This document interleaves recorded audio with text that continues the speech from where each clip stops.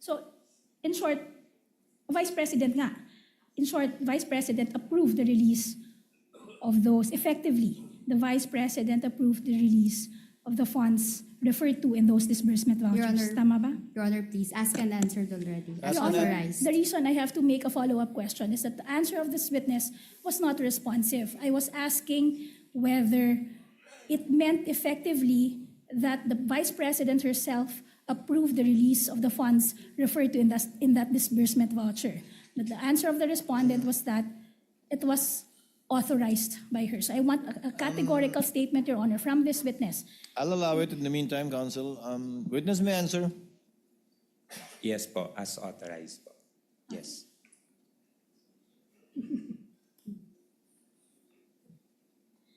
Kung gayon, or in other words, kung wala ang pag-aproba ng Vice President sa mga disbursement vouchers na to, wala ring confidential funds sanang mailalabas. Tama ba?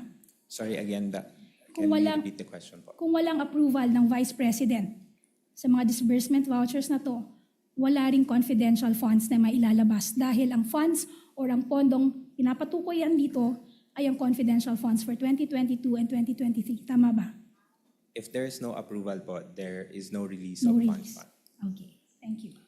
With the indulgence of counsel, Mr. Ortonio, yung approved for payment ng pinirmahan nyo is in item or letter D. Yes. Do you have the document in front of you? Yes, sir.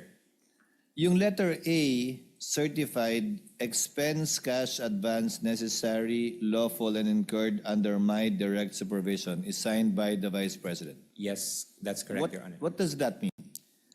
It means that it is being, Anong ibig sabihin ng pagpirma ng Vice President dyan sa box na yan? the Vice President certifies that the funds is made under her supervision. And hindi ka pipirma, ano ba to? Sequence ba to? A, B, C, D?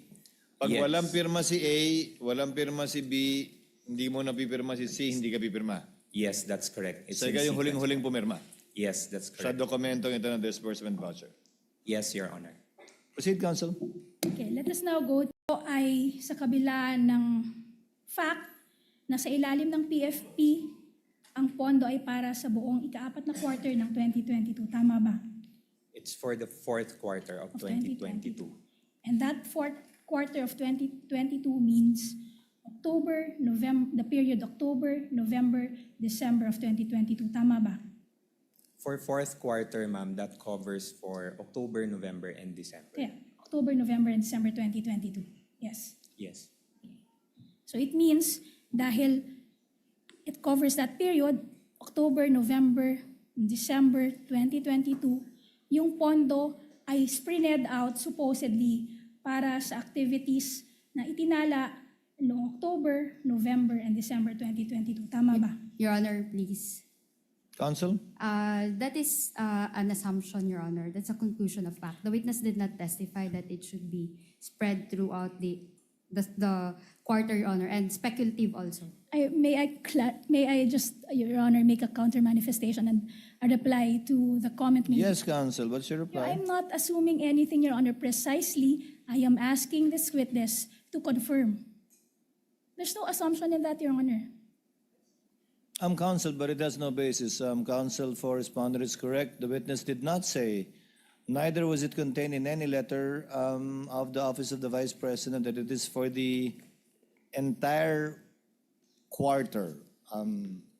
Reform, counsel. With all due You can get to what you want still. Kindly With all due reform. respect, Your Honor, this witness has just admitted earlier that the funds was for the fourth quarter of 2022. He even mentioned that it is for October, November, for the period October, November, and December 2022. Your Honor, I believe the court has already ruled on the matter, Your Honor.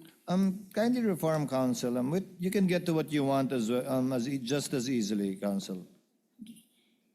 Earlier, Mr. Ortonio, you mentioned na yung programs na nakalagay both in the 2022 and 2023 fiscal and financial plans, which are the good governance programs and the socio-economic programs, these are just umbrella programs. At kalakip, or sa ilalim nito, merong mga individual plans, programs, and activities ang OVP. Tama ba? Yes. And these plans, programs, and activities are spread out through the year. Tama ba? If you base it on the PFP, there is Not, an sorry, allocation. I'm not referring to the PFP, just generally. Etong socio-economic programs, program delivery, and good governance program, ito ay naka-spread out through the entire year. Yes, Tama for ba? implementation, For implementation. throughout the year. Okay, so merong programa na naka-schedule for October, meron din for November, meron din for December. Tama ba? Yes, there are schedules for the rollout of the activities. Okay, tama. At dahil yung PFP or Physical Financial Plans, ang sinasabi lamang ay Socio-Economic Development Program at Good Governance Program, effectively, ang ibig sabihin nito, yung pondong nakatalaga doon sa relevant quarter na yon ay nakatalaga para sa relevant programs, plans, and activities for each quarter. Your Honor, please. Can the counsel show what particular PFP she's referring to, Your Honor? Your Honor, may we request our assisting counsel to furnish You may do the so. witness with both PFPs, Your Honor, for the 2022 and 2023 PFP. PFP for 2022. Yes. Okay. May nakalagay dyan sa PAP's Good Governance Program. Tama ba? Yes, that's correct. Ang sinasabi mo kanina, yung Good Governance Program na yan, hindi yan isang partikular na programa lamang. Merong mga flagship programs under that Good Governance Programs. Tama ba? Yes, that's correct. And for every month, for the remaining quarter of 2022, meaning October, November, and December, meron diyang mga nakatalang activities, plans, and programs falling under the Good Governance Programs. Tama ba? Yes, under the good governance. Yes, program. under the Good Governance Programs. At nakalagay din dyan na yung halagang 125 million ay para sa quarter 4 of 2022, meaning that is the period October, November, and December 2022. Tama ba? This for the subject na confidential funds. Yes, for the confidential funds. Yes. Tama rin bang sabihin na presumably, yung October, November, and December, merong mga activities for which the confidential funds would answer to Your Honor, or would please. answer for. Tama ba? Your Honor, please. Attorney Christine? Your Honor, she's asking for an opinion. We note that the witness is not even the one who prepared this PFP, Your Honor. And counsel also stated, presumably, Your Honor. So that's asking for an opinion. Wait, if I may just... With the indulgence of counsels, so that we can get somewhere before we break for lunch. Mr. Antonio, yung PAP po ninyo at yung request nyo sa confidential funds sa huling quarter ng 2022, ang plano nyo sana para sa buong huling quarter ng 2022. Your Honor, if you will base, number one po, because I did not participate in the preparation of the PFP. So in terms of the details of the implementation for the confidential funds, I may not be able to properly Hindi pa po answer. natin pinag-uusapan ng implementasyon. Pinag-uusapan po natin nung nag-submit kayo ng plano para manghingi ng confidential fund at ikaw yung pumirma nun para sa last quarter. Kaya lang, as we all know, late na na-release yung pera, hindi ba? Yes, based on the PFPs, Your Honor, it's as indicated here, it's for October to December. Yes, para sa last quarter nga ng 2022. 22. Kailan na-release yung pera? Kailan mo withdraw? December 21? The SARO was released December 30 and then the withdrawal was made December 20. December 20. Tapos in-implement nyo hanggang December 31. Based on the documents, Your Honor, the activities were implemented until December 21. 31. 31, sorry, until December 31. Now, I'll go a step further, Counsel. Ba't ba kailangan madaliin yan? Hindi ba ang budget good for two years? As you very well know, given your position in the Office of the Vice President, the budget, the GAA, is good for 2 years anyway. So why was there a need to implement it within the year? Because, Your Honor, the request was made for the specific year, which is 2022. At dahil nga yung plano nyo is for the last quarter of 2022. Yes, Your Honor. Your witness, counsel? Okay, just follow through, Your Honor, Of to the course, question made by the presiding officer. So just to clarify, dahil nakasaad dyan na yung confidential funds of 125 million for 2022 is for the last quarter, meaning for October, November, and December, nakalaan yan para sa activities under the good governance programs ng OVP for October, November, and December. Tama ba? Yes, based on the Based on the PFP. document. Okay. Mr. Ortonio, maaari sana na ang OVP sa pamamagitan ng SDO ang bumili ng mga gamot at ibigay na lamang ito sa mga umano'y informants. Tama ba? Your Honor, please. Counsel? Speculative, Your Honor. Your Honor, just because the question is premised or couched as an if question doesn't mean it's automatically speculative. It only becomes speculative, Your Honor, if it requires the witness to make a conjecture without reference to any prior admitted facts, Your Honor. Your Honor, Here, please. if I may, With the permission of counsels, I see your point, Attorney Christine, but Mr. Ortonio, pwede din bang, may binigyan kayo ng medicine, di ba? Sa regular budget ng OVP. Yes po, we do have our medical and burial program, Your At Honor. yung binibigyan nyo ng medicine at burial program, cash yan. What we do po at that time is that binibili po namin yung medicine sa partner pharmacies of the Okay. OVP, and then we release it to the clients who approach the office for medical assistance In the form of medicine na. in the form of medicine. So I presume itong binibili nyo gamit yung regular budget, may resibo to. Yes, sir. Ang ginamit nyo na pang food and medicines sa confidential fund, binigay nyo diretso sa recipient, and presumably sabi ng recipient, bibili ko ng pagkain to, bibili ko Yes. ng gamot to. Based on the information, Your Honor, provided by the security officer, that's how it was. Ganun yung procedure on how the medical and food aid So was. walang resibo yan.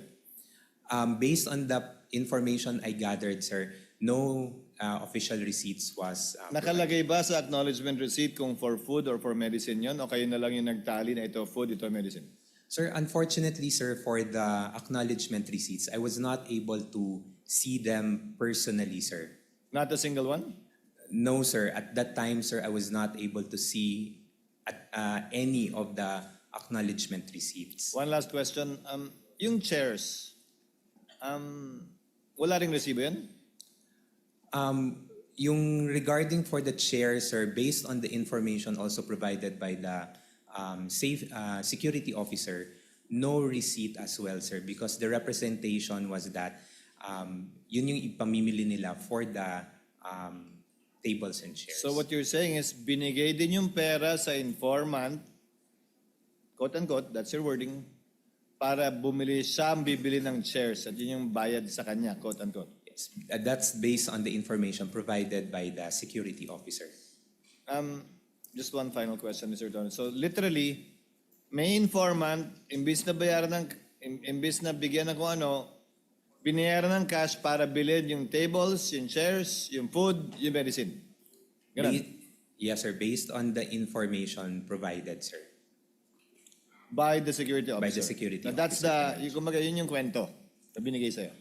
That's based on the information that was provided by the At security hiwalay pa officer. yon sa pinapamigay nyo na food and medical assistance sa regular budget ng OVP. Yes, that's for the regular clients that yung public na mga clients that When we you say receive. clients, not informants. Yes, sir. Clients. That's correct, sir. Parokyano, yung regular na nagpupunta o humihingi ng tulong o dumudulog sa OVP. Yes, that's correct, Your Honor. Your witness, counsel. Okay. I hope it gave you the opportunity to take some of the throat meds that some of the senator judges sent you. And I hope you can drink some warm water, counsel. You may continue, counsel. yes, Your Honor, in a bit I will be asking, quote, the OVP opened exploratory talks on the surveillance activities to be conducted and identified information agents to be engaged. The OVP built its information database and established a network of information agents. As such, when the requested confidential funds was released on December 13, 2022 through SARO BMB-C-22-001-2004, the OVP was able to finalize definitive agreements and obligations based on the plan. End of quote. Inilarawan ninyo sa sulat na yan ng exploratory talks, tama ba? Yes, this is based on the information from our security officer. Sinabi nyo rin, information agent na identified kasama ng information database, network of information agents. Tama ba?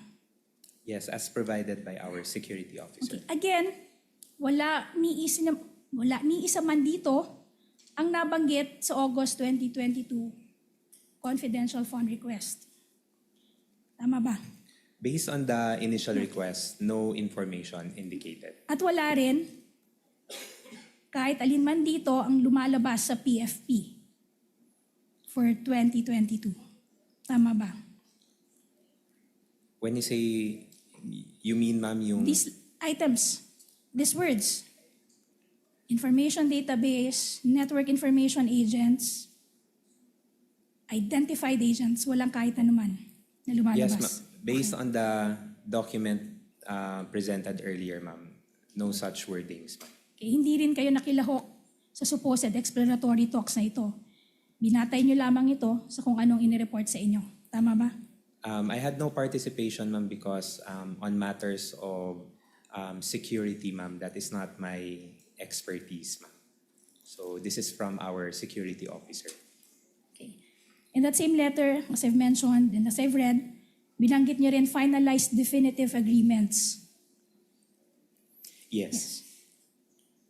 Pero wala kayong ni isang isinabmit din na kahit isang definitive agreement. Kahit isa sa mga definitive agreements na inyong tinutukoy dito sa inyong November 30, 2023 letter. Tama ba? Ma'am, when you pertain to definitive agreements, ma'am, you mean documented agreements, ma'am? Yes. Kasi para maging definitive agreements, kailangan cast in stones. Ibig sabihin, nakasulat siya.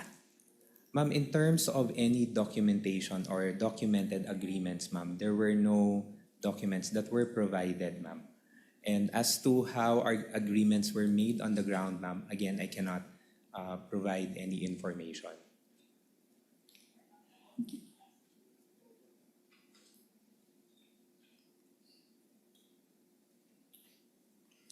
You will confirm that from the time the SARO was released on December 30, assistance and subsidy, 2, augmentation of special duty allowance, 3, additional 192 co-terminus and contractual positions, and 4 confidential funds. Tama ba? Correct, for the 4 items. And you will also confirm that at the time this document was sent to the DBM, nung ihinihanda ang liham na ito at pinadala sa DBM, na iplano na ng OVP ang mga aktibidad nito para sa nalalabing bahagi ng 2022. Tama ba? That's correct. That's correct. Sa katunayan, para sa unang 3 kahilingan, nakapagbigay na ang OVP ng basihan ng mga hiling na halaga. Nakalagay dito ang computation kung paano nakuha ang halagang hinihiling. Tama ba? That's correct. That is for the first 3 requests, the augmentation of financial assistance and subsidy, augmentation of special duty allowance, and additional 192 co-terminus and contractual positions. And dahil rin, na-plot out niya na yung mga activities, programs, and plans ng OVP ng time na yan, nakapaglakip na rin kayo ng supporting documents for the first 3 requests. Tama ba? Yes, that's Pati correct. yung projections, mga relevant projections for these 3 requests. That's correct. But, Mr. Ortonio, kinukumpirma mo rin na for the OVP's request for confidential funds, in this letter, walang computation na binigay. Tama ba? There was- Let's limit the answer to the letter. In that letter, no computation was provided. Tama ba? That's correct. No There was computation. also no projection provided in the same letter. Tama ba? Yes, that's correct. And also, there was no physical and financial plan attached to the letter. For this letter request, Yes, ma'am. none. In fact, there was no attachment supporting the OVP's request for confidential funds. Correct?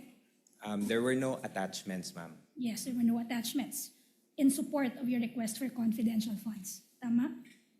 Okay. Mr. Antonio? Yeah, what's your response? Yes, that's correct. No attachments, ma'am. Yun, ang inyong lagda ay nasa loob ng kahong approved for payment. You will Yes. confirm, ang ibig sabihin nito na ang paglagda ninyo or sa paglagda ninyo, inaprubahan ninyo ang pagbayad or pag-withdraw ng confidential funds para sa 2022 at 2023. Tama ba? Yes, that's correct. At dahil lumagda kayo bilang authorized representative ng Vice President, ang pag-aproba mong iyon ay ibinigay din sa bisa ng otoridad ng Vice President. Tama ba? Yes, based po sa isang office order. So in short, it is as if it was the Vice President herself who was giving that approval to release those funds referred to in those disbursement vouchers. Tama ba? As authorized po. As authorized, yes. So, in short, Vice President nga, in short, Vice President approved the release of those, effectively, the Vice President approved the release of the funds referred to in those disbursement Your vouchers. Honor. Tama ba? Your Honor, please, ask and answered already. As Your Honor, authorized. The reason I have to make a follow-up question is that the answer of this witness was not responsive. I was asking whether it meant effectively that the Vice President herself approved the release of the funds referred to in that disbursement voucher. But the answer of the respondent was that it was authorized by her. So I want a categorical statement, Your Honor, from this witness. I'll allow it in the meantime, counsel. Witness may answer. Yes po, as authorized po. Yes.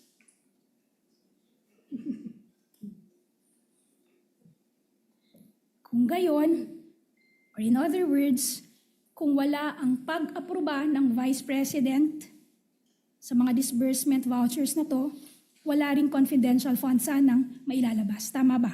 Sorry again, Kung can you walang- repeat the question po? Kung walang approval ng Vice President sa mga disbursement vouchers na to, wala ring confidential funds na mailalabas dahil ang funds or ang pondong pinapatukoy yan dito ay ang confidential funds for 2022 and 2023. Tama ba? If there is no approval po, there is no release No of release. funds. Okay, thank you. With the indulgence of counsel, Mr. Antonio, yung approved for payment ng pinirmahan nyo is in item or letter D. Yes. Do you have the document in front of you? Yes, sir. Yung letter A, certified expense cash advance necessary, lawful, and incurred under my direct supervision is signed by the Vice President. Yes, that's correct, What, Your Honor. what does that mean? It means that it is being, Anong ibig sabihin ng pagpirma ng Vice President dyan sa box na yan? the Vice President certifies that the funds is made under her supervision. And hindi ka pipirma, ano ba to? Sequence ba to? A, B, C, D? Pag Yes. walang pirma si A, walang pirma si B, hindi mo na pipirma si C, hindi ka pipirma. Yes, that's correct. It's So in ikaw yung sequence. huling-huling pumirma Yes, that's sa correct. dokumentong ito ng disbursement voucher. Yes, Your Honor. Proceed, counsel. Okay, let us now go. Ito ay sa kabila ng fact na sa ilalim ng PFP, ang pondo ay para sa buong ika-4 na quarter ng 2022. Tama ba? It's for the fourth quarter of 2022. And that fourth quarter of 2022 means October, November, the period October, November, December of 2022. Tama ba? For fourth quarter, ma'am, that covers for October, November, and December. Yeah, October, November, and December 2022. Yes. Yes. So it means dahil it covers that period, October, November, December 2022, yung pondo ay sprinted out supposedly para sa activities na itinala noong October, November, and December 2022. Tama ba? Your Honor, please.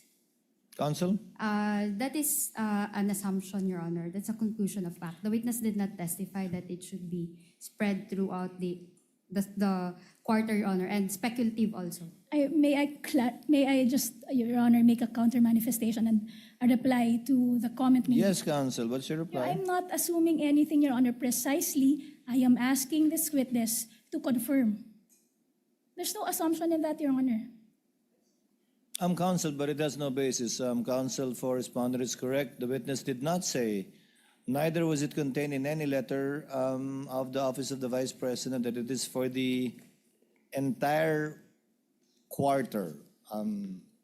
Reform Counsel, With all due you can get to what you want still. Kindly With all reform. due respect, Your Honor, this witness has just admitted earlier that the funds was for the fourth quarter of 2022. He even mentioned that it is for October, November, for the period October, November, and December 2022. Your Honor, I believe the court has already ruled on the matter, Your Honor. Kindly reform Counsel.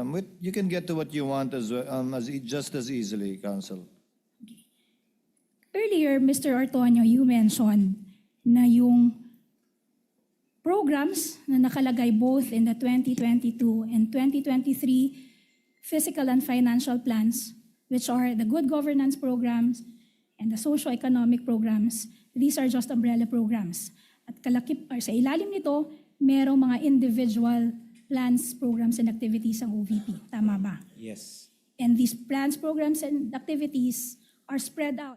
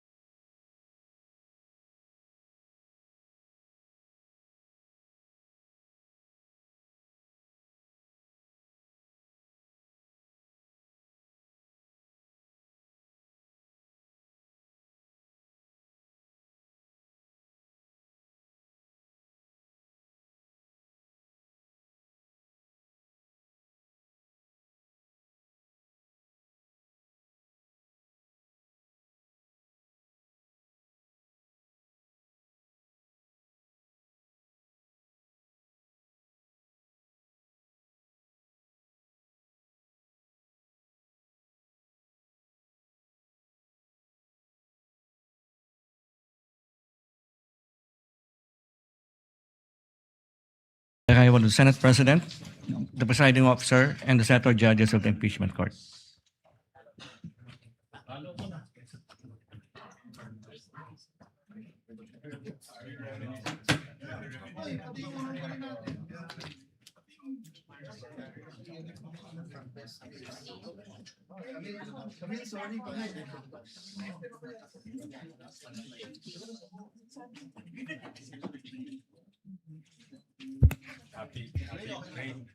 The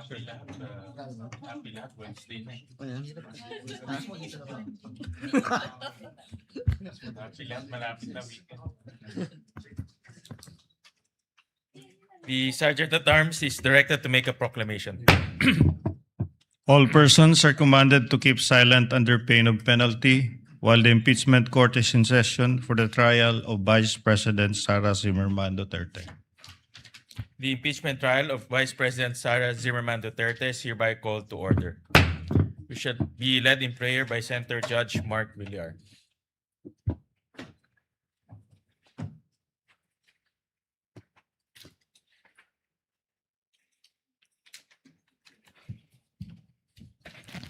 Let us put ourselves in the presence of God. Heavenly Father, we come before you today, seeking your guidance and wisdom. Align our hearts with yours and our plans with your purpose. Grant us the wisdom to discern absolute truth from partisan noise. We ask for that generous wisdom, Lord, so we can make decisions that reflect your love and justice. Clear our minds so that we can make fair and righteous rulings in this impeachment trial. May we always lean on your understanding and not our own. Provide us with the courage to rule with strict impartiality, ensuring fairness to both the accused and the people we serve. May our decisions honor the Constitution, uphold the rule of law, and preserve the integrity of our nation. Guide us in humility, compassion, and integrity as we serve, knowing that we are accountable to you above all. In Jesus' name we pray. Amen. Amen. The clerk of court will now call the roll. Roll call of members. Senator Judge Aquino. Senator Judge Cayetano Alan. Senator Judge Cayetano Pia. Senator Judge De La Rosa. Senator Judge Ejercito. Senator Judge Estrada. Senator Judge Go. Senator Judge Ontiveros. Senator Judge Lacson. Senator Judge Lapid. Senator Judge Legarda. Senator Judge Marcoleta. Senator Judge Marcos. Senator Judge Padilla. Senator Judge Pangilinan. Senator Judge Soto III. Senator Judge Tulfo Erwin. Senator Judge Tulfo Rafi. Senator Judge Villanueva. Senator Judge Villar Camille. Senator Judge Villar Mark. Senator Judge Zubiri. The presiding officer, Senator Judge Escudero. The Senate President, Senator Judge Gatchalian. With 17 senator judges present, the chair declares the presence of a quorum. In accordance with the rules of In accordance with the rules of procedure on impeachment trials, the chair now recognizes the duly elected presiding officer to preside over the proceedings of the impeachment court. Thank you, Mr. Senate President. If there are no objections, we shall dispense with the reading of the August 25, 2026 Journal of the Senate sitting as an impeachment court and shall consider the same as approved. The clerk of court will please call the case before the impeachment court. Kindly turn on the mic of the clerk of court. Case number 004-2026 in the matter of impeachment trial of Vice President Sara Duterte.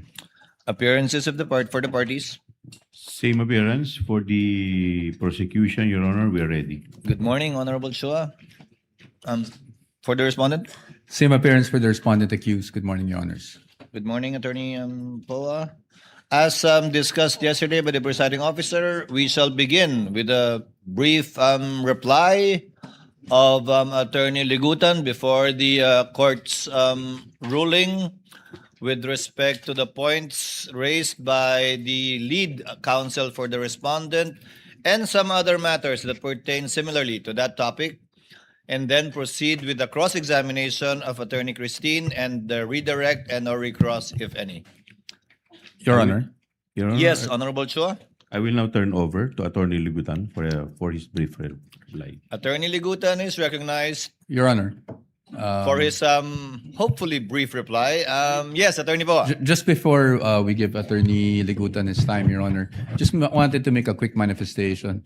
It was just brought to our attention yesterday that after the proceedings that we had yesterday, that an interview was given wherein I think what was discussed yesterday about the word scam, etc., was repeated during an interview. Now, while it may have been stated in a matter that's sort of a matter of factly, we do hope that this will be included in the ruling of the Honorable Presiding Officer. It At is least for included, guidance, Your actually, Honor. Attorney Poa. Thank you, Your Honor. Yes, Attorney Ligutan. Hello? Um, It's working. Hello? you are recognized, sir. You may proceed when you're ready. With you respect so to much. your, shall It's I call brief. it counter manifestation? It is brief, Your Honor. Thank you, Attorney Ligutan. You may proceed. A teacher, a lawyer, a rule on cross-examination, a Facebook post. How did we get here? Last August 12, before trial was adjourned, it was a Wednesday. Out of the blue, the defense made a manifestation, or should I say, a big issue of my Facebook post earlier that morning. My post reads, a principle all lawyers and law students know by heart. Misleading questions are not allowed, even on cross-examination. Period. The defense surmised it is a reaction to that viral exchange between the opposing counsel that morning. A lawyer for the defense said, in effect, that misleading questions are allowed. We all heard it. It immediately caused an uproar on social media, especially in the legal community, where it is a well-entrenched rule that misleading questions are not allowed, even on cross-examination. It is a truism as irrefutable as the sun rising in the east and setting in the west. It is a principle all lawyers and law students should know by heart. But why post it on Facebook? Your Honors, why not? Yes, I am a lawyer. But more than just a lawyer, first and foremost, I am a teacher. Isa po akong guro. Usa ko ka maestro. And I'm proud to be one. I have been a lawyer for almost 16 years, but I have been a teacher, an educator for almost 20. At alam ng ating mga magigiting na guro sa buong kapuluan na ang pagtuturo ay likas sa ating mga guro. Ang pagtuturo, ang pagtatama ng mali, ay walang pinipiling lugar at walang pinipiling panahon. That's why I made that post.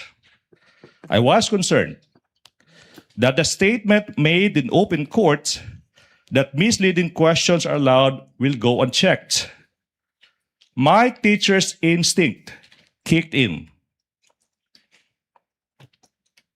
I wanted the students I left in Cebu, especially in the University of San Jose Recoleto School of Law, where I have been teaching for the past 15 years, and recently in the University of Cebu School of Law, and in Diliman, my alma mater, the University of the Philippines College of Law, and all law students out there.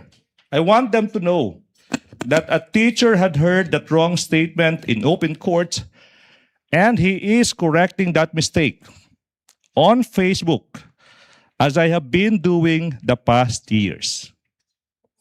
To the defense, I shall not name names. I will not put you on the spot. But the post is not about you. It's not personal. It is about the law that we all adhere to. It is about what we teach the public who are watching our trial. Correcting a mistake is never wrong. Doing it while a hearing is ongoing online does not make it not right. Ang pagtatama ng mali ay kailanman hindi ipinagbabawal kahit sa loob ng impeachment court ito. Now the defense said they found it troubling or in bad taste for a prosecution lawyer like me to, quote, do this, unquote, in the middle of a courtroom hearing. But do what? Correct a wrong? On the contrary, Your Honors, what is more troubling is for the defense not to admit their mistake and instead call out a lawyer, a teacher who just stated what is correct in his own time and in his own Facebook account. What is troubling is if we turn a correction of a mistake by one side into a shield from fair criticism for the other. Now the defense is asking this court to act on my post. It is elevating it to a serious courtroom violation. But what did I violate? I did not discuss the merits of the case. I did not discuss the strength or the weakness of the oral arguments or evidence of either side. I only stated without mentioning any name, using the most neutral of font color and background, black and gray, without adding any emoticon, without splicing anything. What the rules of procedure simply provide, that misleading questions are not allowed, even on cross-examination. Your Honors, we in the prosecution also have rights. I, for one, did not surrender my freedom to teach and to enlighten when I decided to participate in this trial. Patuloy po ako magiging guro kahit sa loob ng impeachment court na ito. Lastly, Your Honors, the defense mentioned humility, that I should have been humble enough not to post that now viral statement. Your Honors, being a provinciano from Leyte, Samar, and Cebu, and coming from a middle-income family born without a famous family name, who had to compete for his spot in this capital, I know a thing or two about humility. The defense cannot lecture me on humility. If there's somebody who needs to be reminded about humility, it's them, the defense. It is the opposite of humility. It is pride, not to admit a mistake, or worse, call out someone who simply corrected that mistake. Good morning. That does not fall under my definition of brief, counsel, but we will take it nevertheless.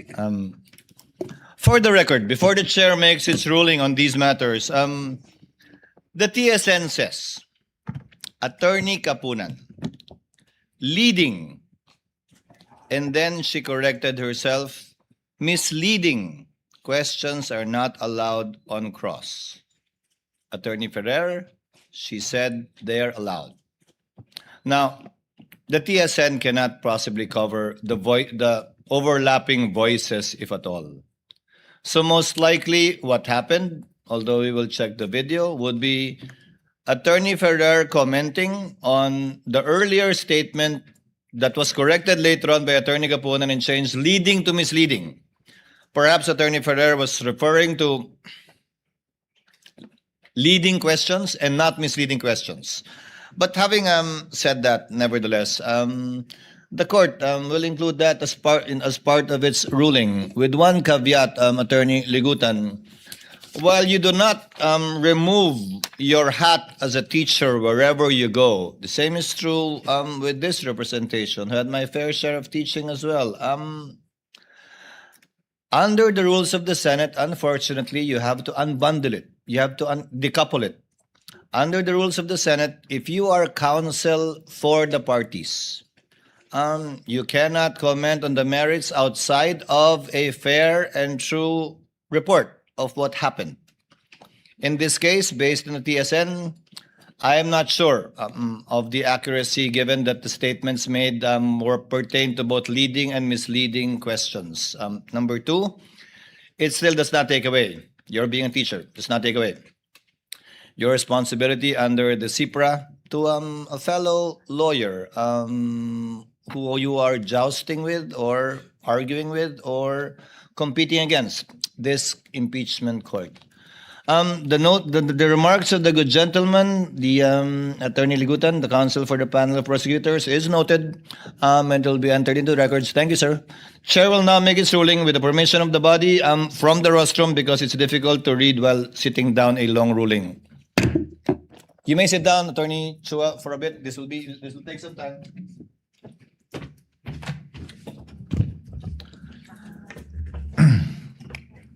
With the permission of the senator judges. The chair wishes to address certain matters as it is necessary to protect the integrity of this trial. It has come to the chair's attention over time that public statements attributed to persons covered by the rules on impeachment, whether made in interviews or in social media, appear to concern the evidence, the credibility of witnesses, and issues pending before this court, which may fall within the prohibition under Rule 18 of this court. Although the immediate matter arose from statements and conduct involving respective counsel last August 12, it raises broader concerns affecting the impartiality, decorum, and integrity of the impeachment court. Before imposing or enforcing standards of restraint upon the parties and their own counsel, the court must first look inward and put its own house in order. The chair shall therefore resolve these matters in three parts. First, the duties of impartiality and decorum incumbent upon senator judges. Second, the scope, coverage, and prospective enforcement of Rule 18. Third, the specific guidelines governing compliance with Rule 18. First, senator judges' impartiality, decorum, and the internal remedy.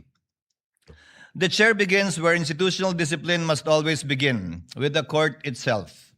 The restraint, impartiality, and decorum demanded of the parties and their counsel must first be exemplified by those who sit in judgment. As senator judges, let us keep in mind our oath, quote, to do impartial justice according to the Constitution and the laws of the Philippines, close quotations. And the requirement under Rule 3 of the Rules of Impeachment to observe political neutrality, therein defined as, quote, the exercise of a public's official duty without unfair discrimination and regardless of party affiliation or preference. The chair likewise cites the relevant provisions of the 2025 Code of Judicial Conduct and Accountability, or CIPRA, on impartiality and the sub judice rule. Canon 3, Section 10 provides, quote, during the pendency of a case, a judge shall not knowingly make any comment in and out of court that could reasonably be expected or perceived to affect its outcome, impair the fairness of the process, or diminish the public's confidence in the court's impartiality. Canon 4, Section 24 provides, quote, a judge shall not engage or use any form of expression which tends to violate or has the effect of violating the sub judice principle, provoke or inflame divisive and contentious issues of public concern, or project an image not compatible with the dignity of their position. Taken as a whole, these principles remind us of our duty to preserve the impartiality of this court and the fairness of these proceedings. As the court said in People versus Court of Appeals, GR number 118882, this court has repeatedly and consistently demanded, quote, the cold neutrality of an impartial judge as the indispensable imperative of due process. Judicial proceedings are not orchestrated plays in which the parties are supposed to make motions and reach the denouncement according to a prepared script. There is no writer to foreordain the ending. Close quotation. Also in Berso versus Rabe, AM number RT 21010, a judge must not only be impartial, but must also appear to be impartial, as an added assurance to the parties that his decision will be just. Litigants are entitled to no less than that. For avoidance of doubt, this shall not prevent senator judges from examining the evidence where the examination belongs during the proceedings and on the record. The Supreme Court in People versus Gambor, GR 152183, said, the trial judge is accorded a reasonable leeway in putting such questions to witnesses as may be essential to elicit relevant facts, to make the record speak the truth. A judge may examine or cross-examine a witness. He may propound questions to test the credibility of the witness and to extract the truth. He may seek to draw out relevant and material testimony, though that testimony may tend to support or rebut the position taken by one or the other party. It cannot be taken against him if the clarificatory questions he propounds happen to reveal certain truths which tend to destroy the theory of one party. Taken together, Rule 17 and the Gambor case confirm that a searching question is not partial merely because the answer may aid one side or weaken the other. The prosecution and the respondent's counsel must be prepared to answer such questions.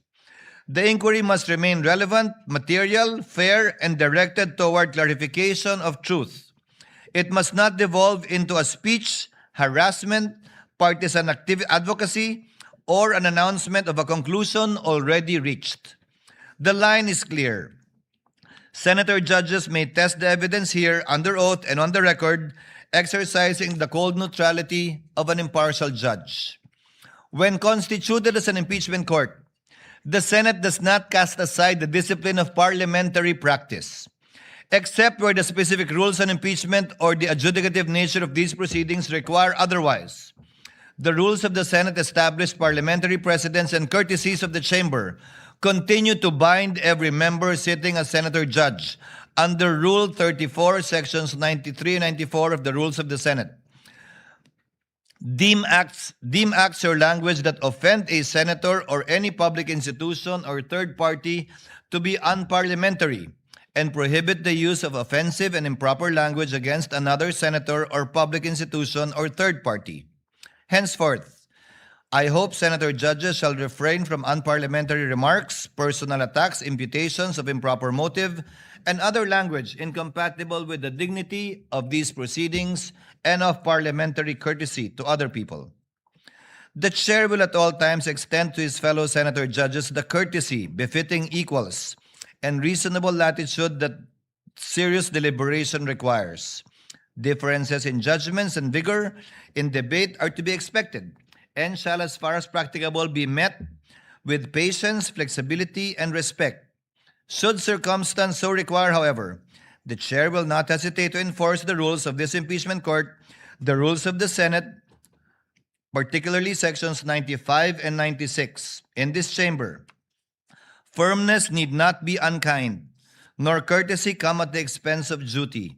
Both serve the same end, the fair and honorable administration of justice.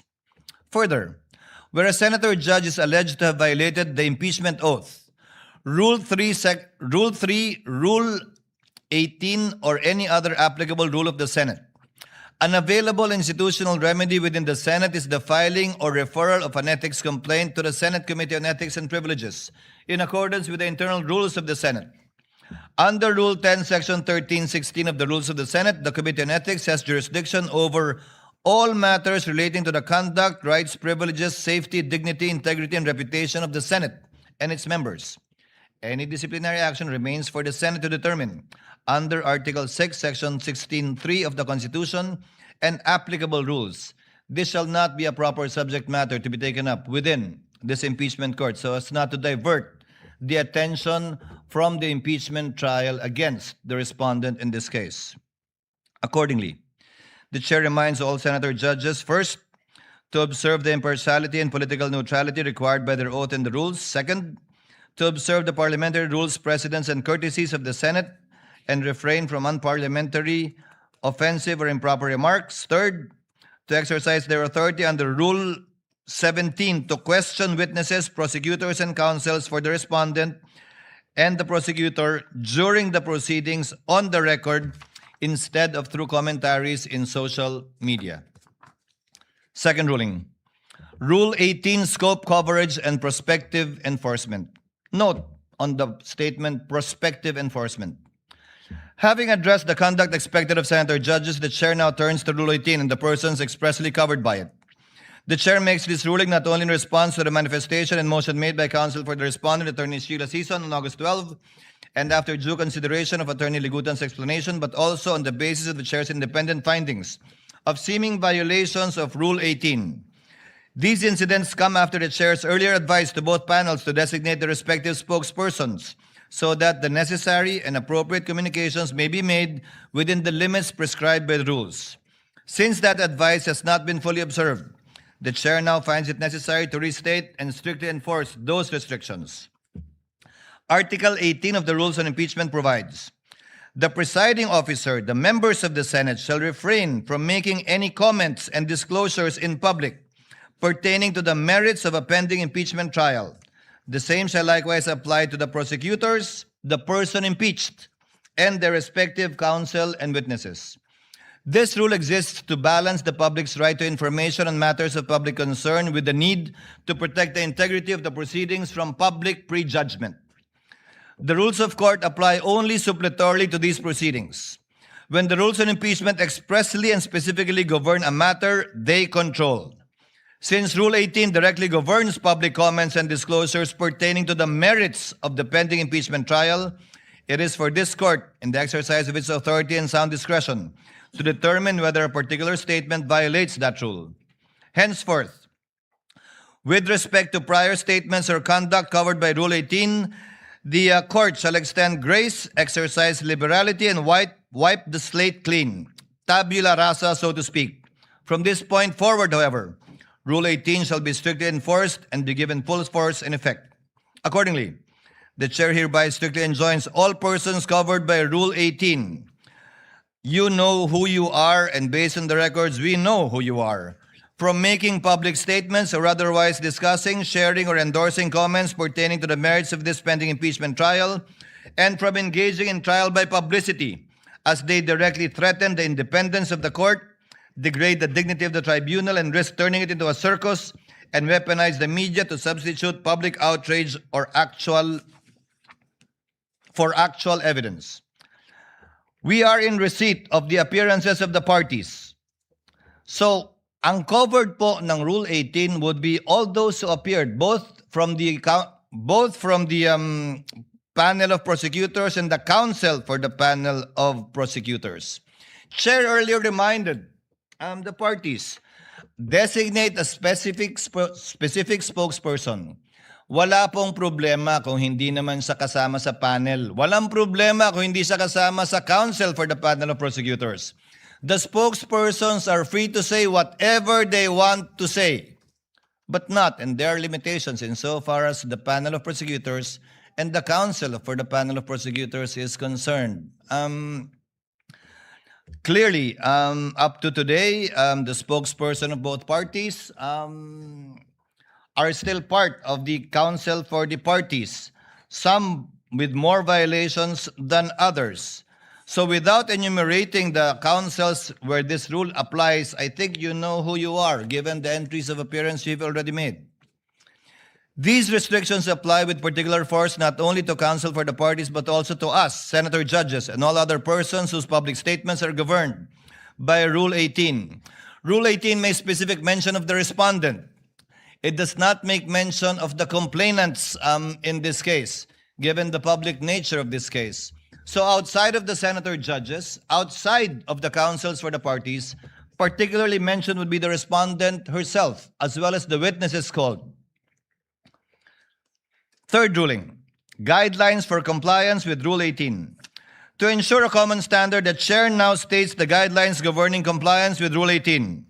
That line is crossed when a public comment by any person covered by Rule 18 falls within the phrase, quote, pertaining to the merits. In this regard, jurisprudence has consistently distinguished matters going into the merits of a case from those which are merely procedural, incidental, or collateral. In De Leon versus Deliana, GR 21-2277, as a technical legal term, merits has been defined in law dictionaries as a matter of substance in law as distinguished from matter of form, and as the real or substantial grounds of action or defense, in contradistinction to some technical or collateral matter raised in the course of a suit. In Badoy versus Magdoza Malagar, AM number 220916 SC, comments on the merits of the case may refer to the credibility of witnesses, the character of the accused, the soundness of alibis offered, the relevance of the evidence presented, and generally any other comment bearing on the guilt or innocence of the accused.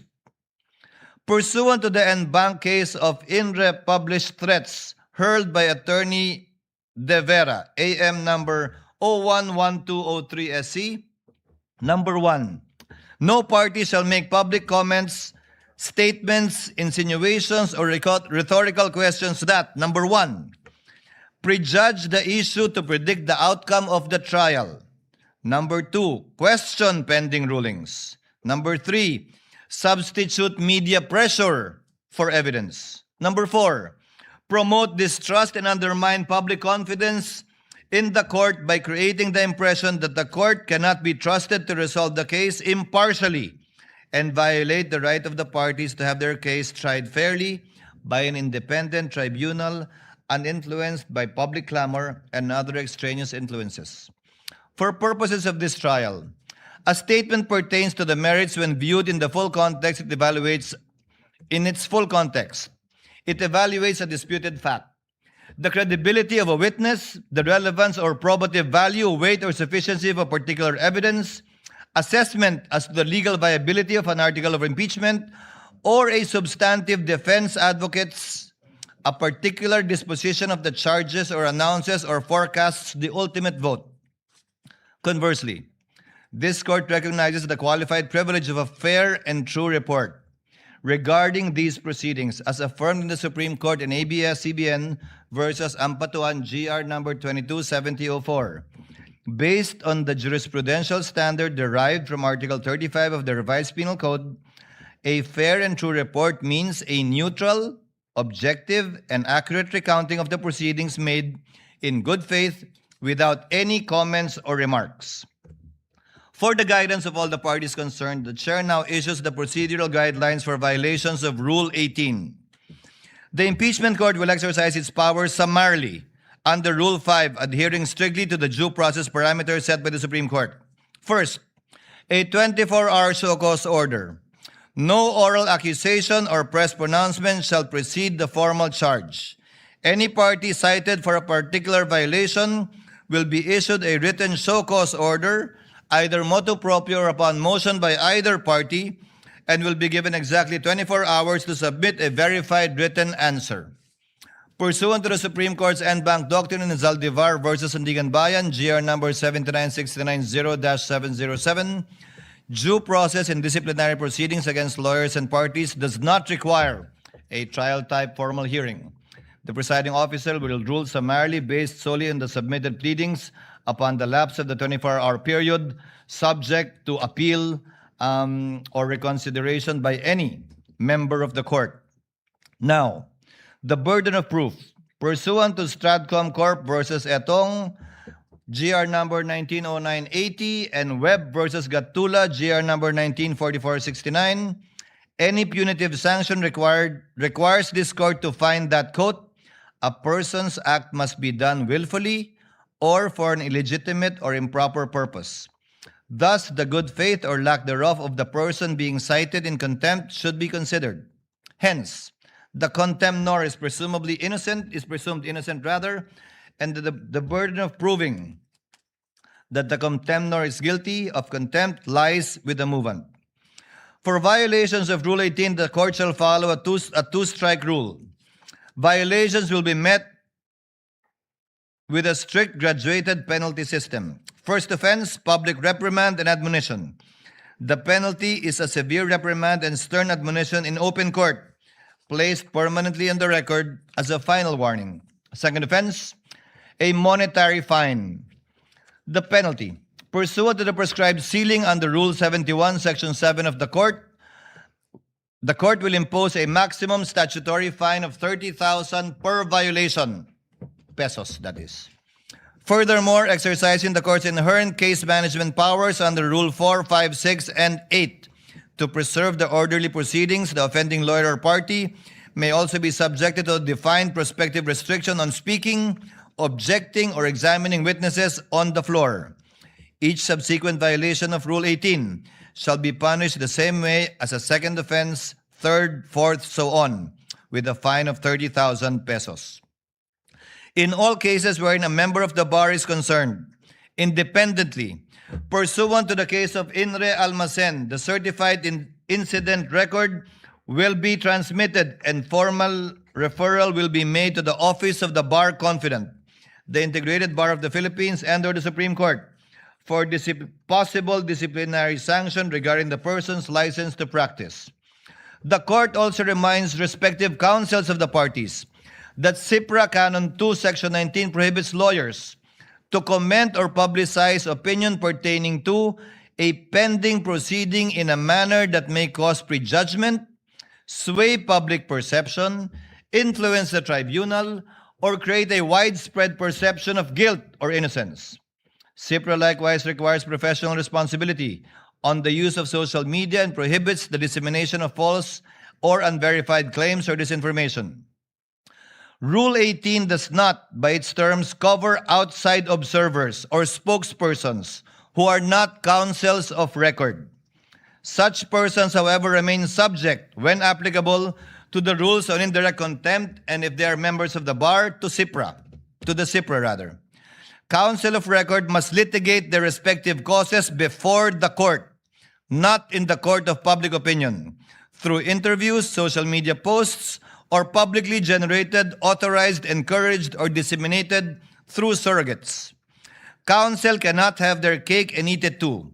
They cannot invoke the authority of this court while simultaneously seeking to influence the proceedings through extrajudicial publicity. In fact, the chair has in its hands certain statements to cite as examples, without naming names, but you know who you are, who mentioned these quotes. Quote, hindi naman pinag-uusapan dito yung kontrata, pinag-uusapan dito yung banta. Yung banta, nakita nyo sa video, may nagbanta talaga at si Vice President yun, hindi ba? If this was stated by a spokesperson or any third-party observer, it would not have been a problem. But this was stated by a counsel of record. Actually, more specifically, one of the counsels for the private prosecutors. Quote, the country witnessed what I have been saying all along. The complaint is not supported by evidence. An impeachment proceeding should be grounded on credible evidence, not speculation, manufactured narratives, or unsupported allegations. The rule of law depends on facts, not fiction. Quote, meron ba talagang kinausap na mamamatay tao? Meron ba talagang mamamatay tao? Napakaliwanag na ho sa sagot dyan. Meron. Ano ho ang prueba natin? Yung tinatawag na admission against interest ng Vice President. Again, to reiterate, if this was stated by any other party or person, not a member of the panel of prosecutors, not counsel for prosecutors, not the counsel for respondents, it would have been perfectly okay. But since this was stated by one of those covered by Rule 18, it is covered by Rule 18. Quote, since na-establish na namin yung hinahanap namin doon sa talagang testigo lamang, 3 testigo lamang, finorgo na namin yung ibang mga testigo, na-establish na namin ang gusto namin i-establish sa Article 4. Quote, itong mga bank records don't lie. Hindi na ito pwedeng maspin. Yan at sabihin gawa-gawa lang ng prosecution ng gobyerno. Itong mga usapin na ang explained wealth ng Vice President. Quote, "It is clear that the Vice President had a direct hand on this. She signed off to it. No, not just the use, but the way it was liquidated." Quote, "Yun pong binabanggit ni Attorney Capona na scam, yun pa rin ho yun. Pagtingin ho namin na inilantad ngayong araw po na ito, yung pagiging scam, iskandalo nitong confidential fund misuse." Quote, "Malinaw din na sinasabi niya na hindi kailangan sabihin pa na ginamit ito para sa personal na paggamit ng Vice President, itong confidential funds na ito. Dahil sabi nga niya, nakalagay na yan doon sa joint circular." Quote, "Siguro naman, it's plain for everybody to see yung conclusion, no? Yung conclusion na tama ba yung pinagamitan ng confidential fund? Hanggang kailan ba yung pagpipikit mata natin sa isang bagay na napakaklaro naman?" Quote, "To be fair, let's wait for their defense if they have any or their evidence. But so far as we are concerned, our position, you violated the public trust. Fraudulent liquidation, so you have violated the law. You already betrayed the people's trust." Quote, "Sa totoo lang po, yung testimonya ni Ms. Acosta na nagsasabing si Pangalawang Pangulo Duterte mismo ang nagbigay ng utos na ibigay ang 125 kay Colonel Lachica, sapat na ho yun doon sa pagpapakita ng maling paggamit ng confidential fund." Quote, "To us, it's a scam that was masterminded by the Vice President." Again, these are statements that may be said by any third party, but certainly not by any of the counsel for the parties. I would like to give credit where credit is due as well. There are some counsel for the parties who have been very circumspect with their statements. And you also know who you are. After hearing these examples, no person covered by Rule 18 may reasonably claim uncertainty as to where the line is drawn. The statements read into the record are illustrative, not exhaustive. They are cited not to punish past conduct, but to give clear and fair warning of the standard that shall govern henceforth. As the Chair stated in my opening statement, the discretion entrusted to this court will be exercised with a steady hand, liberal where justice permits, but exacting where fairness, due process, and the integrity of these proceedings demand. Consistent with that commitment, the court will strictly enforce the restraint required of counsel outside the courtroom, while ensuring that within the courtroom, counsel are afforded reasonable latitude to present their arguments, challenge rulings through proper channels, and advocate their respective causes fully and fairly. This discretion does not require counsel to remain silent within the impeachment court. The Supreme Court ruled in ABS-CBN Corporation versus Ampatuan, as earlier cited, that the court recognizes that lawyers may criticize the courts and their decisions, subject to the responsibilities they bear as officers of the court. Such criticism, however, must be legitimate, made in good faith, and directed toward the proper administration of justice. Rule 18 closes the avenue of litigating the merits through interviews, social media, and the court of public opinion. It does not close the courtroom to legitimate advocacy. If counsel believes that the ruling is erroneous, that a proceeding has become unfair, or that conduct affecting the trial requires correction, the proper course is to bring the matter before the court where it may be heard, answered, and resolved on the record. Rule 18 demands restraint beyond these walls. It does not command silence within them. This court will not close the door to trial by publicity. Rather, this court will close the door to trial by publicity, but it will keep the courtroom open to the disciplined advocacy where evidence is tested, error is corrected, and justice is done. Within these chambers, counsel shall be afforded reasonable latitude to present their theory of the case and vigorously test the evidence. Emotions may run high and frustrations may arise in the course of adversarial proceedings, but neither excuses a departure from the restraint and decorum expected of officers of the court. The case of Navarrete versus Court of Appeals, GR number 124245, mirrors the exact situation that has transpired before the court. Quote, with respect to the words swindlers, plunderers, stupid, and bastards, uttered by private respondent in the course of her testimony, we are inclined to disagree that such language is too ignominious and degrading for a lawyer to say to a fellow lawyer in the courtroom. In Baltao versus Falsis III, AC number 1444-3, the court said, while a lawyer is entitled to present his case with vigor and courage, such enthusiasm does not justify the use of offensive, abusive language. Language abounds with countless possibilities for one to be emphatic but respectful, convincing but not derogatory, illuminating but not offensive. The latitude afforded to counsel is not a license to substitute inflammatory, intemperate, or undignified characterizations for proof.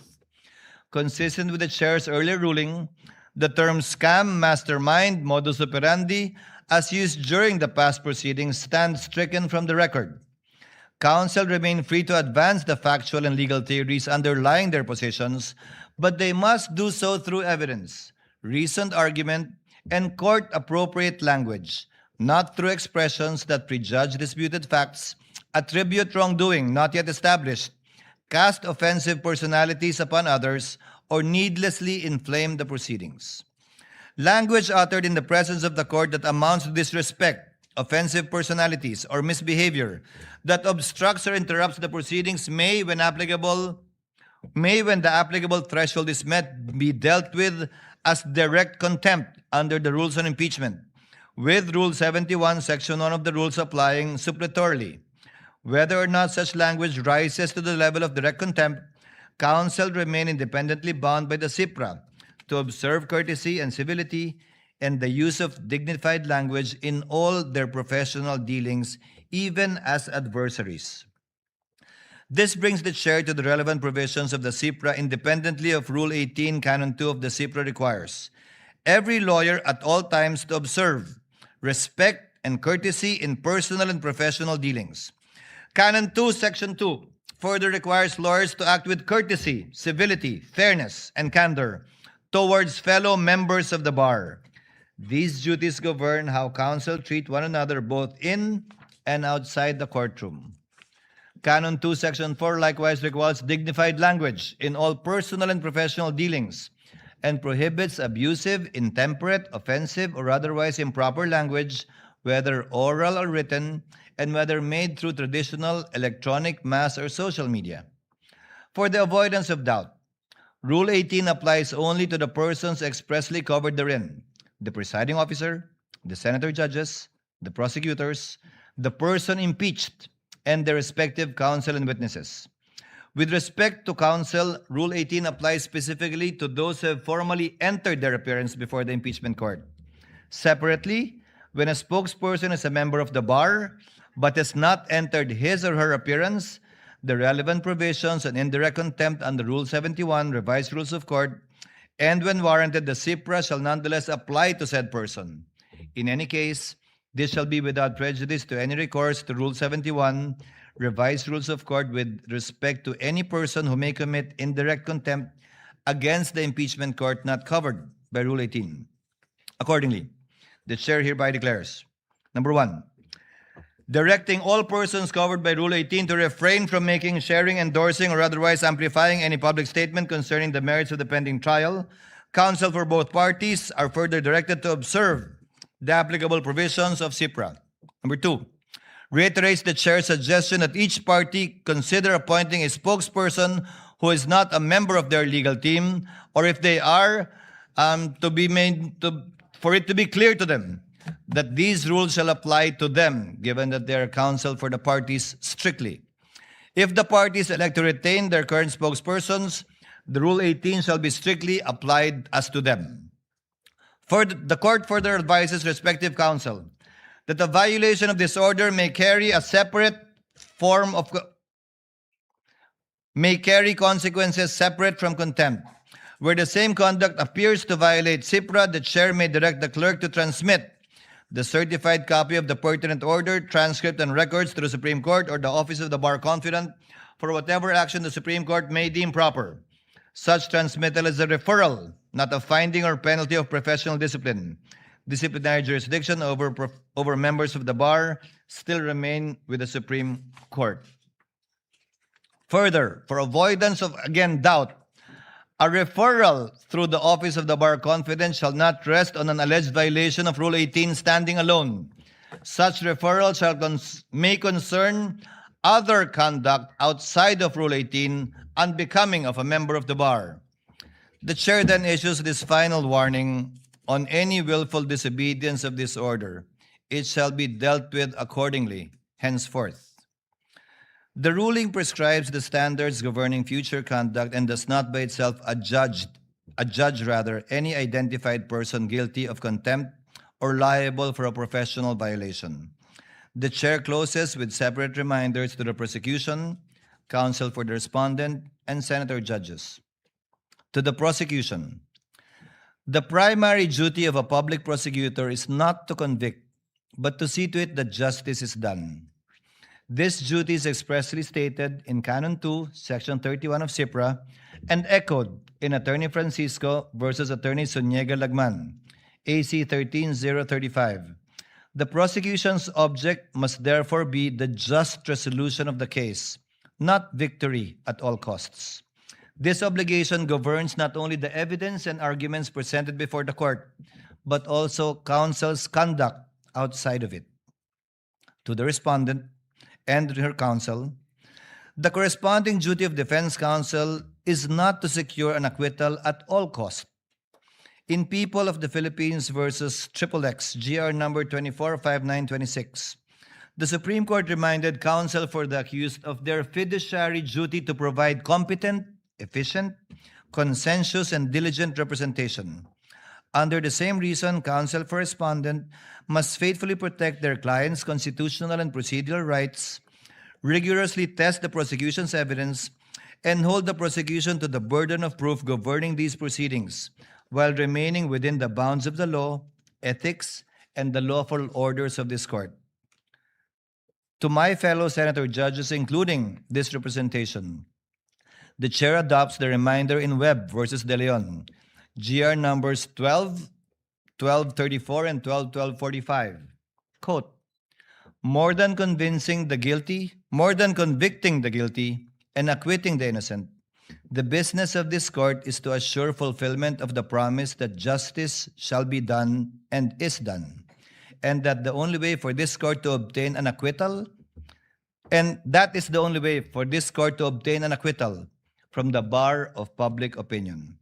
That obligation rests upon every senator judge to decide solely upon the record, under the Constitution and under our rules, and in a manner worthy of the confidence of the people to whom this court is ultimately accountable. Thank you, and we may proceed with the trial at hand. Sorry, ma'am. Your Honor. Before recognizing the Honorable Chua, Chair would like to instruct the Clerk of Court through the OSA to kindly situate Mr. Ortonio to the witness stand. Yes, Honorable Chua. Your Honor, may I now turn over to the counsel for the prosecution, Attorney May Divina Gracia. Attorney May is recognized, and also, before We recognizing also- Attorney Christine, We will just ask for Attorney Christine Ferrer to be recognized, Your Honor. yes, Attorney Thank you. Christine and Attorney May then. Ginoong Ortonio, kayo po ay patuloy na tetestigo sa ilalim ng nauna niyong panunumpa po. Kung saan nanumpa kayo magsasabi ng katotohanan at pawang katotohanan lamang. Naunawaan po niyan? Yes po, Your Honor. We may proceed now with cross. Attorney Christine, you ready? Your Honor, if I may be recognized. Yes, Attorney May. Your Honor, before the defense counsel proceeds with her cross-examination, the prosecution respectfully moves that the defense be directed to conduct its cross-examination in a non-leading question form, Your Honor. Yesterday, Your Honor, this honorable court declared Mr. Ortonio a hostile witness pursuant to Rule 132, Section 13 of the Rules of Court. And in so ruling, effectively, this honorable court also declared that the interest of this witness is aligned with the respondent. Now, Your Honor, the permission to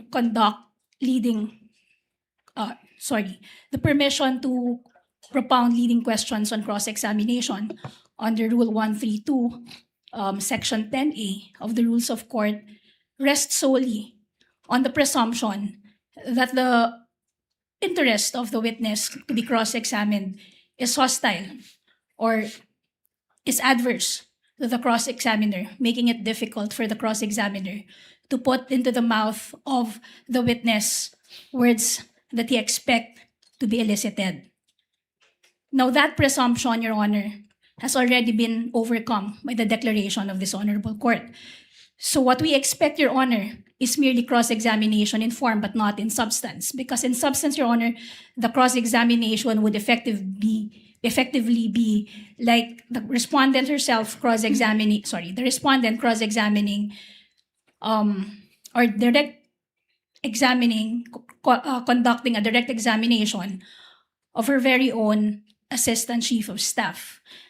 Last Monday, Your Honor, we witnessed how the defense, under the guise of cross-examination, supplying testimonies to the witness, Ms. Gina Acosta, and merely expecting her to supply yes to each and every question, Your Honor. And that is the very evil sought to be prevented by the rule against leading questions on direct examination. Your Honor, I understand before I'm lectured on the contents of the rules of court, I'm very much aware of what the rules of court provide. But I'm also very much aware, Your Honor, that under the rules of this honorable court, the rules of court is merely suppletory in application. And in fact, the presiding officer is granted leeway to rule on every matter of evidence. Comment, Attorney Christine. Yes, Your Honor. Rule 132 of the Rules of Court does not convert a hostile witness into as our own witness, Your Honor. So, therefore, we are not obliged to ask direct examination questions, Your Honor. Thank you. If I may, Your Honor. Short reply, and in so replying, Attorney May, kindly cite a legal basis outside of the rules of court, since you said it's not in the rules of court. Your Honor, I'm citing the very own rules of this honorable court, saying that the rules of court is merely suppletory in application, and at the end of the day, it will be the presiding officer who will be deciding on matters of evidence. And early in the proceedings, Your Honor, if I remember correctly, two senator judges encouraged this honorable court to look beyond the wordings of the law and consider the intent for its application. That it, Attorney May? Yes, Your Honor. Chair will make a ruling.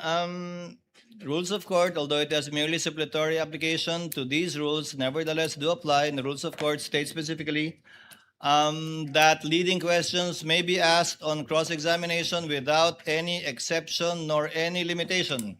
And as held in the Bolos case, there is no need to interpret the rules in case where there is no doubt, and the rule is quite specifically clear. Number two, we already have a precedent, at least with respect to the previous witness declared as a hostile witness in the person of Gina Acosta, where the court allowed counsel for the respondent to ask leading questions.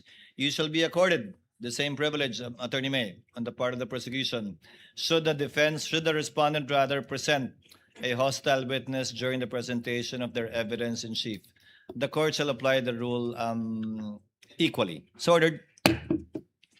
Thank you, Your Honor. You may proceed, Attorney Attorney Christine. Yes, Your Honor. When you're ready. Yes, Your Honor. Before I start with my cross-examination, just to put the record straight, Your Honor, when I said they are allowed, I was referring to leading questions, Your Honor, because the journal dated August 12, 2019 would show that I was indeed asking a leading question before Attorney Kapunan objected, Your Honor. So if we take a look at it, with all due respect, the objection was even improper at that time, Your Honor. So, but I want that issue to be closed. That was similarly pointed out by the presiding officer, counsel. Thank you, Your Honor. Sorry, Your Honor. Before I proceed, may my colleague be recognized, Your Honor? Attorney Of Kapunan. course. Attorney Lorna. Your Honor, please, first of all, I'd like to commend the presiding justice very clear. The ruling on sub judice is very clear, and we will take it with strict compliance, Your Honor. Thank you, Counsel. I'd like to manifest, though, that, again, the statement of counsel is misleading because it was very clear. It was very clear, and the transcripts will show that the immediate phrase which led to my remark was not about leading, it was about misleading, Your Honor. If I heard it, if the whole legal profession heard it, if this courtroom heard it, if the outside audience heard it, then it must be, it is what it is. She had said misleading is allowed, and I responded to that, and I'd like that to be on record, Your Honor. Let us not mislead again this honorable court. Thank you. Your Honor, Without the chair already made a ruling earlier regarding this matter brought about by the lead counsel. In lieu of that, the chair will simply furnish the parties with a copy of the TSN, wherein, I will quote again for the record, for the last time, and then we proceed with cross. It's already 11. Attorney Kapunan, leading, misleading questions are not allowed on cross. Attorney Ferrer, they are allowed. This is what the transcript says, and it has no reference to Attorney Ferrer stating specifically that misleading questions are allowed. And perhaps the confusion arose with respect to the TSN, again, not being able to capture the perhaps overlapping statements made by both counsels, and we should leave it at that already, counsels, and move on. thank you, Your Honor. So, when you're ready, no more manifestations, Attorney Christine? None, Your Honor. We will Proceed just, to cross. Yes, proceed to cross. Attorney May, you shall be the counsel for the prosecution. Yes, Your Honor. Okay, you may proceed, ma'am, when you're ready. Good morning, Mr. Ortonio. Good morning, Ma'am Maing Buntag. Earlier, you said or you confirmed that no PFP or the no PFP was attached to the August 2022 letter request of the OVP to the DBM. Do you remember that? Yes, ma'am. That's correct, ma'am. Okay.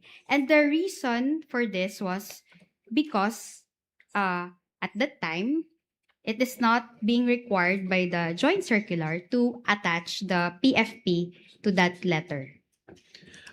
Based on my understanding, ma'am, attaching the PFP is not required to the letter request, ma'am. Thank you. Nonetheless, when the DBM asked for documents in response to that request, you complied and submitted documents, correct? Yes, that's correct, ma'am. And you submitted those documents through your letter dated September 9, 2022. Yes, through our transmittal letter to the DBM. Thank you. And the DBM, in fact, accepted your subsequent transmittal. Yes, that's correct, ma'am. And the DBM did not say that those documents which you transmitted on September 9, 2022 were not compliant with the joint circular or with the law. We did not receive any comment, ma'am, regarding the submitted PFP. And the DBM, in fact, did not reject your submission. No, ma'am, we did not receive any comment from the DBM. And you will confirm also that the DBM even recommended the approval of your request to the Office of the President after your submission of those documents, correct? Yes, ma'am, that's correct, ma'am. And your request for additional budget was actually approved by the Office of the President. That's correct, ma'am. And in the process of approving your request for additional budget, no issue whatsoever was raised by either the DBM or the Office of the President regarding the documents that you submitted. We did not receive any comment regarding the submissions that we've made. Thank you.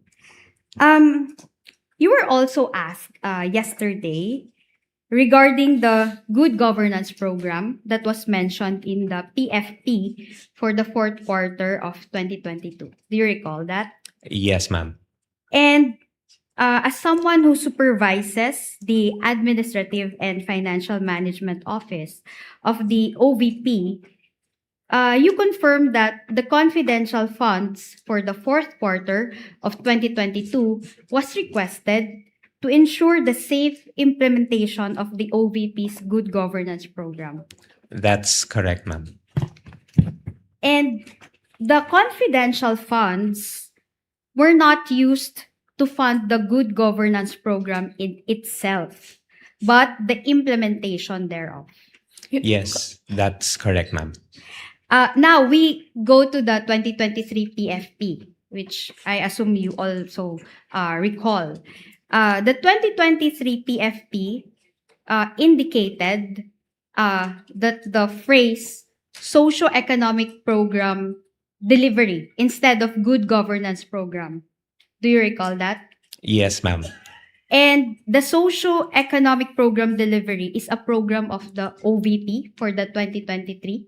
Yes, yun po yung parang encompassing program title for all the projects of the OVP For the year 2023. for the year 2023. Again, the confidential funds for the year 2023 were not used to fund the Objection. socio-economic program itself. This time, Your Honor, I will have to object. Not yet done, Your Honor, the Not yet. question. Yes. Kindly finish your question, counsel. Yes, Your Honor. The confidential funds for the year 2023 were not used to fund the socio-economic program itself, but the safe implementation thereof.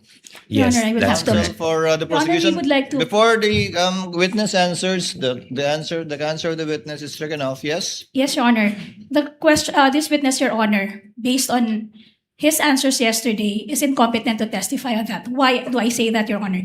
First, this witness admitted yesterday that it was the Vice President herself who requested the confidential funds. And second, Your Honor, he himself explained that he had no participation whatsoever in the disbursement of said confidential funds. So this witness, Your Honor, by his own admission, is incompetent to testify where the confidential funds were spent or what the confidential funds was spent on or were spent on.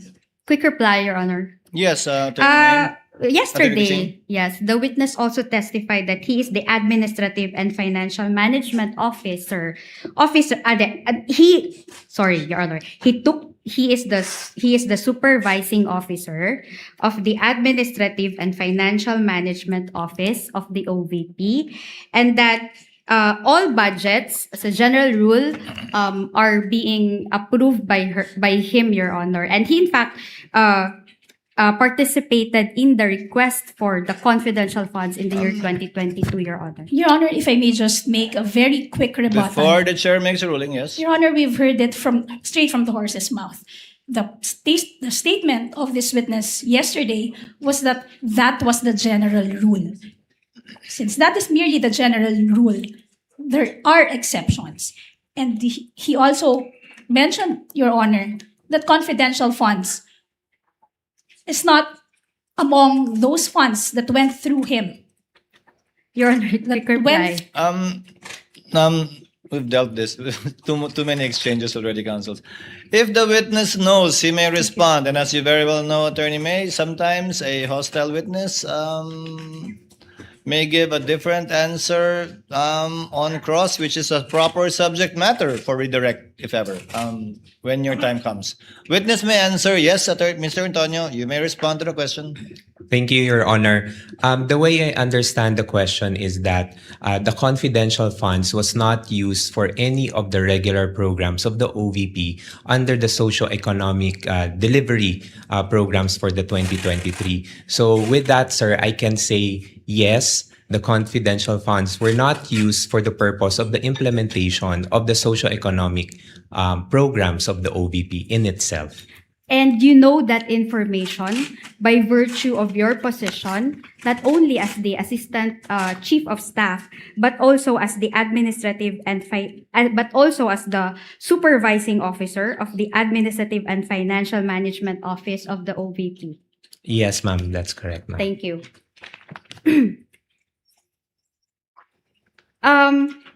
The socio-economic program can be found in the 2023 General Appropriations Act. Yes, You ma'am. confirm that? Yes, ma'am. That's correct, ma'am. Okay, and it's a line item, in fact, under the 2023 GAA. Yes, correct, ma'am. As the Assistant Chief of Staff of the OVP, were you made aware of the reason why the Good Governance Program was changed to Socio-Economic Program Delivery in the 2023 PFP, if you know? Based on my recollection, ma'am, there was a change in the term in the program title from good governance to socio-economic program in 2023 so that it encompasses parang mako-cover nung title ng program yung all of the projects of the OVP because because all the programs of the OVP addresses yung socio-economic concerns that the office would want to address. Thank you. Let's go to the AOMs and the notice of suspension. You testified that as the Assistant Chief of Staff, you drafted and signed the replies to the AOMs received by the Office of the Vice President for the fourth quarter of 2022, as well as the first to third quarters of 2023. Do you confirm that? Yes, that's correct, ma'am.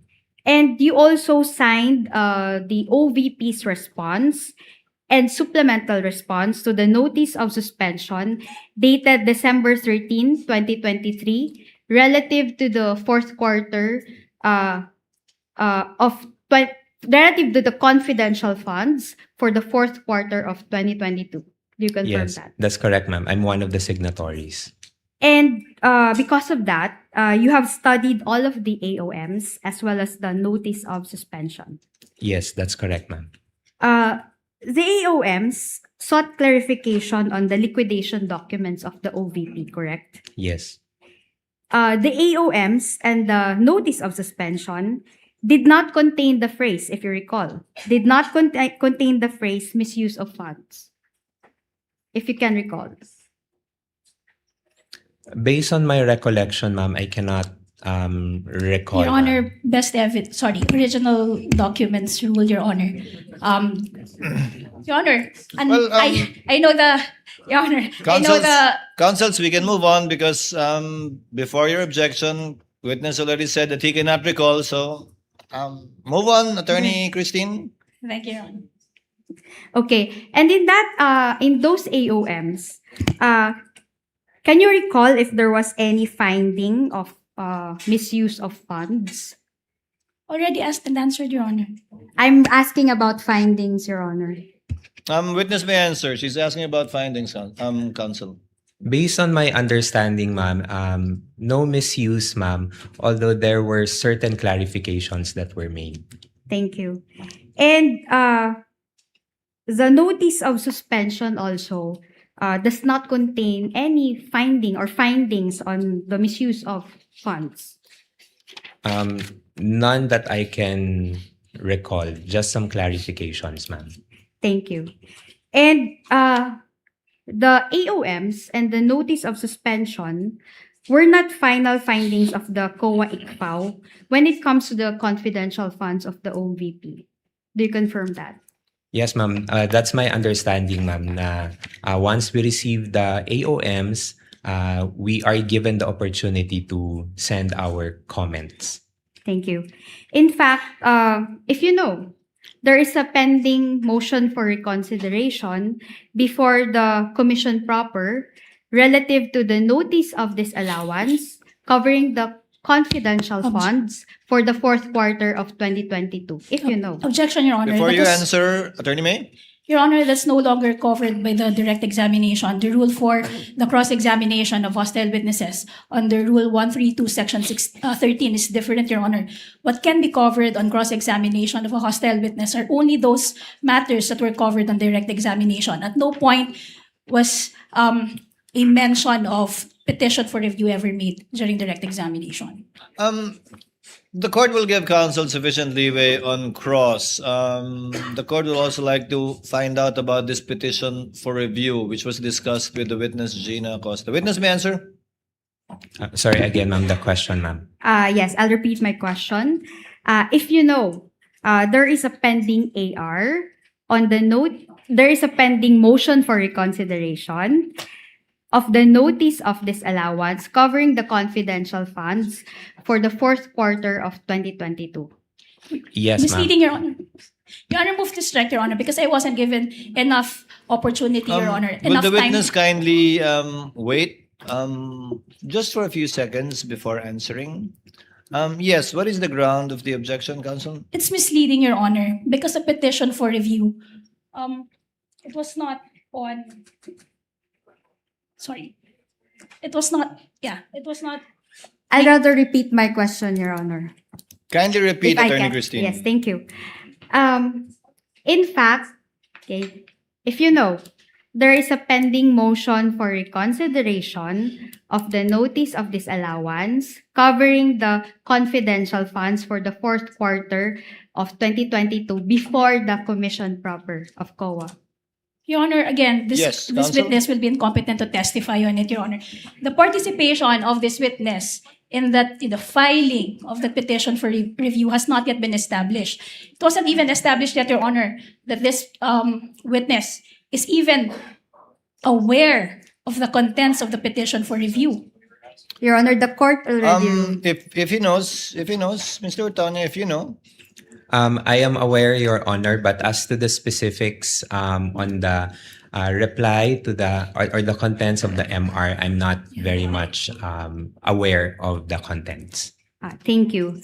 As to the first to third quarters of 2023, a notice of disallowance was issued by the COA dated March 31, 2026, if you know. Yes, that's correct, ma'am. In fact, you are the person who received the notice on April 8, 2026 on behalf of the Vice President. Again, Your Honor, with all due respect, that's already going beyond what was discussed on direct examination, which is prescribed under Section 13, Rule 132, Your Honor. At no point did we discuss the notice of disallowance for the last three AOMs. The discussion during direct examination were limited to the notice of suspension, up to only the notice of suspension. The chair will note will convert the objection of counsel to a continuing objection with respect to the line of questioning of Attorney Christine on this witness, but the court will allow it, but notes the continuing objection of counsel with respect to these notices of disallowance that were issued. Thank you, Mr. Your Honor. Otoño, please answer. Yeah. Ma'am, can you repeat the question, ma'am? Okay, I will repeat. A notice of disallowance was issued by the COA on dated March 31, 2026, relative to the first to third quarters of 2023. Yes, ma'am. And you are the person who received the notice of disallowance on April 8, 2026 on behalf of the Vice President. Yes, ma'am. I received the document on behalf of the Vice President as the Assistant Chief of Staff. Okay, thank you. Under the COA rules, if you know, since you are the one who also responded to the AOMs, under the COA rules of procedure, the OVP has 6 months from its receipt of the ND or the notice of disallowance to file a petition for review with the commission proper of the COA. Objection, Your Honor. This witness will be incompetent. Unlike the joint circular, Your Honor, which he specifically mentioned in his replies, Your Honor, there was no mention whatsoever of the COA rules in any of his replies. If he knows, Your Honor. Your Honor. Attorney Christine, move on to, we get your point. You can move on to your Okay, next Your point. Honor. I will continue.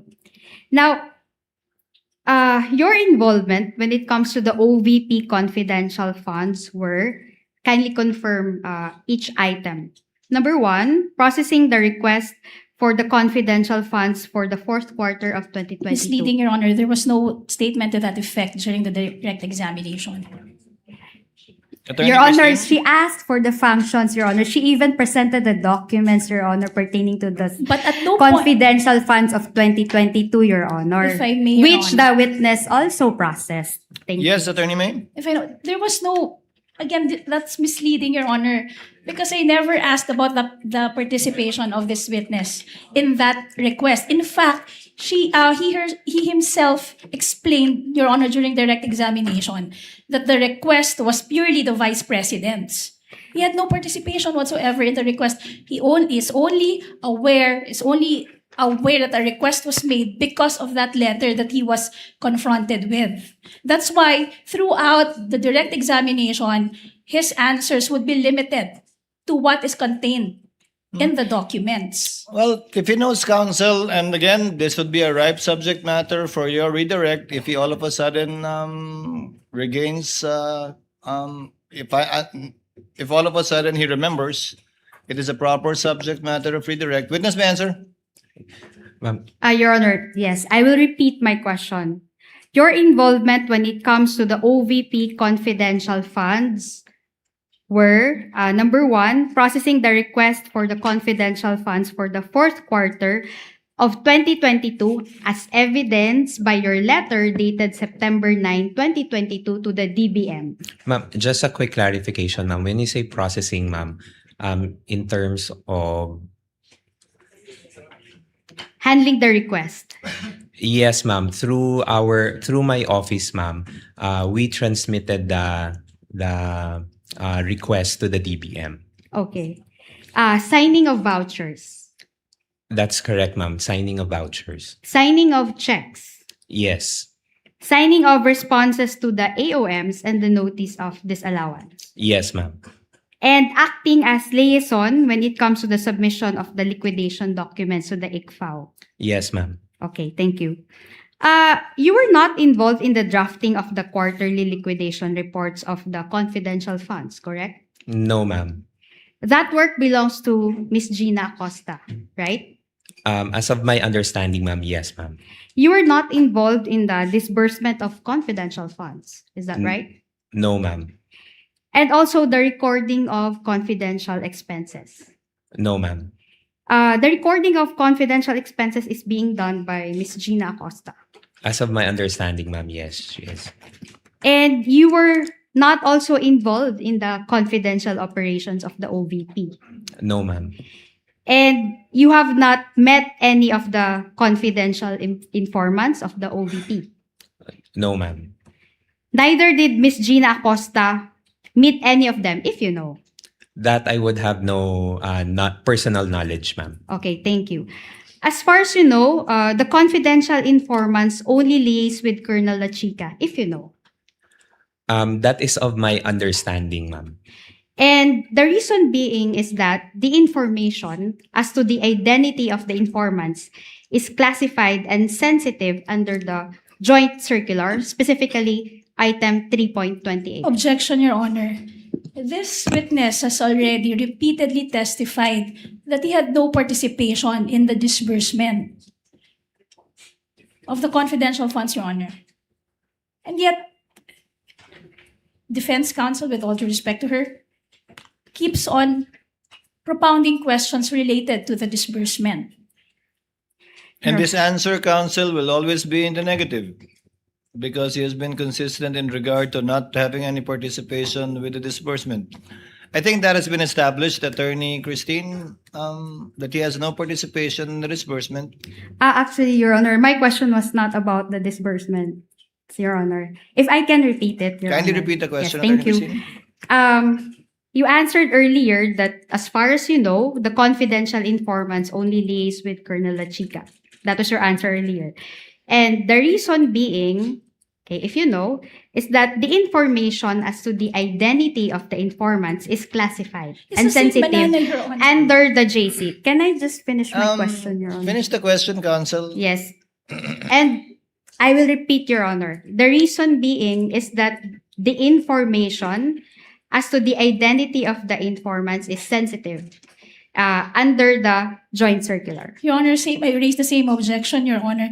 This witness already testified that he has no participation in the disbursement of disbursement and implementation of the confidential funds. Now, defense counsel is asking the reason why the informants did not directly Your Honor, please. Chair will make a ruling. Chair will sustain the objection, but not on that ground, but on the ground it is misleading because the witness did not say that it is of a sensitive nature, but that, if I remember correctly, it was confidential.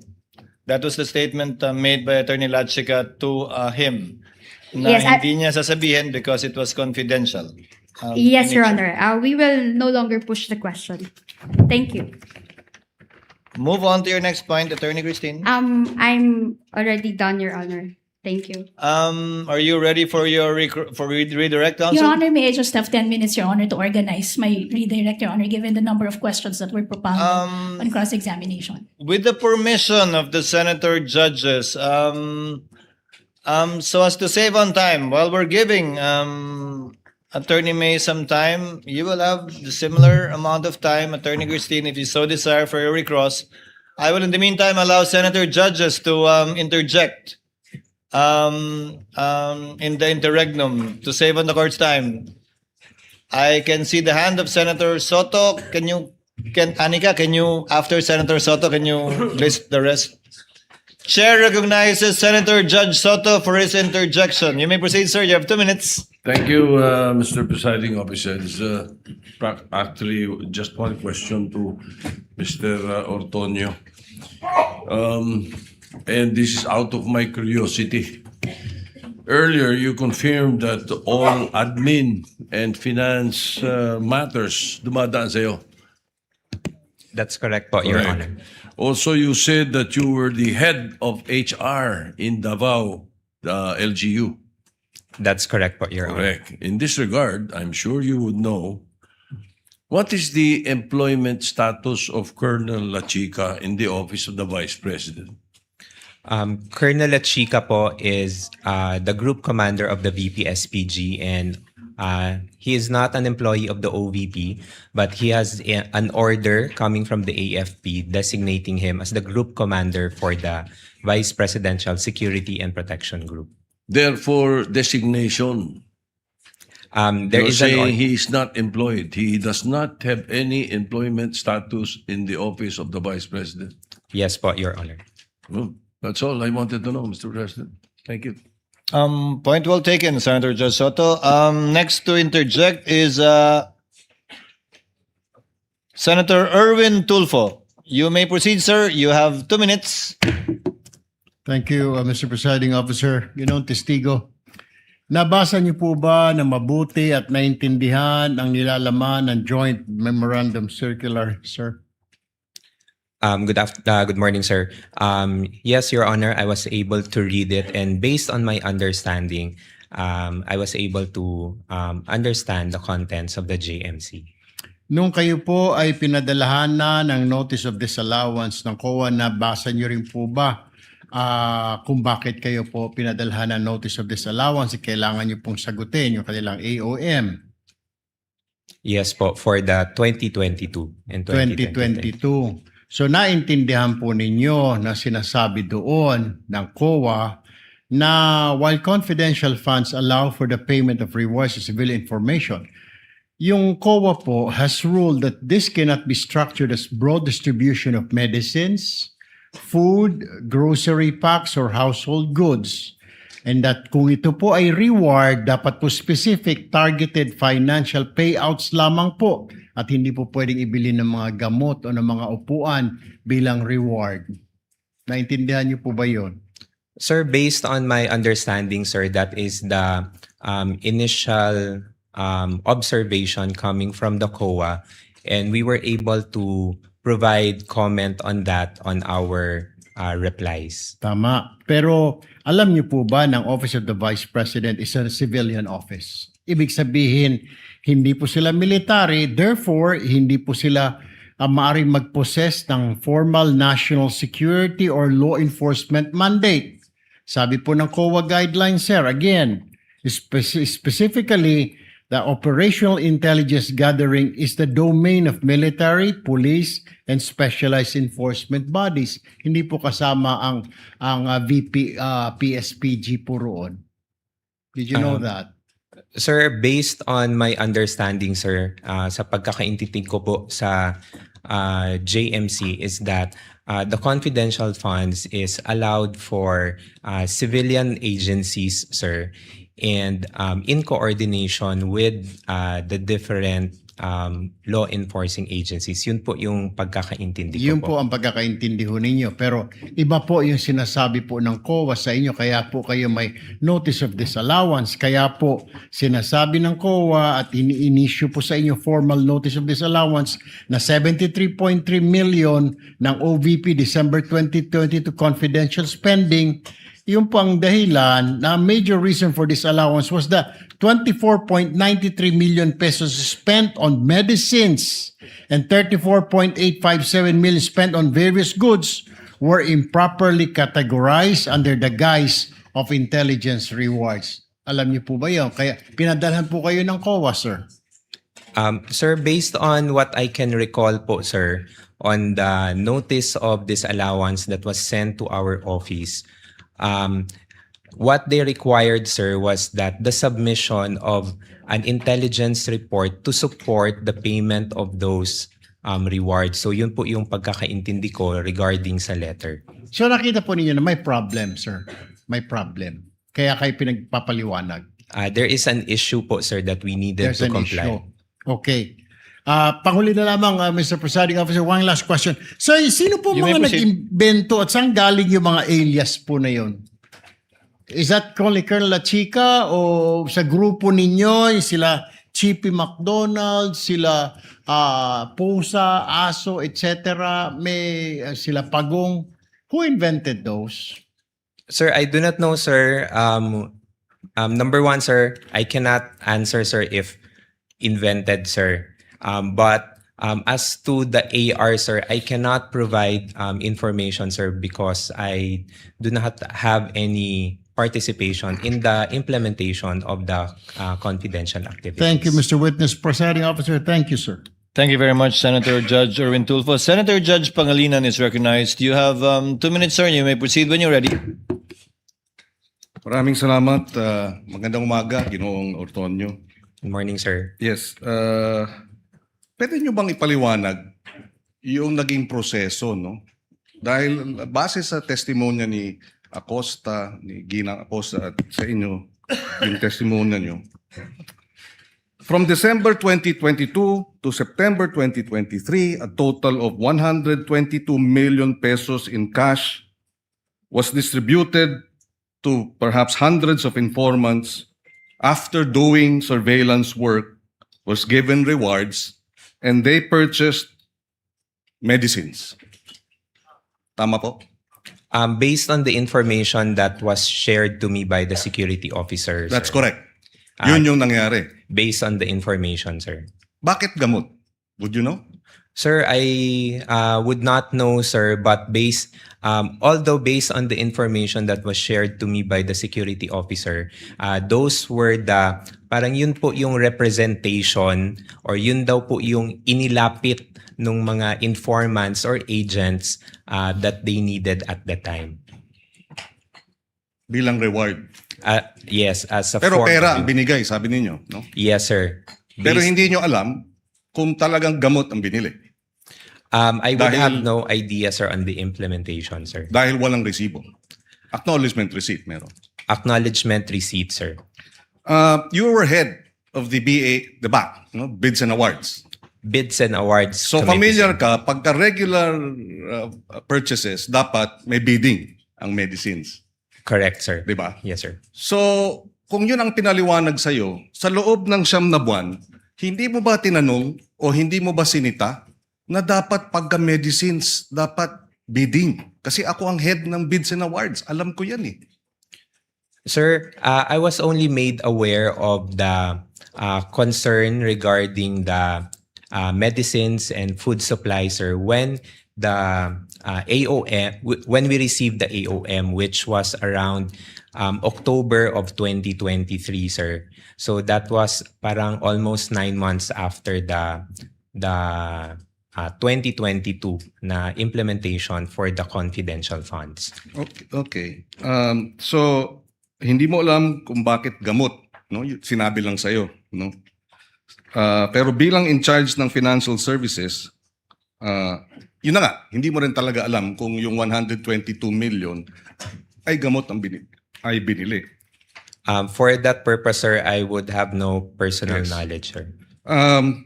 At sa usapin naman ng supplies, sabi, purchase of supplies. Anong supplies yun? Would you know? I do not know of, I'm not familiar, sir, kung ano po yung mga supplies na ni-request. So hindi mo po, rin sir. alam na yung 112 million pesos worth of goods. Anong goods yun? Again, sir, I would have no personal knowledge, sir, on the specifics of the supplies, sir. You know, you have 2 master's degrees. You're a graduate of Ateneo. Would you consider this usual? As far as sa I mean, now that you know, di ba sabi nga nila, hindsight, 2020. Vision is always 2020 in hindsight. So ganitong para sa surveillance, binigyan ng gamot na 122 million, yung mga informant, sila na lang daw ang bibili ng gamot. Is this usual? In terms of using government funds? And you being a BAC head? Based on my understanding po, sir, at saka sa pagkakaintindi ko po, sir, it went through the process that is allowable by law. So it's usual for you. It's usual. That's just my question. Do you find this usual? And you say yes or no. So you find this process na medicines ang binibigay bilang reward sa mga informant, pero hindi medicines, pera, sila bibili ng medicines, 122 million in a period of 9 months. For you, that's usual. Kung sa pagkakaintindi ko po, sir, and based po sa understanding ko po sa JMC, sir, I would say so, sir. Okay. No further questions at this time, sir. Thank you. With the permission of the next in line is Senator Judge Tulfo, but with your permission, Honorable Tulfo, thereafter, Senator Villanueva, the Senate President, Senator Rivera, Senator Lacson. The 10 minutes of Attorney May is up. Attorney May, can you now proceed with your redirect? Again, without prejudice to Attorney Christine asking for a similar time for her recross, should she require it? Good morning Attorney, again. you may proceed when you're ready. Good morning, Mr. Antonio. Good morning, ma'am. Okay. Kanina, on cross-examination, sinabi mo na sa pagkakaalam mo, hindi required na i-attach ang PFP sa request for confidential funds. Tama ba? Yes po. Okay. Now, may we confront you with Section 3.24 of the Joint Circular 2015-01. Can you kindly read it for may the approach record? and show the witness the JC 2015-01, the relevant provision thereof.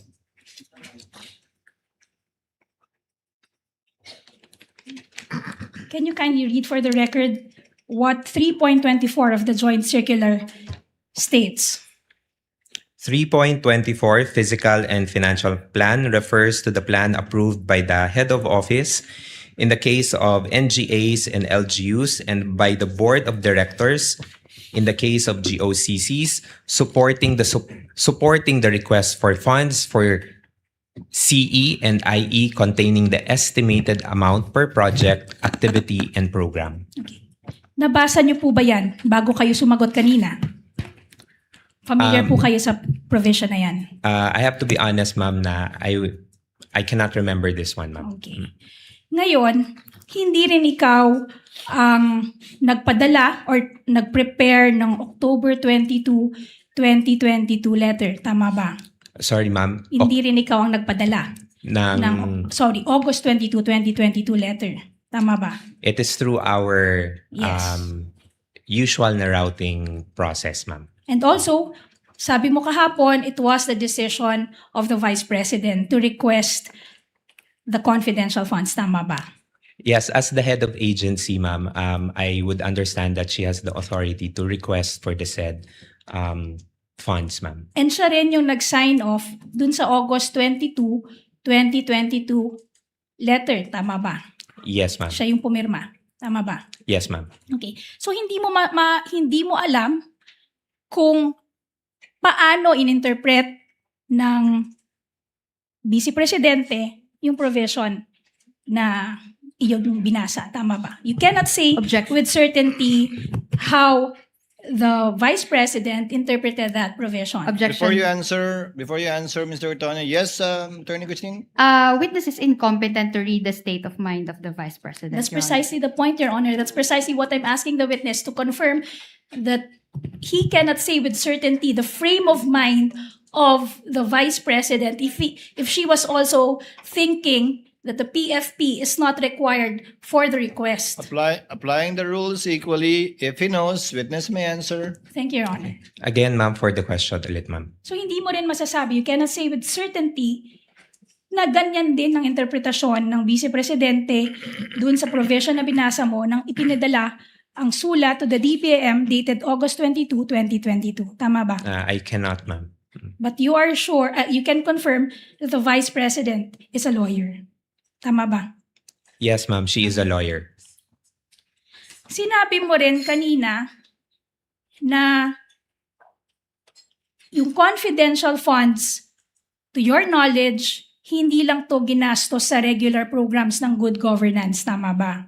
Ma'am, what I meant, ma'am, is that Sorry, Mr. Tony, let me just clarify. Sinabi mo kanina na to your knowledge, yung confidential funds were not spent on the regular programs under the good governance program. Tama ba? that's correct, ma'am. Yan din yung sinabi mo para sa socio-economic delivery programs. Ang sabi mo, yung confidential funds hindi ginamit sa regular programs ng socio-economic delivery programs ng OVP. Tama ba? That's correct, ma'am. Pero you will confirm na yung sa PFP, hindi naka-indicate na the confidential funds will be used not for the regular programs of the good governance program of the OVP. Tama ba?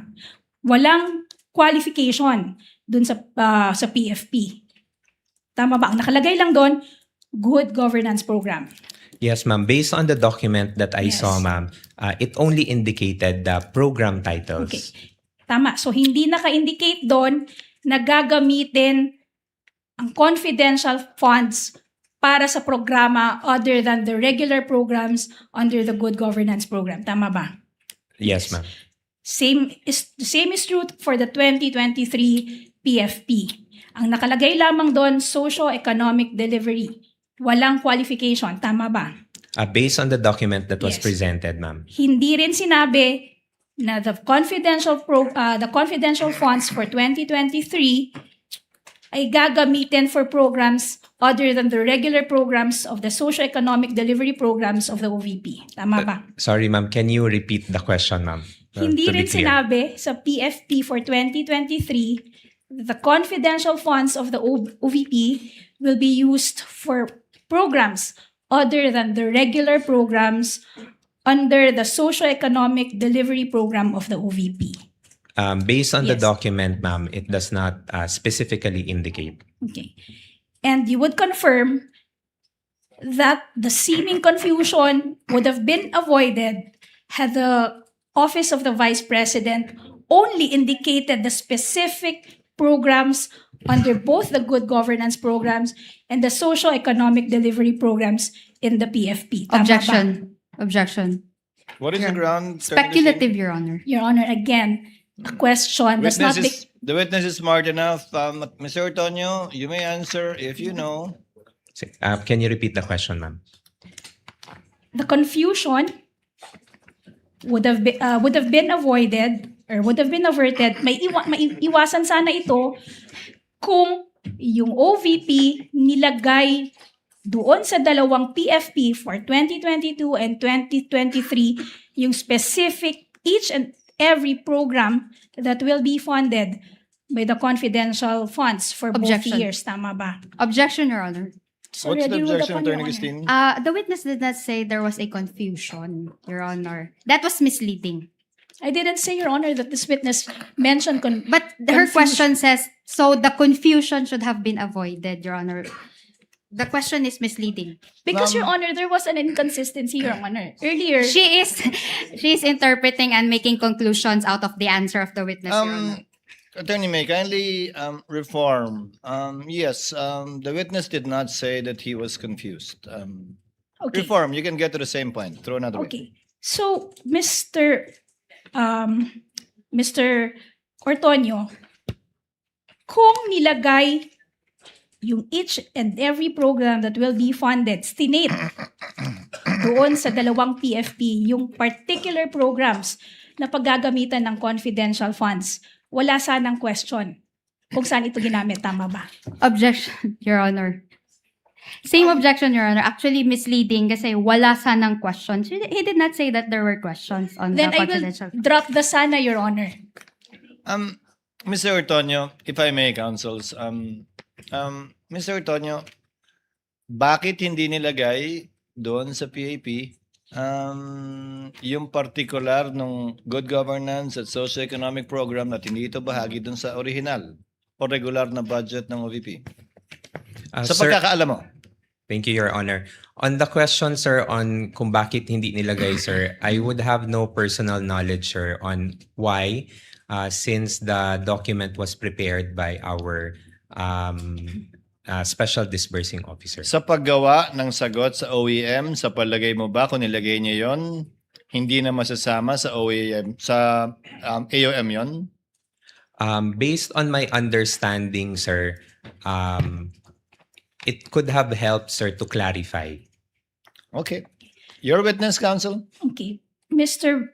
Ortonio, yesterday and today, paulit-ulit mong sinasabi na wala kang participation sa disbursement and implementation of the confidential funds. Tama ba? Yes, ma'am. So, hindi mo rin alam kung talagang saan ginamit yung confidential funds, kung anong programa dinisburse ito. Tama ba? Objection. Objection, Your Honor. What is the ground? Not Attorney covered by Christine? the cross. Let's give her sufficient leeway, counsel. This is one of the questions in the minds of the senator judges. Just to clarify, you may answer it, Mr. Ortonio. No, I would not have any personal knowledge. So, hindi mo rin alam, based on your personal knowledge, na yung confidential funds ay hindi ginastos sa regular programs under the good governance program. Tama ba? Kasi wala kang sabi mo, wala kang participation, wala kang personal knowledge kung saan dinisburse yung confidential funds. Tama ba? Based on my understanding, ma'am. Wala ka ring personal knowledge kung paano in-implement ang confidential funds. Tama ba? Yes, ma'am. So, hindi mo rin masasabi, based on your personal knowledge, na yung confidential funds ay ginastos sa mga programa other than the so-called regular programs of the good governance program. Objection, Your Honor. What is the ground, Christine? Misleading, Your Honor. The witness did not say that the confidential funds were spent on the good governance programs of the OVP. That was not the point, Attorney Christine. Witness may answer. If the presiding officer may, Mr. Ortonio, kung wala kang personal na kaalaman kung paano ginastos yung confidential fund, edi wala ka ring personal na kaalaman kung ginastos sa regular na programa ng OVP yung confidential fund. I do not have any personal knowledge, sir, on how the confidential funds was implemented, At all. sir. Kung saan napunta yon, wala kang alam. No, sir. Kung napunta man sa tama o mali, madumi o malinis, wala kang alam. I would have no personal knowledge, sir. Okay. Your Earlier, witness, counsel. tinanong ka din, bakit nag-change yung program, the PPAs, for the 2023 PFP? When I say PPAs, I'm referring to the projects, plans, and activities. Tinanong ka kanina kung bakit yung programs, plans, and activities under the 2023 PPA naging socio-economic delivery program na dati under the 2022 PFP, ito ay good governance program. Tama ba? Yes, ma'am. Yes. The Yes. way I understand the Wait. question, ma'am. Wait lang. Ito yung tanong, Mr. Ortonio. Ang sabi mo kanina, nag-change ng PPA sa 2023 PFP para makover ang mas marami pang programa. Tama ba? Ma'am, I'll clarify, ma'am. Wait, I, Mr. Ortonio, please just answer my question with a yes or no. I answered, ma'am. Your Honor, Let the witness answer, Attorney May. thank you. I answered the question earlier, ma'am, in the context of why there was a change in from good governance to socio-economic delivery in the context of what is reflected in the GAA. So that's how I answered it, ma'am. Okay.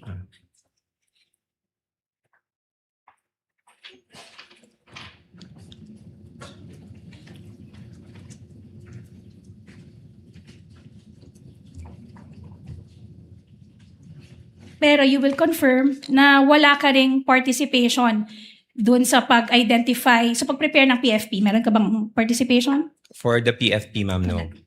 Okay. Kanina tinanong ka rin tungkol sa petition for review na final ng OVP sa COA. Tama ba? Yes, ma'am. And you will confirm that this petition for review was denied by the COA. Tama ba? And yes, ma'am, and Yes. subject for motion for reconsideration. Ibig sabihin, nang dininay ito ng COA, yung COA, it stood pat with its earlier decision, with its earlier findings. Tama ba? Your Honor, If he knows, counsel. Yes, ma'am, but then again, subject for the filing of motion for reconsideration. Sinabi mo din kanina na wala kang participation sa drafting ng liquidation. Wala kang participation sa drafting ng request. Wala kang participation sa drafting ng liquidation documents. Wala kang participation sa disbursement. Wala kang participation sa recording. Kasi ang may gawa nito ay si Ginang Acosta, di ba? Yes, ma'am, Naalala mo that's yun. correct. You will confirm na ikaw, ang Chief of Staff, at ang Vice President, ang 3 top officers ng OVP. Tama ba?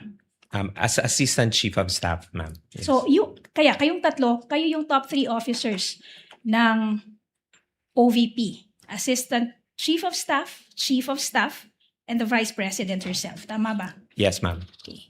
Sinabi mo na wala kang alam tungkol dun sa mga bagay na yon. At sinasabi rin ng Chief of Staff na wala rin siyang alam tungkol sa mga bagay na ito.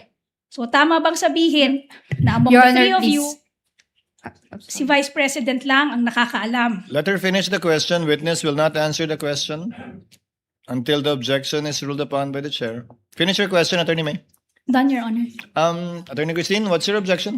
Misleading, Your Honor, and vague. First of all, the Chief of Staff has not yet testified with regard to the confidential funds.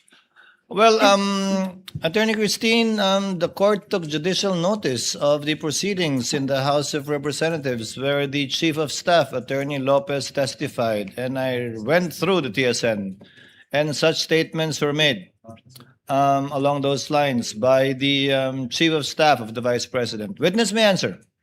Ma'am, can I be clarified with the question? Can you repeat the question, please? Okay. Kanina, sinabi mo na ang top 3 officers ng OVP ay ikaw, as Assistant Chief of Staff, ang Chief of Staff, at ang Vice President herself. Tama ba?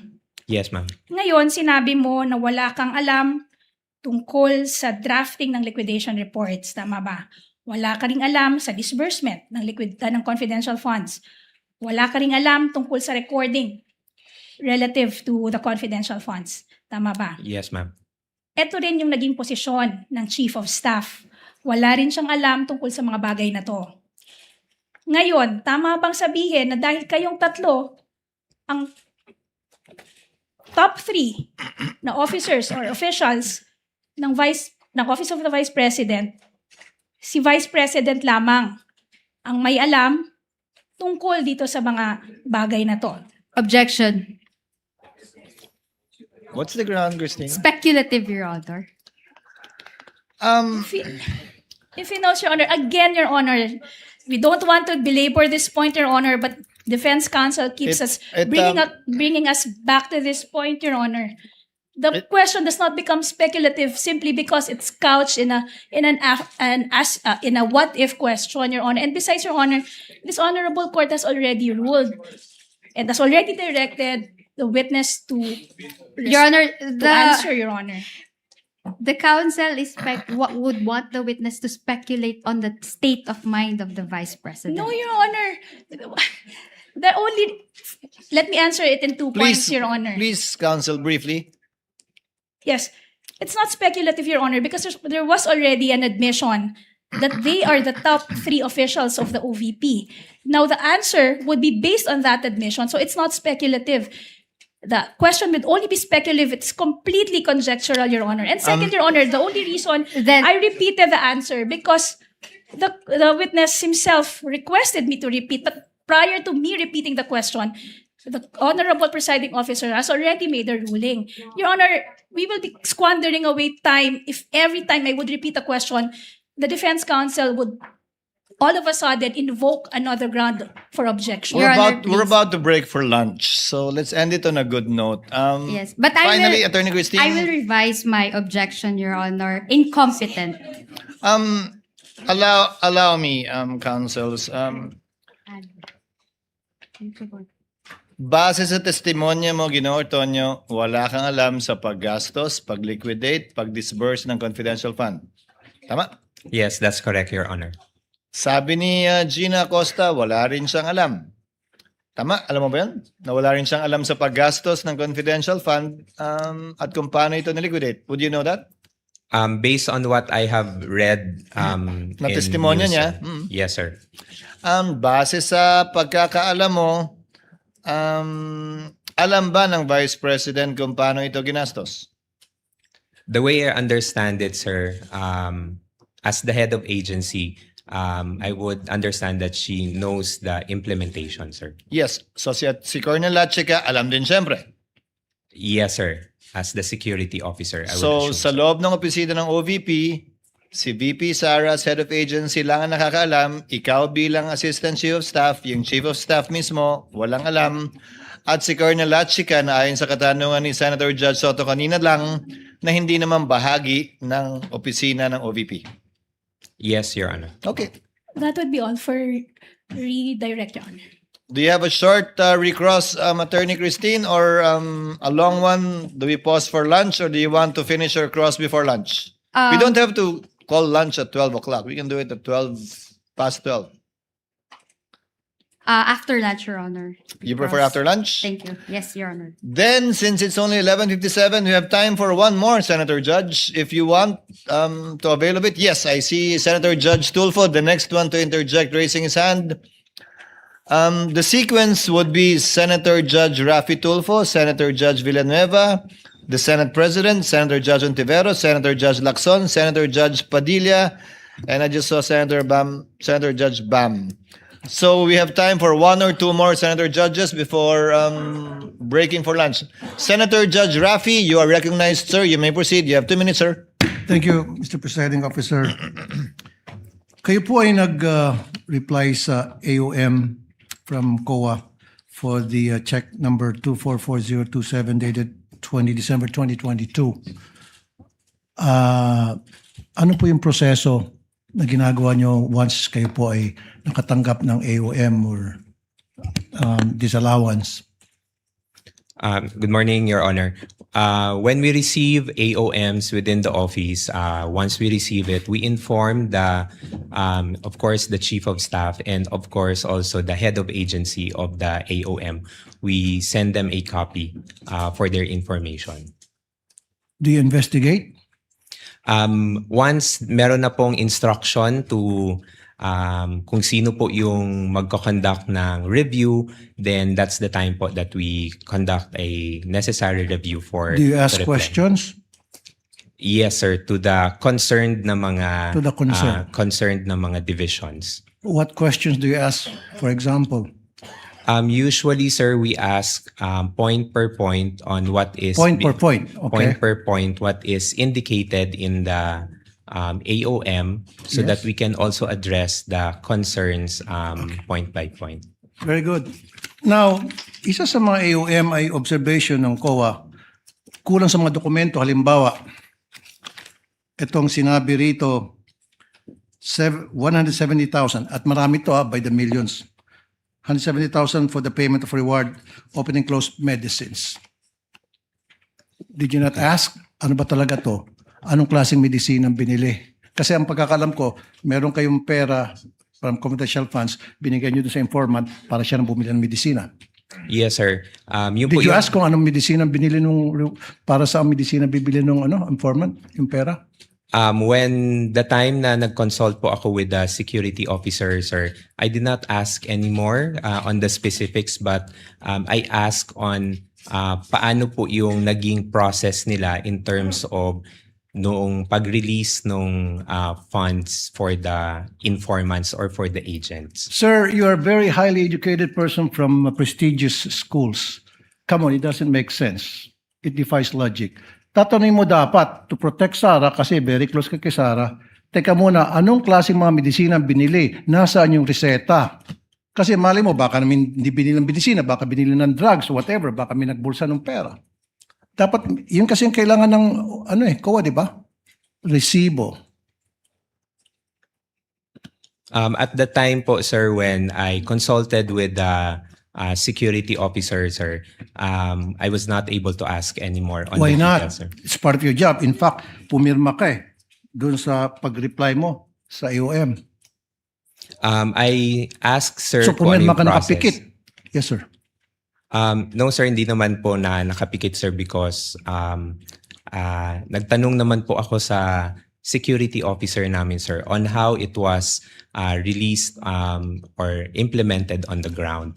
So, kung ano po yung nabigay na information, sir, yun po yung nailagay ko sa pag-draft po ng reply to the AOM. Hindi mo rin tinanong bakit pare-pareho yung signature sa different names ayon sa NBI, forensic. Tapos pare-pareho yung handwriting sa different names. Parang isang tao lang nag-fill up. Meron pa nga walang signature at nag-receive ng by the hundreds of thousands each. Sir, You didn't ask? Bakit mo tinanong? Hindi mo tinanong bakit pusa? Bakit ito si Pagong? Pinagtatawanan tayo ng tao, etc. Why? Did you not ask? Sir, at the time, sir, hindi ko po nakita yung mga acknowledgement receipts, sir. I was only made aware of the acknowledgement receipts, sir, when it was already shown during the HOR na mga hearings, sir. Hindi kasi pag nagtanong ng attachment, then di ba sabi mo you ask questions point by point, you investigate, then kinuha mo sana yung mga dokumento and then pinakita sa iyo and then nagtanong ka point by point like you said. And then you are a very educated person. You should have asked a lot of questions to satisfy dun sa request ng COA. Sir, I Kasi did not- tulad yan, pusa, Pagong. Imposible hindi mo nakita yan. Tapos pare-pare yung pirma sa isang same handwritings para sa napakaraming pangalan at saka iisang pirma sa napakaraming pangalan according to the NBA forensic. You didn't ask? Sir, at the time po, sir, I did not see the acknowledgement receipts. Come on, po, sir.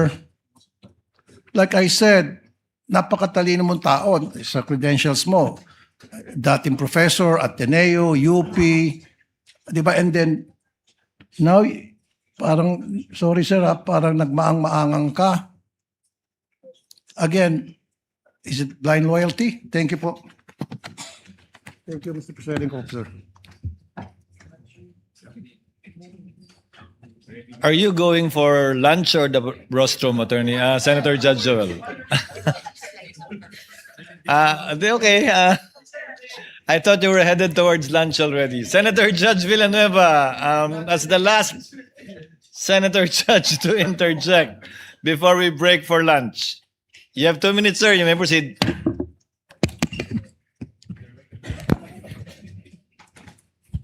Thank you. Mr. Witness, sinita po kayo ng COA dun sa pag-approve nyo ng disbursement voucher, no? Yung 125 million. At ang explanation nyo, delegated po sa inyo pag more than 1 million. Is that correct? Yes po, sir. There is an office order, sir. Ano yung extent of your authority? Ministerial approval or may responsibility din kayo na determine if this is lawful, properly supported, and authorized expenditure bago kayo pumirma? There is also a level of checking, sir, if documentary attachments have been complied, sir, prior to the affixing my signature, sir. Like? Kung sa mga disbursement vouchers, sir, dapat merong mga supporting documents on the reasons for the request po, sir. Like? One of which, sir, say for example, there is an activity design, sir, which indicates kung ano yung mga activities to be done and the expenses for those activities. Okay, nung winidraw po yung salapi, 125 million, sabi po ni Ms. Acosta, you accompanied her. Alam niyo po na after nung winidraw yung salapi, diretso po pinlace ito sa custody ni Colonel Lachica. Alam niyo po yan? At the time, sir, I did not know, sir, kung ano yung arrangement nila ni Miss Gina Acosta, sir. I just accompanied her to the bank, sir, per her request. So you have no knowledge? I have no knowledge po, sir. You're the disbursement officer. You don't have any knowledge, so wala ding written authority, no?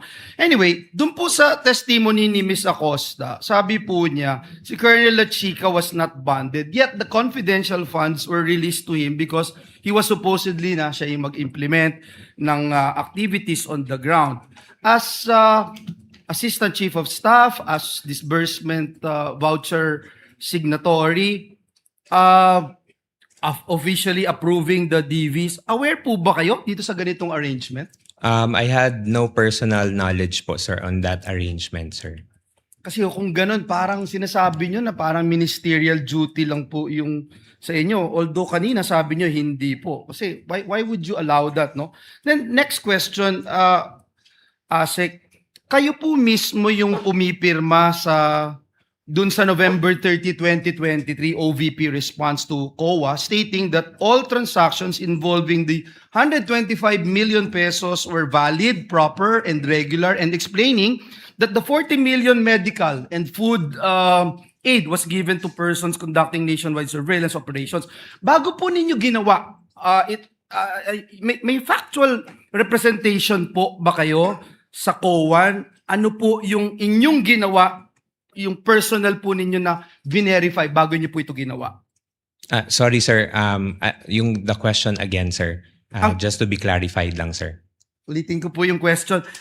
Nung nag-respond po kayo dun sa COA that all transactions involving the 125 million were valid, proper, and regular, in-explain nyo din po yung 40 million medical and food aid was given to persons conducting nationwide surveillance operations. Bago po ninyo ito ginawa, yung factual representation po na iyon sa Commission on Audit, ano po yung inyong personal na ginawa to verify all of this? I consulted po yung our security officer on how the implementation was done on the field, sir. And what was relayed to me, sir, yun po yung nilagay ko sa draft for the reply, Ano sir. po yung hiningi nyo?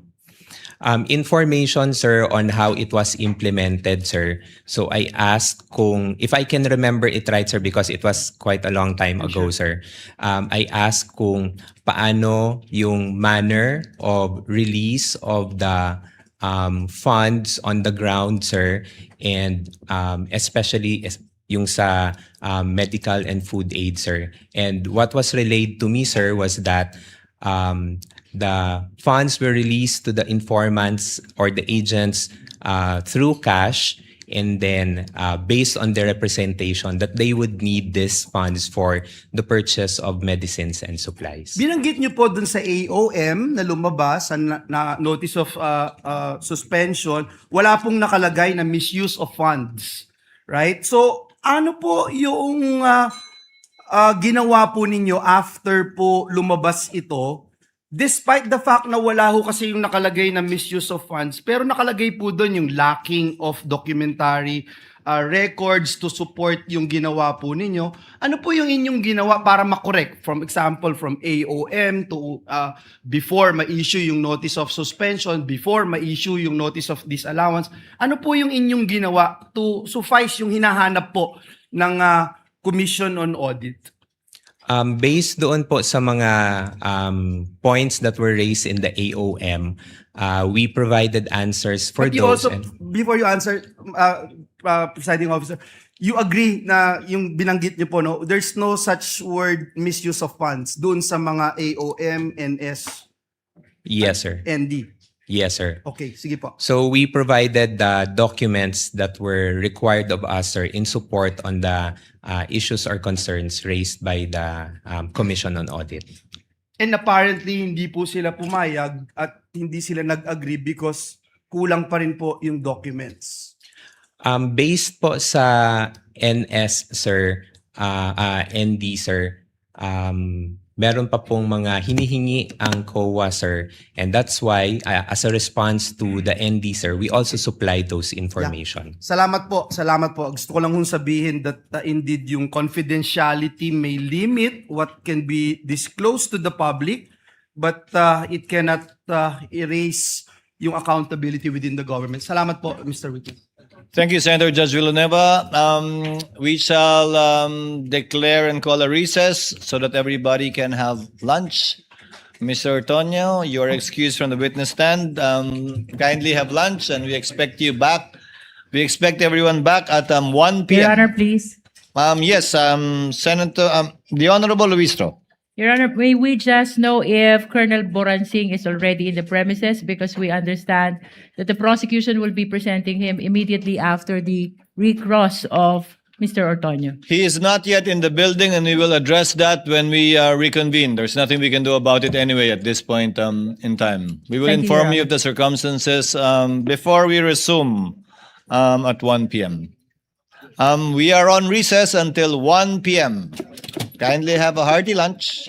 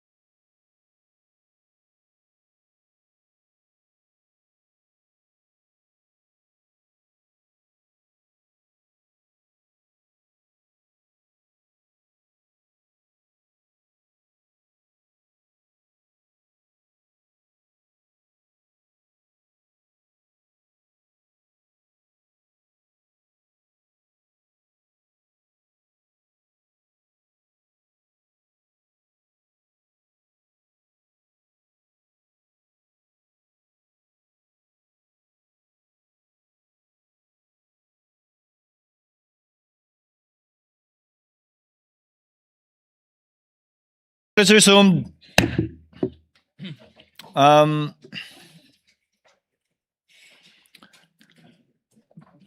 Kindly situate Mr. Ortonio to the witness stand. Clerk of Court, throw us ah.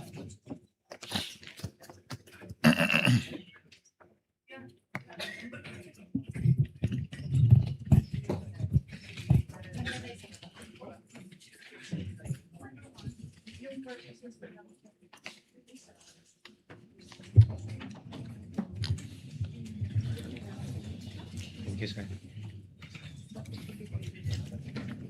You are under the same oath, Mr. Ortonio. Do you understand that, sir? Yes, sir. Thank you. Attorney Christine, your witness for your recross. Yes, Your Honor. Good afternoon, Mr. Ortonio. Good afternoon, ma'am. Maayong hapon. Earlier, you were asked to confirm that the PFPs for the fourth quarter of 2022 and the first to third quarters of 2023 did not reflect that the confidential funds were used for the safe implementation of the OVP's Good Governance Program for 2022 and social economic delivery for 2023. Can you Misleading, recall Your that? Honor. Yes, ma'am. Misleading, Your Honor. Move to strike, Your Honor. Why is it misleading, Attorney May? Because, Your Honor, during the redirect examination, I never mentioned safe implementation. Reform Council, I don't recall the word safe as well. But it was somewhere along those lines, I believe. Yes, Your Honor. But actually, that was what registered to me. But can I continue, Your Honor? You may continue, Attorney Christine. But, Your Honor, Okay. we move to strike the answer of the witness. So stricken off, reform your question, Attorney Thank you, Your Christine. Honor.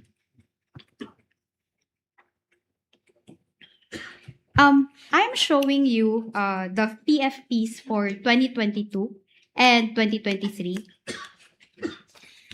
Your Honor, they are exhibits Assisting counsels may approach. D-1-23 OVP for the PFP for the year 2022 and D-1-49- OVP for the year 2023.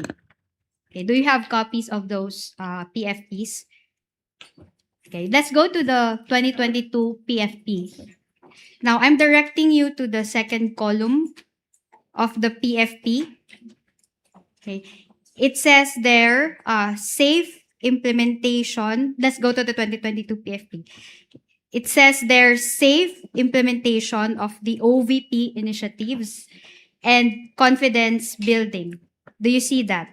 Yes, ma'am. Based on the documents presented. And that is under the table, under the heading expected outcome. Yes, ma'am. Okay. Now let's go to the year 2023, CY 2023 PFP. Now I'm directing you also to the second column.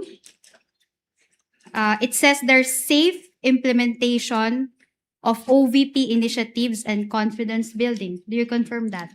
Yes, ma'am. And that is under the heading expected outcome. Yes, ma'am. Okay. You were also asked about the supposed submission of the PFP together with your letter or the Vice President's letter to the DBM dated August 22, 2022. Earlier, you were asked. And in fact, you were asked also to refer to section or item 3.24 of the joint circular. Joint circular. Do you Yes. recall that? Now, do you also recall that in a letter dated September 15, 2022, the DBM requested that you submit the PFP in relation to your request for additional funding? Yes, ma'am. That's correct, ma'am. In fact, in compliance with such letter of the DBM, you submitted a copy of the PFP through your letter dated September 19, 2022. Yes, ma'am. We transmitted that report, ma'am. And as earlier mentioned, during your cross-examination, your submissions to the DBM, okay, I will rephrase, Your Honor. As earlier mentioned, okay, the DBM recommended the approval of your request for confidential funds to the Office of the President. That's correct, ma'am. In fact, the Office of the President approved the issuance of confidential Objection, funds Your Honor. to the OVP. Let her finish the question, counsel. Are you done, Objection, Attorney Your Honor. Christine? What is the objection, counsel? That was not covered by the redirect anymore, Your Honor. In the discretion of the court, we will grant latitude. Counsel, overruled. Witness may answer. Thank you, Your Honor. Earlier also, you were asked whether you knew if confidential funds were used in the regular activities of the OVP. Do you confirm that? Yes, Your I Honor. was asked earlier. That was misleading, Your Honor. The question earlier, first, Your Honor, we move to strike because the question is misleading. What I asked was whether or not this witness has personal knowledge, not just any kind of knowledge, Your Honor, personal knowledge.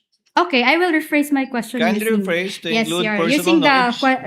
the wordings of the counsel. You confirmed earlier that you were asked whether or not you have personal knowledge as to whether the confidential funds were used in the regular activities of the OVP. Yes, ma'am. As the one who drafted the AOMs and the response to the AOMs and the response to the notice of suspension, was there any findings in the AOMs? Was there any findings in the AOMs which relative to the supposed use of the confidential funds in the regular activities of the OVP? Misleading, Your Honor. If you can recall.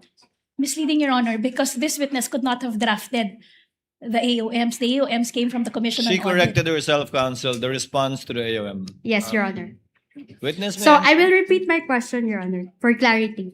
Now, as the Proceed, one who Attorney drafted, Christine. yes, the one who drafted the responses to the AOMs, as well as the notice of suspension, if you can recall, was there any findings of the COA relative to the supposed use of the confidential funds in the regular activities of the OVP? Not covered by the redirect, Your Honor. I never touched upon the AOMs during the redirect examination. Same ruling, counsel.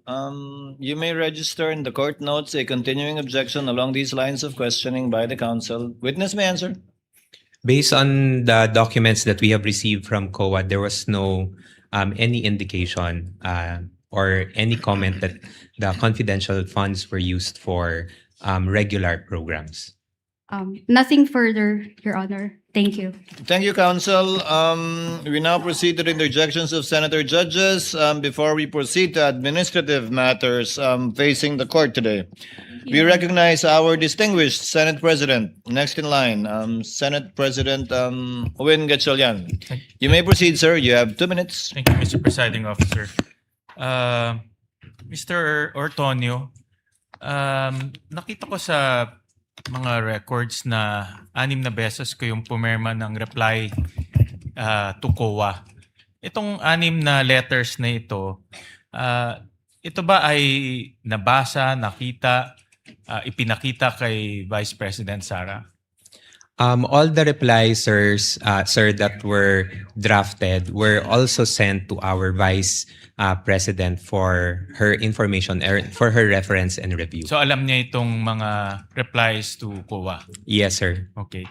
And narinig ko rin sa inyong testimony na kinausap niyo si Acosta at si Colonel Lachica. Yes, sir. At base sa mga information nila, yun ang inilagay mo sa letter replies niyo to COA. Tama?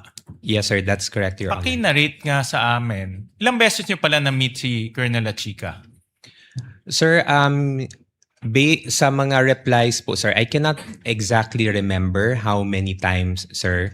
But I can say more than once or twice, sir, I was able to meet Colonel Lachica to ensure na I get the information from him, sir, and that I'll be able to draft properly the replies to the AOMs. So mga once or twice? Or Around once or twice, sir. The exact number, sir, I cannot remember anymore, sir, because maraming documents po yung na-review, sir. Pakikwento nga sa amin kung ano exactly yung kanyang sinabi sa inyo para ma-draft niyo itong reply. For the AOMs, sir, I'll try to recall, sir, some of the issues that were raised on the AOM. So say, for example, sir, on the AOM comment regarding the use of the confidential funds for medical and food supply, sir.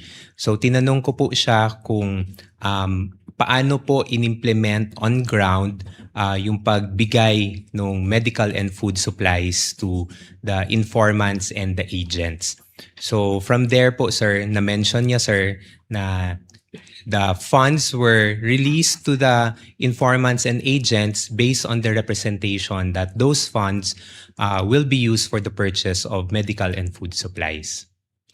Kwento mo dyan sa'yo na siya mismo ang nagbigay sa mga informants?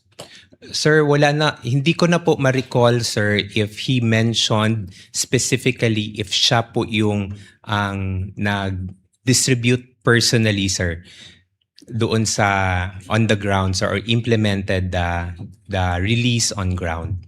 Pero ang kwento niya sa iyo, cash ang ibinigay sa informants, hindi medical supplies or other supplies. That's correct po, Your Honor. Kwento niya ba sa iyo na mayroon ba siyang kasamang iba sa pagbibigay nitong cash? Kasi libo-libo yung acknowledgement receipts. Hindi niya po nakwento specifically, sir. Although if I can recall, sir, based on my recollection, meron po siyang na-mention na meron po siyang mga, hindi ko alam kung ano yung term niya, sir, but meron siyang mga people who go directly on the ground, sir. Pero kinonfirm niya sa'yo na kinuha niya yung 500 million pesos. 500 million, sir? Yes, in four different tranches. For the different funds, sir.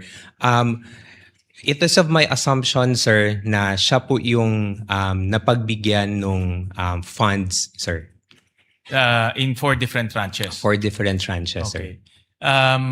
Nasabi niyo ba sa kanya na tinanong niyo ba sa kanya na yung mga ibang acknowledgement receipts ay questionable yung mga apelido? Sir, at that time po, sir, I was not able to see the acknowledgement receipt, sir, because in the AOM, sir, the AOM indicated that we submit the DEPs or the documentary evidence of payment, sir. So I was not able to see it, sir. So nung binigay po sa akin ni Miss Gina Acosta yung mga DEP, sir, it was already in a sealed box, sir, and then we submitted that together with our reply to COA. Paano niya raw dinistribute yung mga pera? No, kasi 500 million to, thousands and thousands of acknowledgement receipts. Paano niya ikunento sa inyo na dinistribute niya itong mga pera? Sino itong mga informants niya? Kasi kayo gumawa ng AOM, anong reply to the AOM. Sir. So, I would assume na tinanong niyo yung methodology ng pagdidistribute niya. Sir, based on my recollection lang, sir, he mentioned na, yun nga, sir, meron siyang mga people, sir, who worked on the ground. That is only the extent of the information I can recall, sir, when I had a consultation with Colonel Achica. Yung pagpili ng informants, natanong niyo ba kung paano? At Sir, yung relevance ng informants dito sa inyong confidential operation? Sir, I did not ask anymore, sir, because it was not the subject of the AOM, sir. So I was not able to check on him on that matter, sir. Pero yung DEP, yung documentary evidence of payment, subject yan ng AOM, tama? For submission, sir, we were required to submit the documentary evidence of But payment, sir. did you, tinanong niyo ba sa kanya kung paano niya nakukuha itong DEPs? Sir, I did not ask anymore, sir. I just requested for the copies for the DEPs, sir, so that I can already submit it, sir, doon sa COA as an attachment to the AOM reply. Paano kung yung DEPs peke? Paano kung yung kanyang narration sa iyo ay hindi totoo? Paano Sir, kung ganun ang situation? Sir, at the time, sir, because he was designated as our security officer, sir, I Designated by the head of office, sir, Which is the Vice Sara President. Duterte, sir. So it is of my, sa tingin ko po, sir, na maayos naman po yung pagkakatrabaho ni Colonel Chica doon sa pag-dispense niya ng duty as the security officer. Last question, Mr. Presiding Officer. Bakit parang nagkukuha ko buo yung tiwala ninyo sa kanya at kinuha niyo lahat ng information at yun ang ginamit niyo sa inyong reply to the COA? Bakit nakita ko bakit buo yung tiwala, hindi kayo nag-probe na mga additional questions considering na kayo ang nag-justify nito sa COA at kayo pumirma dito sa COA. So bakit parang kung ano sinabi niya, yun na lang ang linagay niyo sa inyong reply? Well, first, sir, is because he's the security officer, sir. So, I believe, sir, na siya yung the best person that can provide the information. And then, second, sir, as the security officer, sir, he was designated by our head of agency, which I believe also gave the trust and confidence to him to implement the activity. So, kung ano po yung na-mention ni Colonel Chica sa akin during the time when I checked or asked for questions, yun po yung pinagbasihan ko for the drafting of the reply. Right. Thank you very much, Mr. Presiding Officer. Thank you, Mr. Senate President. Senator Judge Ontiveros is recognized for her interjections. You have 2 minutes, ma'am. You may proceed when you're ready.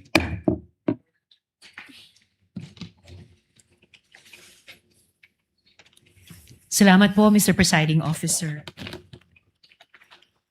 Mr. Tonyo, tama po ba na lahat ng ginagawa ng OVP tungkol sa confidential funds, so request, amounts, justifications, use at pagsagot sa mga puna ng COA, tama po ba na lahat ng ito ay dinesisyonan at inaprubahan ni VP Duterte?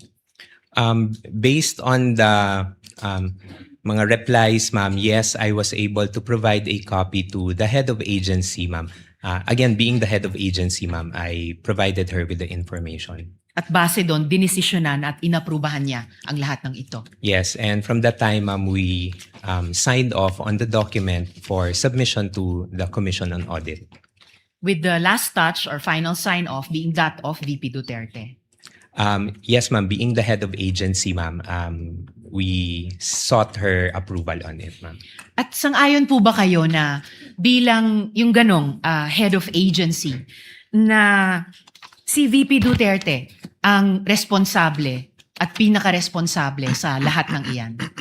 Well, being the head of agency, ma'am, I believe that kailangan niyang malaman lahat ng mga nangyayari. And I know, ma'am, na si Ma'am Inday really wants to know details, no, especially on implementation of the different activities that we do in the office. So it is really meron talagang involvement in terms of ensuring that things are properly implemented within the office. And based on that knowing, batay sa kaalamang iyon, siya ang pinaka-responsable sa kabuang iyan.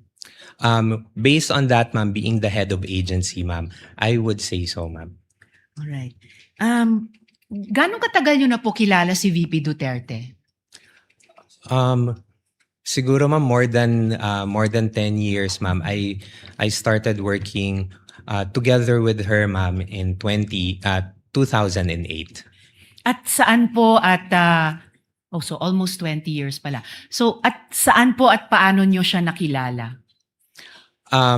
Nakilala ko po siya, ma'am, bilang Vice Mayor sa Davao City, ma'am. And then at the time, ma'am, when they were looking for several staff members for the office of the Vice Mayor, I submitted an application, ma'am. At magkakilala rin po ba kayo ni Ms. Gina Acosta kahit bago po kayo nakipagtrabaho sa isa't isa sa OVP? I knew of Miss Gina Acosta, ma'am, during my employment, ma'am, with Sangguniang Panlungsod during the time ni Ma'am Inday as the Vice President, ma'am, and Vice Mayor as the Vice Mayor. So prior sa OVP, magkakilala at magkatrabaho na po kayo? Kilala ko po si Miss Gina, nakikita ko po siya sa Sangguniang Panlungsod. Panlungsod. And then, what about po si Colonel La Chica? Magkakilala na rin po ba kayo at magkatrabaho bago kayo magkatrabaho sa OVP? I first knew of Colonel La Chica, ma'am, when I was already with the Office of the Vice President, ma'am. So, would you say po na nasa circle of trust kayo ni VP Duterte? Kayo ni na Miss Gina Acosta, Colonel La Chica at kayo nga po? Well, ma'am, I can only answer for myself, ma'am. In terms of working relationship, ma'am, I would say that I have the trust and confidence of the VP in terms of doing duties that are assigned to me. Pero sasabihin nyo ba na walang trust at confidence si VP Duterte kay Miss Gina Acosta?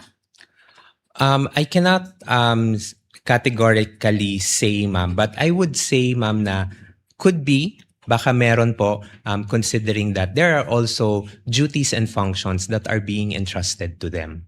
In fact, kung mas candid pa po tayo, madali naman siguro kahit from an observation at hindi lang observation dahil malapit yung katrabaho na may trust and confidence. What about po si Colonel La Chica? Sasabihin nyo ba na walang trust and confidence si VP Duterte sa kanya? Considering, ma'am, that he is the group commander of the Vice Presidential Security and Protection Group, ma'am, I would say, ma'am, I would say that she may have the trust and confidence. Again, kung mas kaya nating maging candid, of course, lalo na kung security officer ng isang public official, of course, may trust and confidence. Otherwise, hindi ipagkakaloob ang kaligtasan sa kamay niya. Lastly po, napaksa for now, paano pong, and winding up Mr. Presiding Officer, paano pong sinama kayo ni Miss Gina Acosta dun sa pag-encash ng mga cheque? Halimbawa, kung kailangan po ni Ms. Acosta ang tagabuhat ng bag, ng cash, bakit po kayo in particular ang sinama niya? I cannot answer, ma'am, kung bakit ako po ang naisama ni Miss Gina Acosta. But at Di the lang time, naisama, pero sabi nyo, hiniling niya sa inyo na kayo yung sumama. yes, ma'am. So, bakit po? When she requested me, ma'am, to accompany her, ma'am, sinamahan ko naman po siya, ma'am, because at the time na itanong niya na magpapasama siya, I was available naman, ma'am. And because of the request, ma'am, I accompanied her going to the bank. So simpleng nagkataon, walang reason kung bakit kayo yung isinama niya. You were the person the warm body who happened to be available. Again, ma'am, I cannot say kung ano yung pinaka-reason behind po ni Miss Gina, but when she requested me that I accompany her, ma'am, I said yes, ma'am. Winding up on this topic, Mr. Presiding Officer, sinamahan niyo rin po ba si Miss Gina Acosta nung iabot kay Colonel La Chica yung pera? No, ma'am. I actually did not, I was not aware, ma'am, of the arrangement, ma'am, with Colonel La Chica, ma'am. At huli po on this topic, Mr. Presiding Kindly Officer. wind up. Winding up, Mr. Presiding Officer. Nabanggit niyo po na alam ninyo yung joint circular on confidential and intelligence funds. Hindi niyo po ba naisip na violation ang pagbibigay ni Ms. Acosta kay Colonel La Chica ng bulto-bultong code cash? Ma'am, because again, ma'am, I was not aware of the arrangement, ma'am. But when I was doing the replies, ma'am, to the AOM, and of course, I also checked on the JC, ma'am. The pagpili po ng mga ng person to implement the different activities of the confidential activities and to designate a security officer is indicated also in the JMC and is within the authority of the head of agency. So yun po yung pagkakaintindi ko at the time. So with that, ma'am, I saw it that it was the manner of how the funds were handled, ma'am, was following a regular process, ma'am, based on the JMC, based on my understanding. But then again, Mr. Ortonio, in closing, yung close reading ng JMC na sabi nyo nga familiar kayo would show na hiwalay pa sa usapin ng implementation, yung paghawak ng pondo ay dun lamang sa isang katulad ni Miss Gina Acosta at hindi pwedeng ipagkatiwala bilang accountable officer siya. Hindi pwedeng ipasakamay sa iba. Ang understanding ko po, ma'am, yes, the disbursement is with the special disbursing officer, but the implementation, ma'am, was done through the security officer. Of course, hindi po ko po tinatanong yung implementation. Tinatanong ko po yung violation ng JMC na alam ninyo nung tinurn over ni Miss Gina Acosta ang bulta-bultong cash kay Colonel La Chica. Something that I simply think should not and could not have escaped your eyes, Mr. Ortonio. Yes, ma'am. Again, ma'am, based on for the 2022, ma'am, I could not recall that that was a concern, ma'am, in the AOMs, ma'am. Although for the 2023, ma'am, na notice for disallowance, ma'am, it is subject for reply also on our end, ma'am, and we are currently drafting also a reply for that one. And of course, given the strict internal controls na siguro kayo yung pinaka may oversight sa opisina, even prior further communications from COA, after yung unang pagpansin nila sa last quarter 2022, edi dapat nag-exert kayo ng higit na pagbantay the next 3 quarters of 2023. Ma'am, Kindly wind up, Senator Judge Riza. Yes, winding up now, Mr. President. Your Honor, we were able to receive the audit observation memo for 2022 in October 4 of 2023. So we got the observations po, ma'am. And we already got the AOM, ma'am, and yung 3 quarters for 2023 was already implemented. Again po, Mr. Ortonio, even prior any further communications from COA, dahil familiar kayo sa JMC, sabi nyo nga, dapat alam nyo na po yun. Dagang salamat, Mr. Ortonio. Thank you, Senator Maraming Judge salamat po, Risa. Mr. Presiding Officer. Senator Judge Lacson, you may proceed with the interjections when you're ready, sir. You have 2 minutes. Thank you, Mr. Presiding Officer. Good afternoon, Mr. Ortonio. Good afternoon, Your Honor. You know, even setting aside your educational background and your work experience, it is not difficult to conclude na matalino kayong tao, you're an intelligent person, and an intelligent witness as well. So, kayo po yung Assistant Chief of Staff ng OVP. Yes, Your Honor. Kayo rin yung concurrently Administrative and Financial Officer. As the Assistant Chief of Staff, sir, I oversee the Administrative and Financial Officer. Yeah. Yes, sir. So effectively, kayo yung Admin and Financial Officer. Yes, sir. I oversee the Admin and Finance, sir. You know, kanina kasi, upon questioning ni Attorney Christine, she kept referring to the regular programs under the Office of the Vice President. No? Natatandaan niyo yun? So it aroused my curiosity. No? Pina-pull out ko sa staff yung General Appropriations Act ng 2022 as well as 2023. So we found out, papabasa ko sa inyo para hindi ma-charge sa oras ko. No? For 2022, under the Good Governance Program, merong 621.6 million pesos. Pakibasa nyo na lang, kayo na lang. Sorry, sir. Hindi ko makita, sir. Okay. For fiscal year 2022, sir, under Good Governance Program, General Appropriations Act, 621.6 million, sir. Please continue. And then Fiscal and Financial Plan for the Confidential and Intelligence Funds, 125 million for the 4th quarter. And then for fiscal year 2020... Under the same program, Good Governance Program. Good Governance Under Program. the PFP. Under the PFP, Okay, please sir. continue. And then for fiscal year 2023, Socio-Economic Program Delivery, 2.21 billion billion under General Appropriations Act, and then 500 million for 125 million first quarter, 125 million second quarter, 125 million third quarter, and 125 million fourth quarter. Okay. For a total of 500 million more. 500 million. Okay. Next slide. I-juxtapose ko naman yung...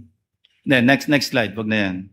I-juxtapose ko yung 2022 at saka 2023 OBP Physical and Financial Plans, Confidential Intelligence, dalawang budget years. Pakibasa yung last quarter, physical target. Baka pwede pong ma-request na Okay, ma-zoom. Zoom. Pwede bang hindi charge sa time ko? Ako magbabasa. Okay. Letter A, number of identified areas with surveillance conducted and monitored. Letter B, percentage of activities implemented without untoward security-related incidents. Paulit-ulit po ito, no? So, sabi ko kanina, kayo naman ay mukhang matalinong tao at matalinong witness. Ano pong analysis nyo dyan? On the... Very simply, paano nyo i-analyze yung ganitong klaseng mga descriptions? These are the activities that will be done, sir. I know. Pero Yes, kung sir. i-analyze nyo, ano ibig sabihin nito? Hindi ba ito insulto sa common sense? Hindi man lang nyo binago ng konti, at least si Colonel Chica siguro ito. No? Unang-una, regular program, sana man lang, pagdating sa PFP, binago nyo yung nomenclature. Tapos, under the physical target, yung column, sana man lang, binago nyo yung activities. Copy-paste eh. Again, ulitin ko, tingin ko sa inyo, matalinong tao, matalinong witness, anong tingin nyo rito? Kung i-describe nyo in one word. Sir, I cannot...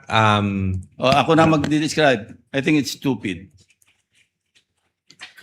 Sana man lang, binago-bago niya ng konti. Maraming salamat, Mr. Presiding Officer.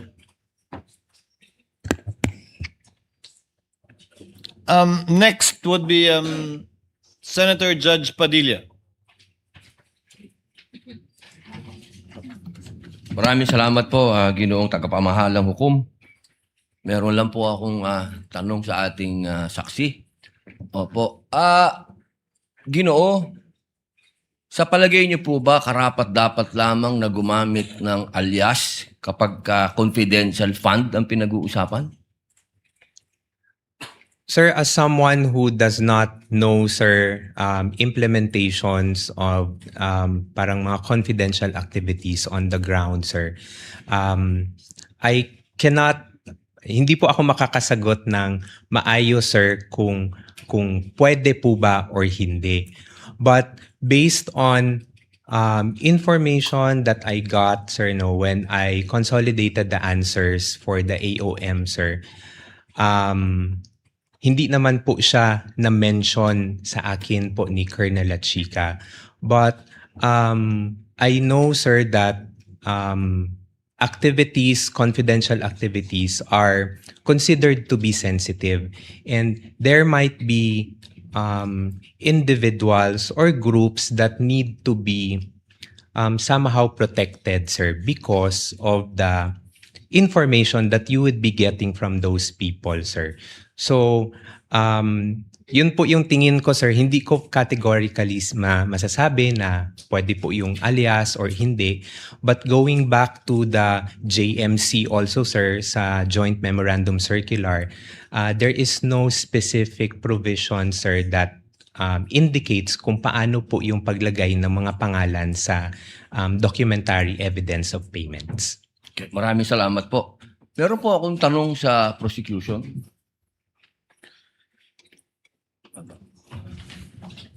Magandang hapon po. Napakaganda po ng inyong ngiti. Good Opo. afternoon din po, sir. Opo. Batid po ba ninyo ngayon, mga petsa na to, kung ano ang pinagdiriwang natin sa Pilipinas? Magmula po 19 hanggang 30. Buwan ng wika daw po, sir. Bukod po sa buwan ng wika, National Heroes Day. National Heroes Day. Ito po ay hango sa ating mga bayani. Tama po ba? Opo. Opo. Naniniwala po ba kayo na ang ating mga bayani ay may mga alias? Kilala niyo po ba sila Di Masalang? I'm sorry po sa aking history teacher. Ayan, opo. Hindi ko na po maalala. Ito po ang pinakamagandang panahon para maipaalala po sa inyo na ang ating mga bayani ay gumamit ng mga alias. Di Masalang, Siling Labuyo, Tikbalang, Tagailog, May Pag-asa, Buwan, Magdalo, Leon Kilat, Vibora, Lakambini, Paralitiko, Dimas, Alipato, Liwanag, Balite, at marami pa pong iba. Ano po ang kahalagahan dito, palagay po ninyo? Ang alias po, anong kahalagahan? Well, first, Your Honor, I cannot comment because I'm not sure of the circumstances surrounding their use of alias. Under the anti-alias law, sir, inaalaw naman po yung paggamit ng alias provided kailangan po nakabanggit din, nakadisclose kung ano yung real name. So it's not completely prohibited provided they also provide the real Opo. the real name. So, Pakisagot lang muna po yung tanong ko bago po yung explanation po ninyo. Pakisagot lang po kung narinig nyo na po yung mga alias na yan. Ngayon lang po nyo narinig. some of it po, Your Ayun. Honor, to be candid, some of it I've already heard. Magmula po 1892 hanggang 1896, ginagamit po nila ang mga alias na yan. Nagkaroon lang po ng isang traidor, ang pangalan ay Teodoro Patiño, na nagbulgar sa Katipunan. Alam po ba niyo yun? Yes, Your Honor. But the circumstances then were different because we were Bakit po iba? under... Bakit po iba? Bakit po na iba? May gera po nun, sir, and we were under Wala po ba tayong occupation. gera sa NPA? Ang NPA po, merong mga alias. Meron pong ka-Cobra, ka-Agila, ka-Lawin, ka-Tigre, ka-Kapre, ka-Sirena, ka-Adobo, ka-Sinigang, ka-Pansit, ka-Tinola, ka-Sile, ka-Kamote, ka-Bawang, ka-Maxi, ka-Labuyo. Strictly speaking, Lahat po yan, sir, ginagamit iba po na yung alias. internal armed conflict, iba naman din po yung war. Bakit po na iba? Pareho po itong clear and present danger sa atin. So ang gusto ko lamang pong ipaalam sa ating prosecution na napakahalaga po ng alias sa panahon ng... Kayo po, sagutin po nyo, sa panahon ng... Gera, sir, Your Honor. Ang confidential po. Ang pagkilos confidential ay napakahalaga at hindi po ginagamit ang pangalan at hindi po pumipirma. At alam niyo po ba, noong September 12, 1896, anong nangyari? Nagkaroon tayo ng 13 martires. Yung mga nagtraidor ay itinuro ang mga totoong pangalan, totoong lugar, kung nasaan yung mga sumusuporta sa Katipunan. If I may, Your One Honor. last na lang po. Kindly wind One up, last, Senator one Judge last na lang Padilla. po. If I may, Your Honor, just address your question earlier.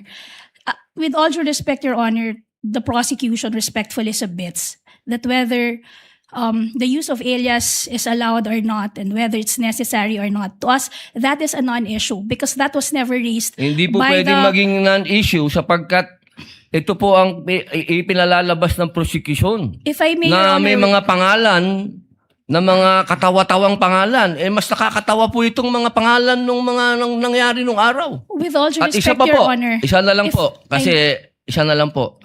Kindly wind up, Ito Senator na lang Judge po. Padilla. Kilala niyo po ba kung sino si Marcial Bonifacio? to be candid, Your Honor, Oh. I'm not Sino po? familiar. Si Benigno I'm sorry, Aquino Your Honor. Jr. Si Ninoy. Siya mismo may alias. Maraming salamat po. Your Honor, if I just may, Your Honor, just to set the record straight, because it was made to, with all due respect to the Senator Judge, it was... Presiding Judge, allowed ba yun? I was about to make a ruling. Senator Maraming Judge salamat Padilla. po. There was no question posed or poised. Attorney May, Let's proceed to the next senator judge who will interject. By the way, did you intentionally get rid of the platform? Yes, Your Honor, because we were not expecting that I'd be called again, Your Honor, to make way for the honorable chair of the Okay. panel of Understood. prosecutors, Your Honor. Understood. Senator Judge Aquino, Thank you're you. recognized for interjection. You may proceed, sir, when you're ready. You have 2 minutes.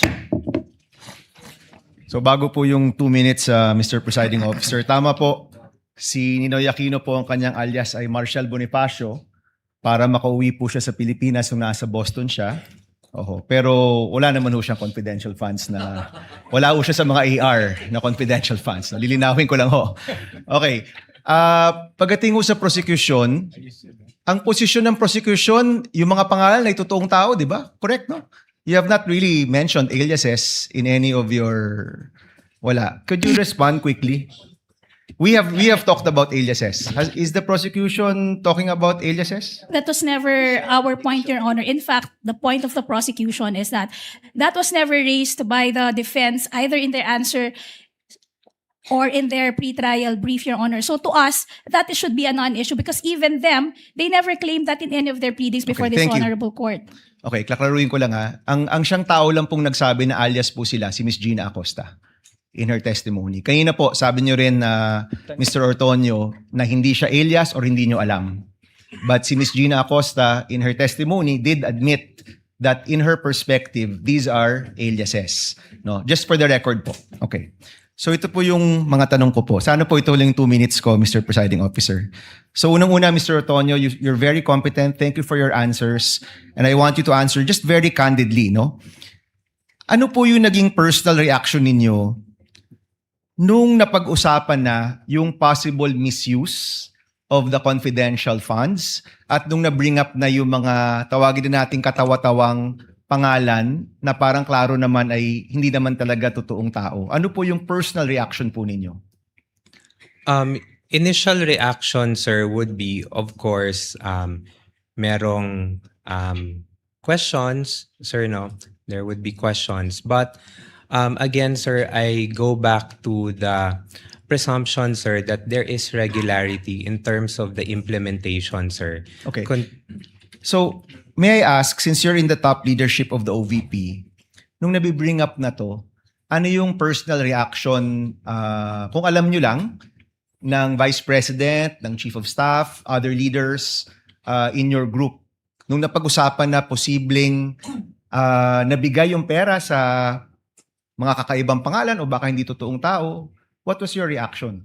What was their reaction? Would you know? Nag-meeting ba kayo? Did you call for an emergency meeting? Did you have a huddle in your office to talk about this? Sir, because yung AOM, sir, because it was sent to my office, sir, pina-personally received sa akin, sir, on behalf of the Vice President. Of course, I provided a copy to the Chief of Staff, sir, and the Vice President.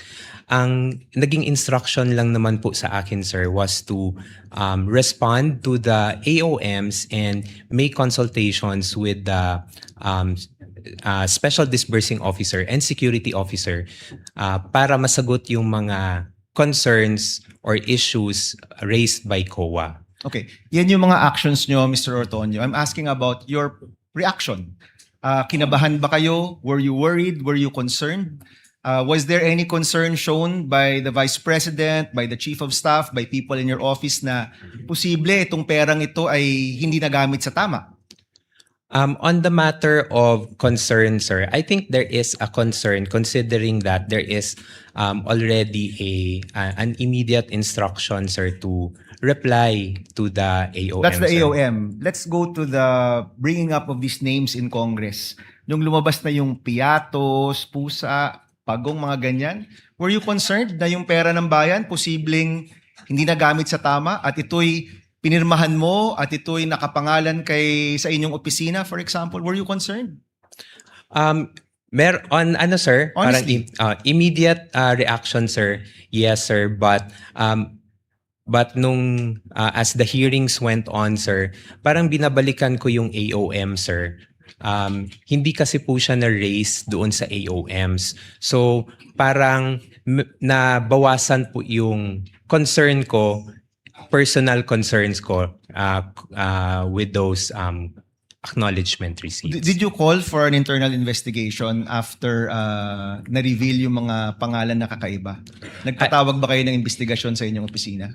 I personally did not, sir, hindi na po ako nagpatawag. Sir. Did your office call for an internal investigation? On that matter, sir, I do not know, sir, if there is an instruction coming from the head of agency, sir. But personally to me, sir, none, sir.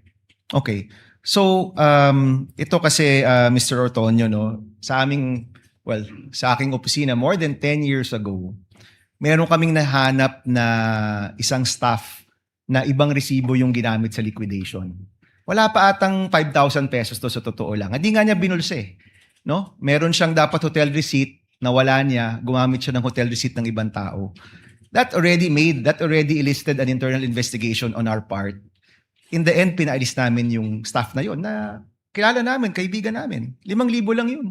So the common response we are looking for is that kapag pera to ng bayan, action ka agad at hanapin nyo talaga kung saan nagamit tong pera to. Kaya I'm really wondering what were the actions and reactions of people. So ito yung tanong ko rin, no?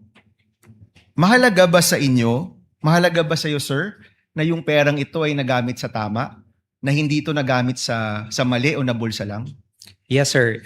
It is important to me, sir, because in the years na nakasama ko rin po si Vice President Sara Duterte, sir, she also would want na money is spent properly for what it is intended to be used for. Okay, last question, Mr. Presiding Officer.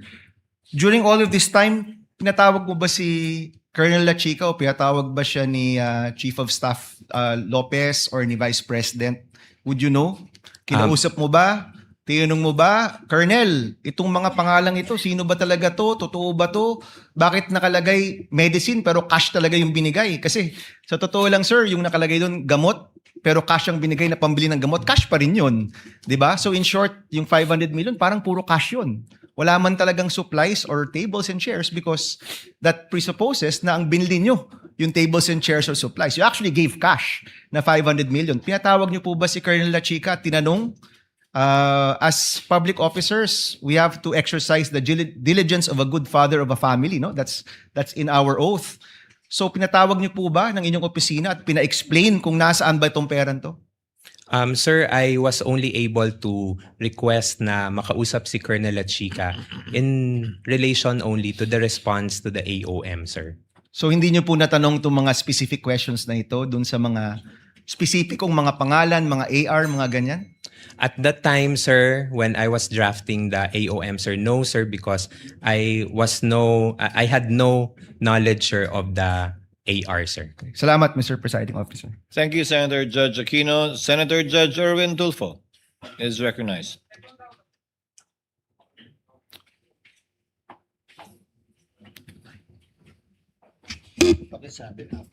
Thank you, Presiding Officer. Ginoong Testigo. Alam niyo ho ba na si Colonel La Chica ay hindi po banded? And therefore, wala pong karapatan na mag-disburse ng CIF. Alam niyo po ba ito? Hindi. I know that si Colonel La Chica po is not bonded, and as far as I know po, ang special disbursing officer po is si Ms. Gina Acosta. Pero sa pagkaalam po ninyo, pwede po siyang humawak ng ganyang kalaking pera at ayaw mo ninyong sabihin na disburse, kundi implementation na may kahit na hindi po siya banded, pwede siya mag-disburse or mag-implement ng ganong kalaking pera. Sir, I believe, sir, with his designation as the security officer, sir, he was tasked to implement the different activities on ground. So, hindi nyo na po question si Ginang Acosta or si Colonel La Chica dahil may instruction po sa task. Tama po ba yun? Is that to my understanding, sir. Hindi ko na po natanong, sir, because there is already a delegation or designation for the both of them for the the different tasks that they Saan will po be galing doing. yung designation, sir? Can The you dex- recall my memory? The designation po, sir, came from the head of agency, sir, the Vice President. All right. Sir, sabi mo kanina, I don't know kung kalimutan ko, nasa break room po ako kanina. Sabi mo, wala kang alam paano ginastos ang confidential fund when nag-usap po tayo. Tama po ba yun? Yes, sir. You have no idea.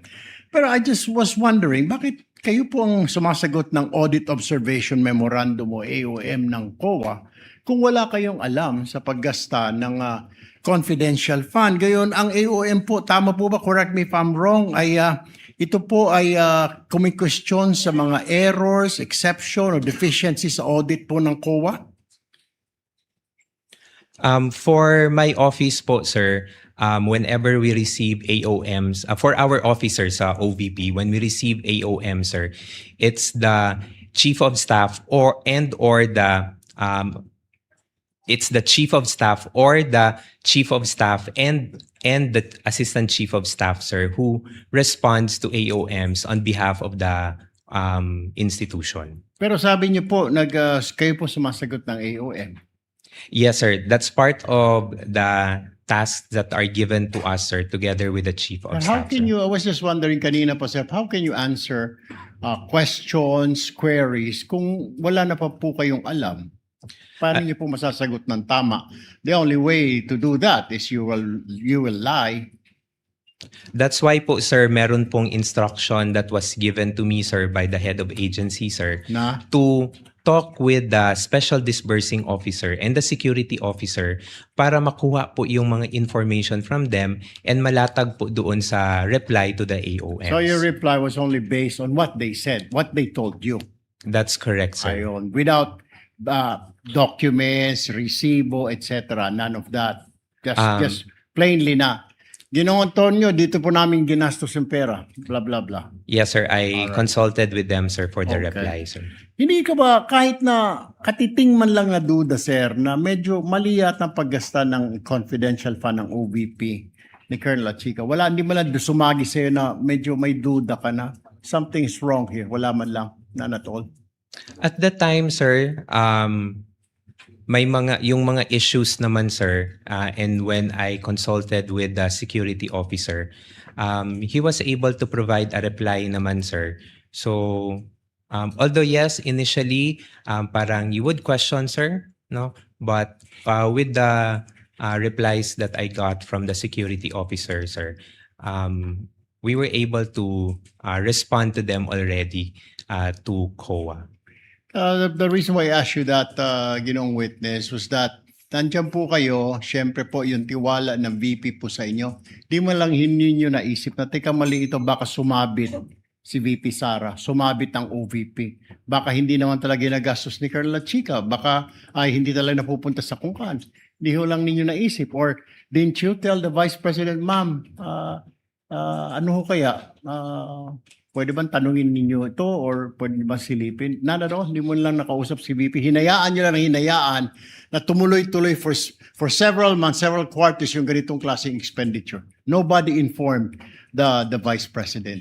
Sir, hindi naman po na hinayaan, sir, because all the replies naman po, sir, are also given to the Vice President for her review and final approval before it is being signed and to be sent to the Commission on Audit. When you sir. sign the report, sir, alam na po ni VP. Is that what you're saying? Nakita niya na po na pinambili ng ganito, ng information, ng gamot, ng mga lamesa, na alam na ng VP before you signed it. Before I signed it, sir. So dumaan na sa table ni VP. Yes, sir. Kindly wind up, Thank Senator you Judge Irwin. po, Ginong Testigo. Mr. Presiding Officer, thank you. Thank you, Senator Judge Irwin. To avail of the first round, Senator Judge Marcos, you are recognized, ma'am. You may proceed when you're ready. You have 2 minutes. Yes, maraming salamat, Mr. Ortonio. Medyo nalilito lang po kami dahil paiba-iba yung explanation. Nag-umpisa sa PFP. Bakit iba yung 2022 PFP kung saan maliwanag na nakasaad good government lamang. Pero nung nagsulat kayo, yung request ninyo sa DBM, noong 22 August ng 2022, ang sinabi na, dalawang bagay. Good governance plus conduct of official engagements and functional representation in international and domestic events. Bakit nagbago na siya samantalang dapat yung request talagang parehong-pareho dun sa PFP? Ma'am, I cannot specifically answer, ma'am, on kung bakit po good governance lang po yung nailagay doon because, again, ma'am, I was not hindi po ako part ng pag-craft nung physical Nung PFP po, Hindi ka pa ma'am. kasali noon sa PFP, ganun ba yon?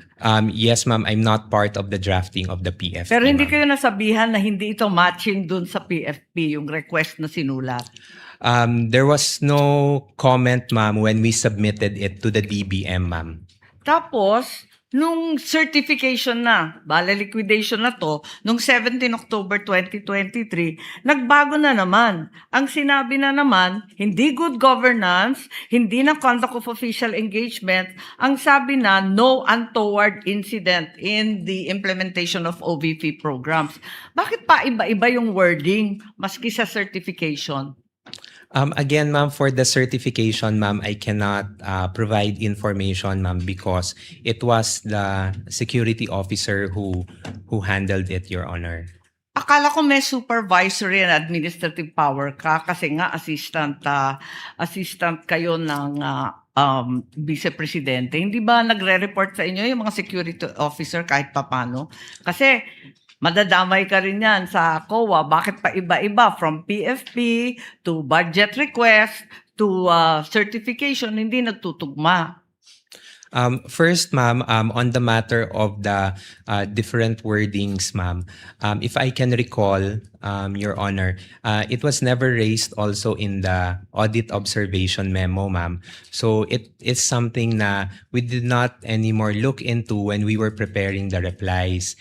And then for the second concern, ma'am, if the security officer is reporting to me, ma'am, unfortunately, ma'am, the security officer does not report to me. I only handle overall supervision for the Administrative and Financial Services and Strategy Management Office in relation to regular funding po, ma'am. I see. So yung security officer, kanino nagre-report? The security officer, ma'am, directly reports to the head of agency, Vice So kaya President. sa iyo, Mr. Ortonio, at saka kay Attorney Lopez, hindi na nagre-report yun? In the performance po ni Colonel Chica as security officer, no longer, ma'am. So masasabi mo ba na wala kang personal knowledge kung saan ginastos ni Colonel Chica dun sa confidential funds? No, ma'am. I would have no personal knowledge, ma'am. Okay, that will be all. Maraming salamat po. Thank you, Your Honor. Thank you, Senator Judge Marcos. Senator Judge Rafi Tulfo, you are recognized, sir. You may proceed when you're ready, and you have 2 minutes.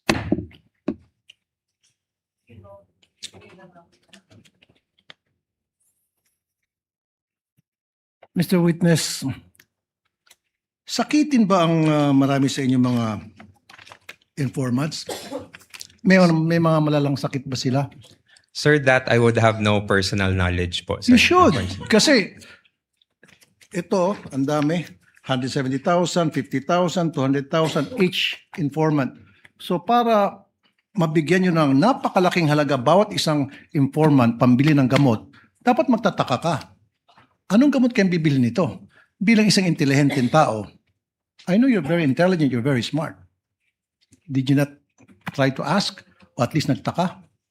Baka may rheuma, arthritis, nagpapakimo. You should have asked.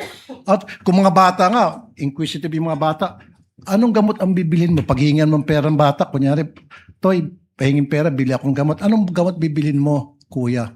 Bata yun ha, grade 1. Ikaw pa kaya? Why? At the time po, sir, I did not ask anymore kay Colonel Chica, sir. Why not? Because, sir, I already gave I trusted what the security officer mentioned to me, sir. But it is your responsibility to know. Kasi ikaw pumipirma doon sa AOM. Sir, in terms of the responsibility to know, sir, I'm not sure, sir, if I'm the one who's responsible to know, sir. But the So task you're to not me, sure. That means, ayoko nang gumamit ng pangsalita. It's unbelievable. It defies logic talaga, really, sir. You're not really making sense at all. Anyway, move on tayo. Yung, alam mo naman sa DOH, nagbibigay ng libreng gamot. Meron Yes, kayong sir. mga medical assistance program. Yes, sir. Oh, ba't di nila kayo humingi sa DOH? In fact, by the hundreds of millions and billions, nag-expire lang dyan sa bodega ng DOH, natatapon lang. Sayang. So dapat humingi na lang kayo sa DOH. Bigyan nyo lahat ng informant nyo ng kung anong klaseng gamot. Libre pa. Nakalibre kayo. The wisdom behind how the confidential funds were implemented, sir, I cannot answer, sir, because again, sir, I am not the main implementer for the said activities. Kaya sir. nga, Mr. Smart Guy, nung makita mo na ang dami mga informant na binigyan ng mga hundreds of thousands each para sa gamot, you could have asked La Chica and said, La Chica, bakit di tayo pumunta sa DOH, maghingi tayo ng gamot para makalibre, makatipid tayo sa confidential funds? Libre naman sa DOH. Pag Office of the President maghingi, may budget, meron kayo allocation doon, I'm sure. In fact, sa Davao, ginagawa nyo na yun eh. Sir, that I cannot answer, sir. So again, it defies logic. Hindi po kapani-paniwala ang mga pinagsasabi mo. Sir, for me, it really defies logic. Sayang po yung pagkatalino mo rito. Nasira po yung pagiging isang matalino mong tao. Nakakahiya po dun sa mga eskwelahan na kung saan ka nag-aral at nag-graduate. Because ngayon, pinakita mo na nagsasalita ka na para kang, sorry sir, nagtatanga-tangahan. Salamat po sir. Pasensya na sir. Your Honor, with all due respect, Your Honor, I personally take offense of that comment, sir. I actually just did my duty, sir. At the time, sir, I believe na yun po yung kailangan kong gawin bilang isang empleyado po, sir. And I did my work, sir, based on what was tasked of me, sir, including the limitations that I can do to the duty that I will be doing, sir. So you're talking about limitation. Ikaw ang deputy COS and then malapit ka kay VP Sara and then pirma mo ang nakasaad doon sa AOM. So karapatan mo po magtanong. Okay? Now, you're talking about taking offense. Paano naman po yung mga taong bayan? They're being offended sa paglulustay nyo ng pera. Lumilito na parang nilulustay ang pera dito eh. Pera ng taong bayan po ito ang pinag-uusapan natin. If you're taking offense, mas lalo pong offended ang napakaraming Pilipino ngayon. Kasi hindi mo pa naibibigay ang tamang sagot. Pero kung naibigay mo ng magandang sagot, logical na sagot, then mawawala po yung sama ng loob ng taong bayan sa inyo. Sir, with all due respect, sir, I believe, sir, this matter of the confidential fund, sir, is still pending the final decision, sir. We are currently still submitting our motion for reconsideration on this one, sir. And we still have not received any final reply on this one. What I'm talking about, sir, is yung mga sagot niyo po, it defies logic para sa isang matalinong tao. Kasi kung ako, sir, pinesenta sa akin yung mga ganong klaseng dokumento at nagtanong ako at hindi nasagot ng maayos, I will resign. Kaysa naman makulong ako. Kaysa naman maipit ako ngayon tulad nangyari sa'yo at saka mga previous witnesses. Di ba? Dalawa lang yun eh. Patuloy kang magbubulag-bulagan, pirma ka lang ng pirma dyan, nakapikit. Pero ang consequence yan, maaari kang makulong, maaari kang makasuhan. Anything can happen. Or, mag-resign ka na lang. Kung ako, I will resign. Mapapahama ka ko dyan, ba't ako pipirma dyan? Bakit ako pipirma sa mga nakalagay pagong, piatos, pikit, etc., kung ano pa mga kengkoy na mga pangalan? I would not consent to that. Outright sabihin ko, pag hindi nyo ipaliwanag sa akin, I will resign. Period. Thank you po. That was not a question, Mr. Orton, you need to answer. With the permission of Senator Judge Tulfo, may the chair replace the word nagtatanga-tangahan with feigning ignorance on the record.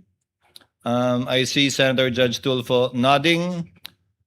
So let the records so reflect the statement feigning ignorance in lieu of the Tagalog word mentioned earlier. Yes, Senator Judge Pangilinan is recognized.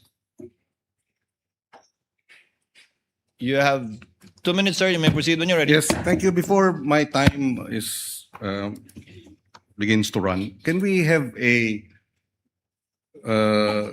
request for the uploading of third quarter to, no? Yeah, okay. Again, good afternoon, Mr. Ortonio. This is the accomplishment report for the third quarter of 2023, July 14 to September 30.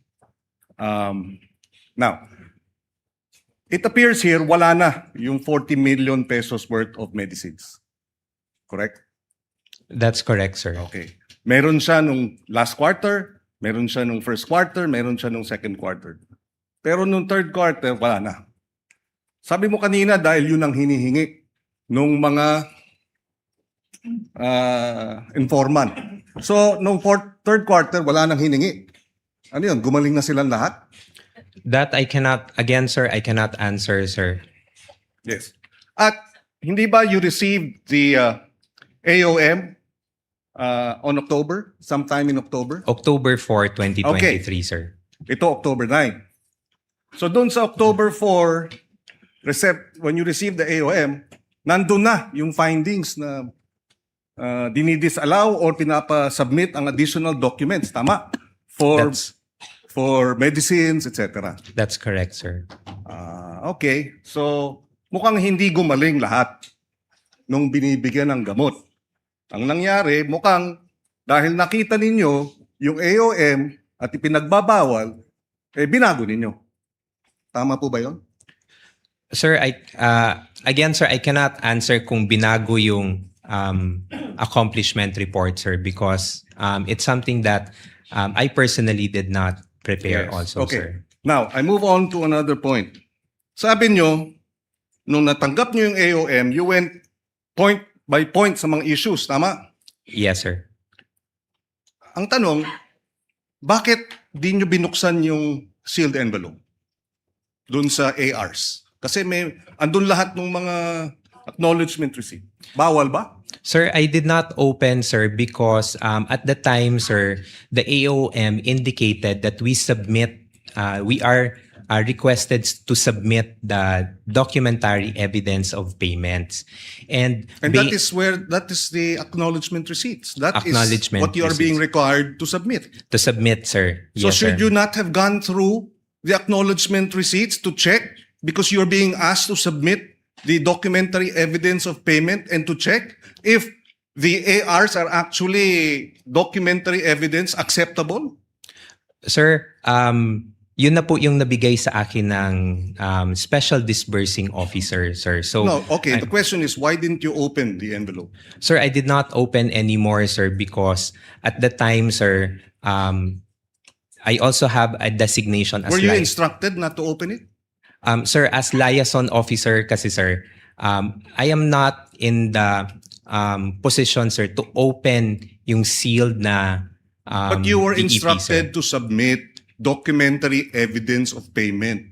So you, in other words, you complied without going through the documentary evidence of payment? How can you now tell if it was documentary evidence of payment that you were submitting when you did not open the envelope? What were you submitting?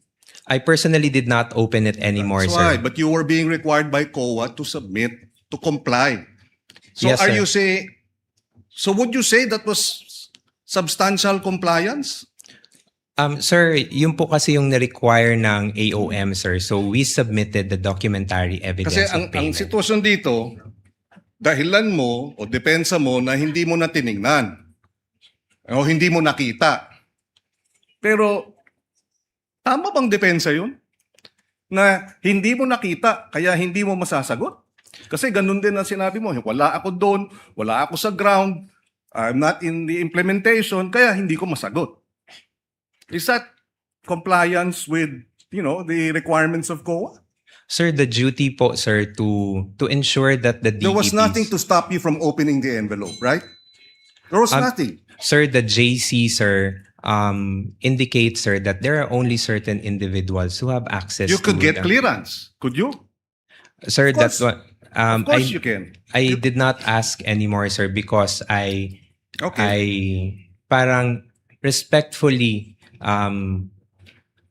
inacknowledge ko na kung ano yung nakalagay sa JC, sir. In other words, you really did not go point for point as you earlier testified to.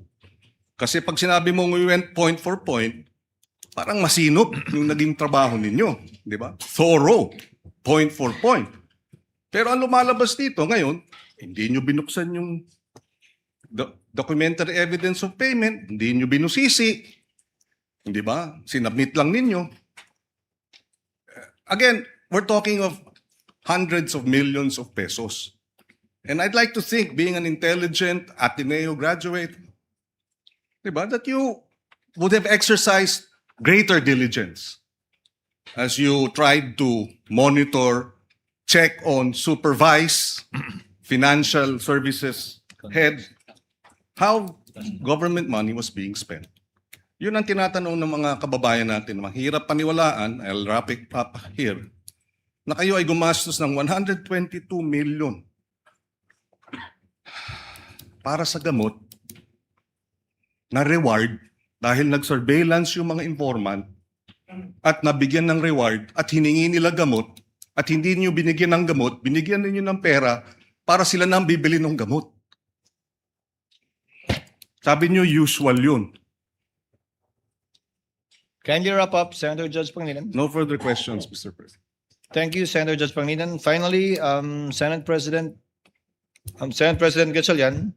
Thank you. And then Senator Judge Padilla. Thank you, Mr. Presiding Officer. wrap it up. Merong binabasa ko itong reply ninyo, Mr. Ortonio, to COA, dated November 30, 2023. At nakasulat dito, I'll flash it on the screen. Paki-flash na lang. Hence, the 125 million CF was fully utilized for expenses planned, implemented, and paid during the 3-month period covering October to December 2022. So, sino nagbayad ng 125 million in advance? Sir, there was no payment in advance that was made, sir.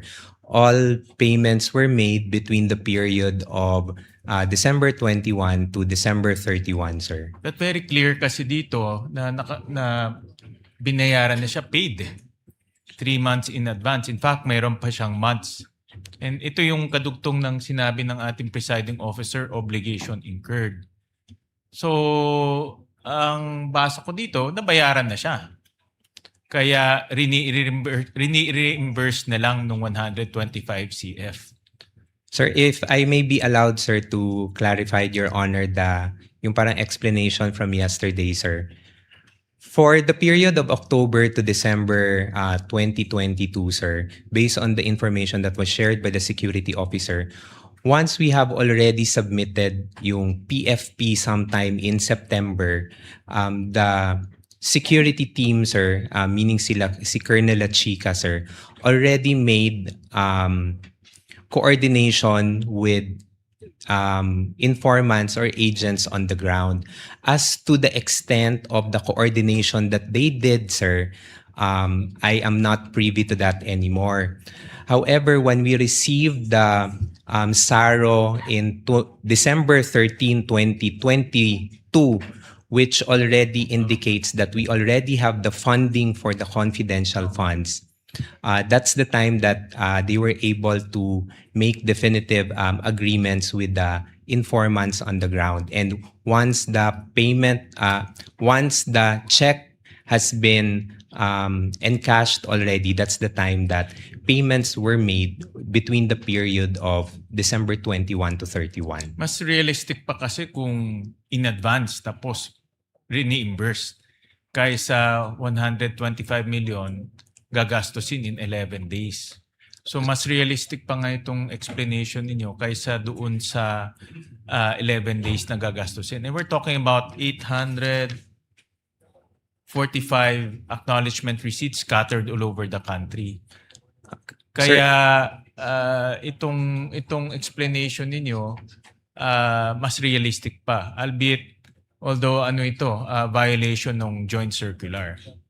So I'd like to point out lang, Your Honor, that there were no reimbursements made, sir, based on what was relayed to me, sir. There was no reimbursements But made. this was information relayed to you by La Chica. Colonel La Chica, sir. And itong si Colonel La Chica, kanina naririnig ko, hindi nyo alam yung direct na ginagawa niya, hindi rin alam ni Acosta. So, sino lang nakakaalam sa opisina ninyo tungkol sa confidential operations or itong paggastos, yung paggastos ng confidential operations? For the confidential operations, sir, again, sir, I have no personal knowledge, sir. I would assume, sir, because meron po siyang designation from our head of agency, then the reportorial duties, I would presume, would be directly to the head of agency. Which is si Vice President Sara. Which is So the head dalawang of tao agency. lang sa opisina ninyo, si Vice President Sara at si Colonel La Chica lang, ang alam kung paano gastusin itong 500 million. Sir, I would have no personal knowledge again, sir, kung sila lang pong dalawa, sir. Kasi ikaw yung gumawa nung reply, pero galing sa Colonel La Chica yung information, si Gina naman kahapon, ganun rin, hindi rin niya alam. So I'm trying to understand sino nakakaalam nung paggastos ng 500 million dahil hindi siya maliit na pondo eh. No, but based on your information, dalawang tao lang ang parang nakakaalam nito. No? Si Vice President at si Colonel La Chica. My last question, Mr. Presiding Officer. Kanina nasabi nyo na based sa information, meron pang mga tao si Colonel La Chica. Tinransfer ni Acosta yung pera, or dinisburse ni Acosta yung pera kay Colonel La Chica. And si Colonel La Chica, dinisburse niya ulit dito sa mga tao niya. So, double handling ang nangyari dito sa pera. So, paano natin malalaman kung talagang yung pera ay pumunta sa mga activities o tao na kailangan puntahan dahil ni yung accountable officer hindi niya na alam kung paano na-disburse yung pera doon sa mga informants. Anong kwento sa'yo ni Colonel La Chica na umabot talaga dito sa mga informants? Sir, based on what was shared to me, sir, Ms. Gina Acosta disbursed the amount to the security officer and then the security officer implemented it on the ground. Yeah, but violation na kasi in disbursement to Colonel La Chica eh. And then there's another violation na from Colonel La Chica to some people who disperse the amounts. Ibig sabihin, ang daming taong humahawak ng pera bago umabot sa mga informants. So, in that sense, ang daming violation o tinakbuhan ng pera. So, thank you, Mr. Presiding Officer. Thank you, Senate President. With the indulgence of Senator Judge Padilla, Senator Judge Camille Villar will be availing for a first round opportunity to interject. So I will recognize her first. Again, with your indulgence, Senator Judge Padilla, I see you nodding. Senator Judge Camille Villar, you may proceed when you're ready. You have 2 minutes, ma'am. Okay, thank you. Thank you, Mr. Presiding Officer. Good afternoon po, Mr. Ortonio. Good afternoon, Your Honor. Mayong hapon. So, mayong hapon din.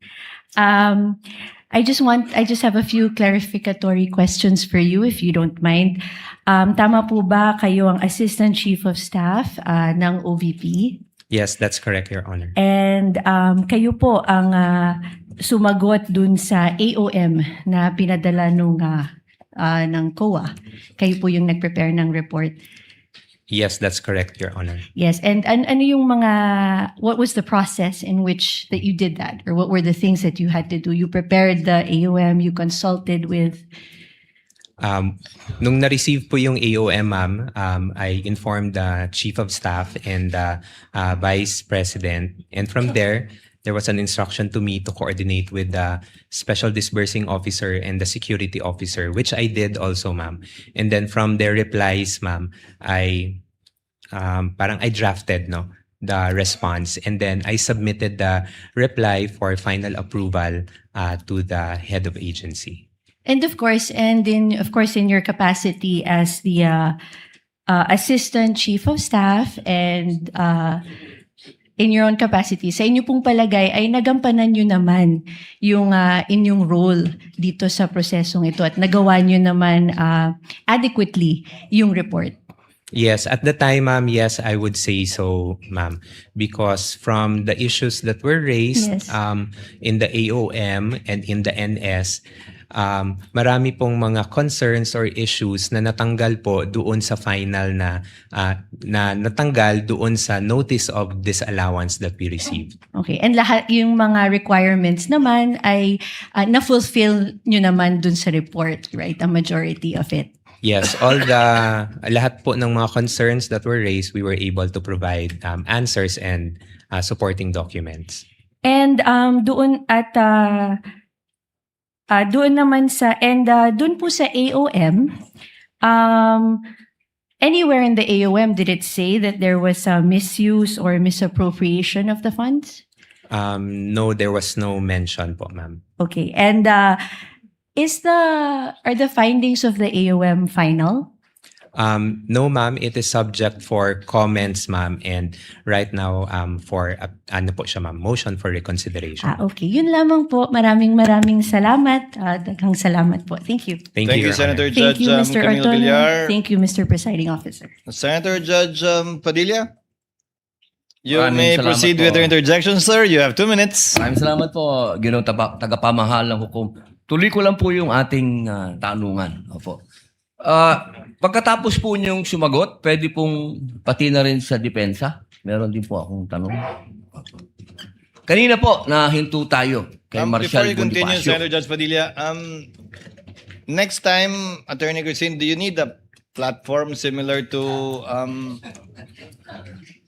it was Senator Attorney Lorna first asked for it, but I noticed the prosecution has one. Would you wish one to be provided for you at a future time, Attorney Christine, or Yes, Your the Honor. side of the respondents?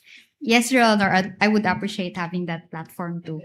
Okay. Thank you. In the next hearing, Attorney Christine. Yes, Senator Judge Padilla, you may Opo. proceed. Balikan ko po, naputol po tayo kanina. Opo. Naniniwala po ba kayo na ang confidential fund para yaan po ay makakuha tayo ng impormasyon para makasave ng buhay, para makakaroon tayo ng law and order? If used properly, yes, Your Honor. Okay. Opo. Kayo po, sa defense, naniniwala po ba kayo? Yes, Your Honor. Opo. Kung sa palagay niyo po, nung panahon na si Marshal Bonifacio ay may confidential fund at nalaman niya na merong magtatangka sa kanyang buhay, sa palagay niyo po ba buhay pa si Senator Benigno Aquino ngayon? Well, assuming, Your Honor, that the foreign occupants were those lone threats to his life, then probably yes, Your Honor. Salamat po. Kayo po? Actually, Your Honor, I'm not aware really of the circumstances during that time, Your Honor. So Okay. I cannot really comment intelligently on that. Yes, opo. Yes, Your Opo. Honor. Sige. Si Marshal Bonifacio po ang may tuturing natin na nagbigay ng daan para sa people power. Yung kanya pong pagkamatay. Opo. Siya po ay na-assassinate. Opo. Sa palagay niyo po ba kung meron siyang confidential fund nung panahon na yun, ay nagkaroon siya ng information na merong assassination na magagawa sa kanya? Likely, Your Honor. Salamat po. Pangalawang tanong po. Palagay niyo po ba kung meron confidential fund si former Senator Angara na sa ngayon ay Secretary ng DepEd, maaari po bang napigil niya ang mga shooting incident sa mga paaralan? I cannot speculate. Wala pong speculation. I Sa tingin lang po niyo, profusely kung apologize, Your meron Honor, I siya... cannot speculate. Sabi niyo po kasi kanina, sumang-ayon po kayo, kung may confidential fund, maaring makapagbigay ng kapayapaan, law and order. Sa palagay niyo po ba, kung meron siyang confidential, ano lang naman po yun, yes or no? Kung hindi po kayo naniniwala, hindi no? No, Your Honor. Okay, salamat po. Kayo po. It can, Your Honor, if the purpose of the confidential fund is to conduct surveillance, Your Honor, on the threats. So, kinda. Yes. Tama ba yung aking diction? Kinda. Salamat po. Salamat po. Sa isa po sa ating saksi. Naniniwala po ba kayo na hindi pa naman talaga natapos ang investigasyon ng COA dito patungkol sa sinasabing akusasyon sa ating Vice President? Yes, sir. Nasa stage pa po, sir, ng submission of yung decision for the motion for reconsideration. So I would say that it's not yet final, Hindi sir. po siya final. Yun lang po. Maraming salamat po sa inyo. Thank you, Maraming Senator salamat. Judge Padilla. Senator Judge Lacson, you have 2 minutes, sir. You may proceed when you're ready. Very quick. Thereafter, Senator Marcos, and then we're through. Very quickly lang, Mr. Presiding Officer. Ano na po yung status ng security classification noong inyong PFP covering the PAPs, programs, activities, projects na socio-economic at saka good governance? Sorry, Including, ano yung present security classification? Has it been declassified or is it still classified information? Sir, I would have no idea po, sir. First, Teka muna, terminated na po ba yung PFP? Terminated na? Tapos na? if in terms of the Activities. activities, sir, I would assume, sir, na tapos na po siya, sir. Therefore, kung tapos na, declassified na. As to the terminology, sir, unfortunately, Declassified meaning hindi na ito classified information. You know, I'm trying to drive at this scenario, no? Kasi ang dami sa amin nagtataka talaga. Totoo ba talaga yung mga aliases? Totoo ba nakatanggap sila ng reward, ng informants money, para lang matapos na yung aming panghula? Baka pwedeng maipresenta all the documents relative to the PAPs, relative to the PFP, relative to the expected outcome, para lang makapag-decision kami. Kasi sa ngayon nanguhula kami, saan ba napunta yung pera? Possible po ba yun? I'm also addressing that to the presiding officer. Is it possible for the court to issue subpoena ducis tecum just to settle this issue once and for all, para makita natin saan ba talaga napunta yung pera? So we can have informed decision at the proper time. Ngayon hula kami ng hula eh. Alam niyo, Mr. Ortonio, no? Misuse sa akin yung misuse, maski masama yung connotation legally, na misuse mo pero hindi mo binulsa, probably pwedeng patawarin siguro ng mga kababayan natin, di ba? Naawa ka doon sa mga pulis, sa mga sundalo. Na misuse mo kasi hindi intended doon sa item sa GAA. Pero tinulungan mo kasi marami nagkakasakit. Naulanan, naarawan. Sa akin medyo maunawaan pa ng publiko. Although, I'm not saying na hindi violation ng law. Kasi may technical malversation. But in the eyes of the public, pagka na-misuse, pero hindi naman binulsa, medyo subdued ng konti yung galit. Thank you, Mr. Presiding Officer.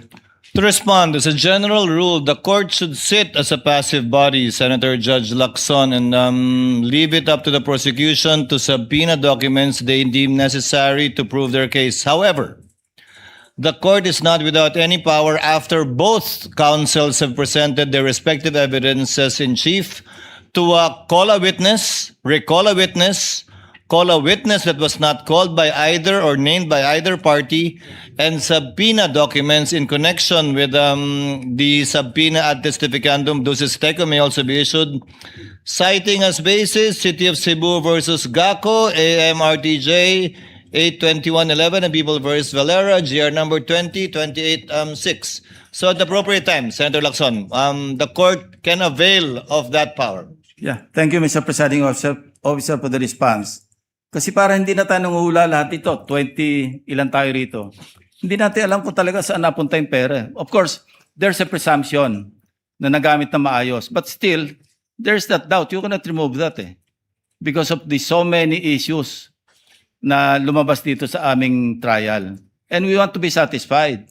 After all, we'll be deciding on the basis of evidence and kung anong tingin namin, kung ano yung tama o ano yung mali. Thank you, Mr. Presiding Officer. We reserve that right. The court reserves that right, Senator Judge Lacson. Finally, Senator Judge Marcos for her interjection. Yes, maraming salamat. At naintriga lang ako sa nasabi kanina, no? What's the documentary evidence of payment? Sa palagay ninyo, ano yung katibayan na nabayaran at hindi? For the documentary evidence of payment po, we submitted the acknowledgement receipts. Yung AR pa rin. In the context of rewards and incentives, what's the documentary evidence of payment? Based on my understanding, ma'am, acknowledgement receipts. AR din. Wala talagang resibo, walang voucher, walang invoice. Ganun po ba? Ang understanding ko po, ma'am, it's the acknowledgement receipts, ma'am, can suffice, ma'am. And COA did not require OVP to submit what was inside that sealed envelope. Nasabi nga ninyo kanina, yung AR lang ang binuksan nyo, hindi na tinignan yung sealed envelope. Kasi ba hindi required ng COA yun? Ma'am, when we submitted the initial po na comment ng COA is that we submit documentary evidence of payment to include also either ARs or official receipts. We submitted po ARs as documentary evidence of payment, and in the notice of disallowance po, there was no concern anymore in terms of the acknowledgement receipts, ma'am. So in as much as yung COA did no longer ask for other documentation aside from the AR and the other documents submitted, is that the reason kung bakit hindi na niyo binuksan yung sealed envelope? Ma'am, at the time, ma'am, when I submitted the documents, ma'am, and it was sealed, ma'am, as the role of the liaison officer, ma'am, who will transmit documents to the Commission on Audit, there is no specific na provision, ma'am, that the liaison officer needs to open it. I just need to transmit the documents to the Commission on Audit. Thank you very much. At yun nga ang gusto ko i-clarify. Hindi na kinailangan buksan yung sealed envelope. Dahil yun nga yung AR at yung mga dokumentong nabigay, yun na yung katibayan na nabayaran. Thank you. Thank you, Your Thank you, Honor. Senator Judge Marcos. Senator Judge Erwin Tulfo. I know, Mr. Presiding Officer, we're in a hurry now, pero just a quick manifestation, Mr. Presiding Yes, Officer. you may proceed. Sir, Senator Judge may Tulfo. I once again encourage both counsels, the prosecution and the defense, to consider presenting the individual who appears to be the missing link in the testimonies we have heard so far. Ilang araw na po ito, Colonel La Chica, Colonel La Chica, La Chica, La Chica. Even Colonel La Chica, sa mga TV po kanina, kagabi, willing po siya mag-testify dito. Maging si Defense Secretary, sabi niya gano'n, pinaubayan na namin sa Senate, si Colonel La Chica. I understand, Mr. Presiding Officer, we cannot compel him to appear, but he has been repeatedly named by several witnesses, and it may be helpful to this court to hear directly from that individual so that gaping holes in the testimony may be clarified and the facts may be properly connected. I'm sure lahat po ng Senator judges would like to ask him, ano ba, saan mo ba dinala? Totoo bang inutusan ka ni BP? O sarili mo lang yan, binulsa mo? I have a lot of questions, Mr. Presiding Officer. That's why I am praying that one day we will be able to talk to Colonel La Chica para matapos na ho ito. Iniiwan ho natin parang hanging po yung question. Matatapos na po tayo dito sa hostile witness. Babalik na tayo sa witnesses ng prosecutors. Hindi pa natin narinig si Colonel Lachica. Mr. Presiding Officer, yun lang po. The manifestation is noted, but as earlier ruled by the presiding officer, we cannot compel either party to call a witness. However, after the presentation of the party's evidence-in-chief, the court may exercise its discretion to call a witness based on the Supreme Court ruling cited by the chair earlier. That time will come should Colonel Lachica not be called by either party. So ordered. Just a few questions, Mr. Antonio. To wind up, kayo po ang nagsagot o sumagot sa lahat ng AOM, notice of suspension at notice of disallowance. Tama po? Yes, I'm one of the signatories po.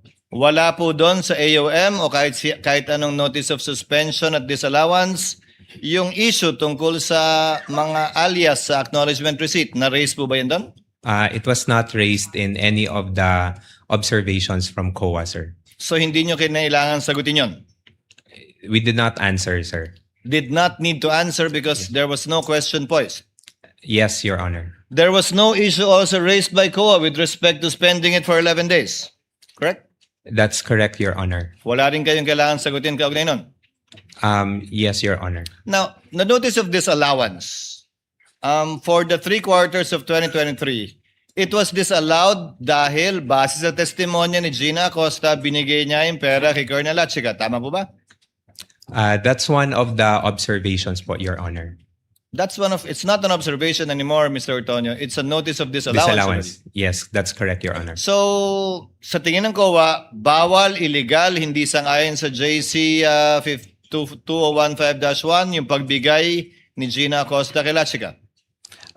Based on the notice of disallowance, Your Honor, it indicates na the transfer from one agency to another, sir. Kayo po, alam niyo po ba yun na binigay ni Gina Acosta yung huling quarter ng 2022 at 3 quarter ng 2023 kay Colonel Lachica lahat? At the time, sir, no, I did not, sir. At the time na binigay niya o at the time na nangyari na?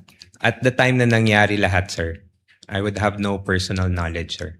Hindi, pero nung ginawa mo yung AOM, unang sagot sa AOM, alam mo na binigay ni Gina kay Lachica? Yes, sir, because they were introduced as the special So officer. October mo nang nalaman na binigay lahat ni Gina Lachica, October 2023, nung sinagot mo yung unang AOM para sa huling quarter ng 2022, doon mo palang nalaman na binigay lahat ni Gina kay Lachica yung pera? That's correct, Your Honor. Now, is Lachica an accountable officer based on the definition of the JC?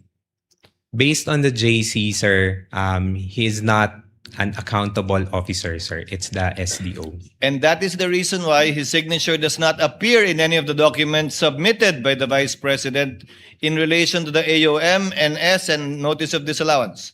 Dahil hindi naman siya empleyado ng OVP, di ba? Yes, sir. He's not an employee, sir. Although he's designated as the security officer.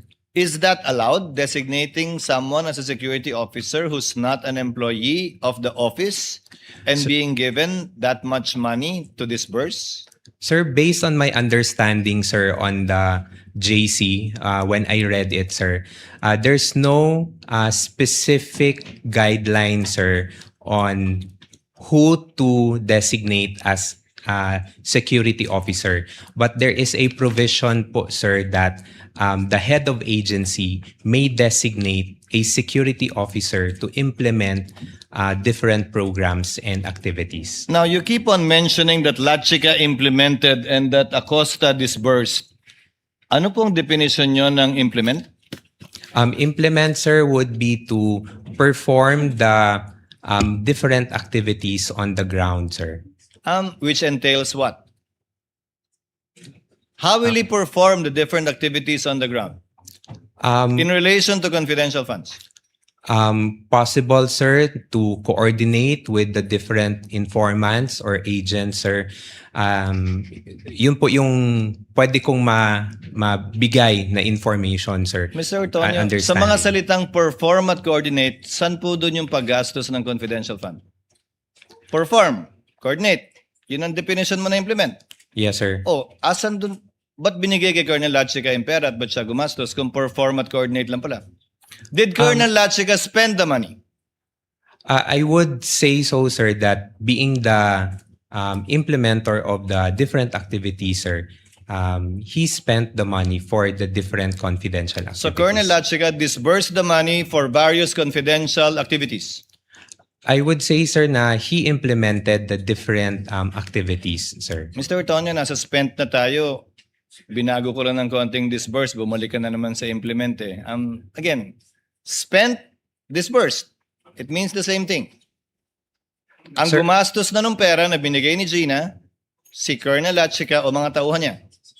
Sir, based on my understanding, sir, it's Miss Gina Acosta who disbursed the funds, sir. And then si Colonel Lachica po yung implement or conduct ng mga confidential activities. Hindi on the ground. nagbayad si Colonel Lachica? Part of his duties as the implementor, sir, nagbayad siya doon sa mga... So is it your theory that Gina disbursed to Lachica as an end user?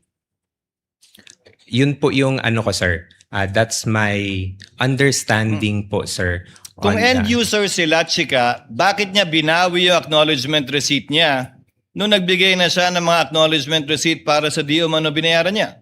Hindi ba dapat tinago niya yun? Kasi nag-disburse si Gina, tinanggap ni Lachica.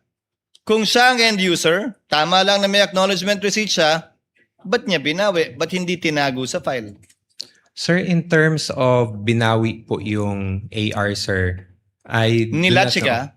I do not know of that, sir, because... That's what Gina said. The AR, sir, were given to me by Miss Gina, and then that's what I submitted Mr. to the Antonio, Commission on Audit. The ARs of the various aliases na binanggit, yung kanina pa sinasabi, ng iba't ibang apelido, kasama yung apelido ko, yun yung sinubmit ni Colonel Lachica.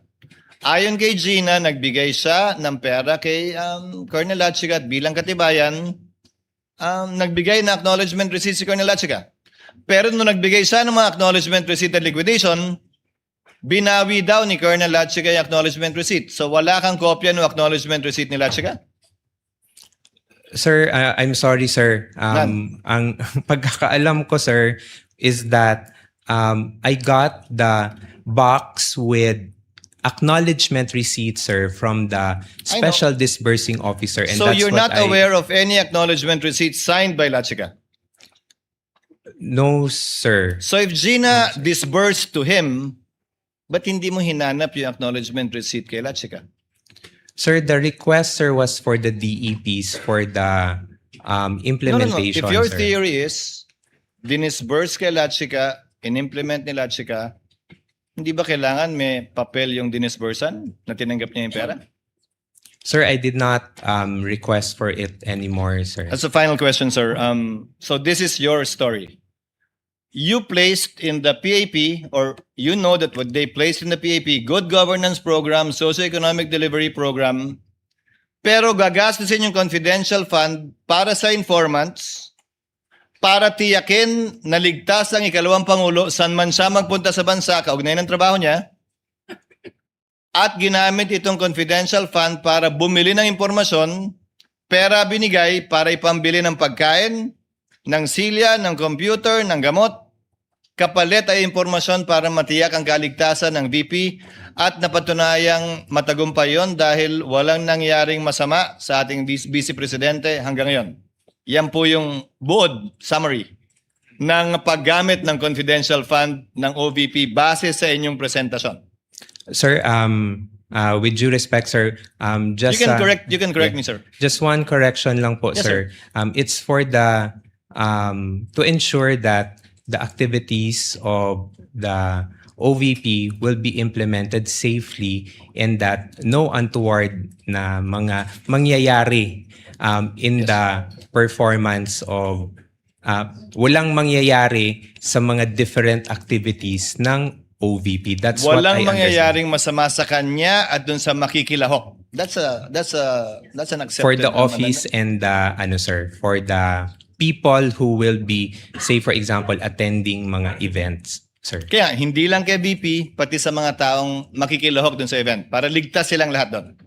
Yes, Your Honor. Yan po yung sinabi sa inyo ni Colonel Lachica na rason kung bakit siya namigay ng pera sa iba't ibang informant sa pamamagitan ng reward o pera pambili ng gamot, ng silya, ng computer, ng pagkain.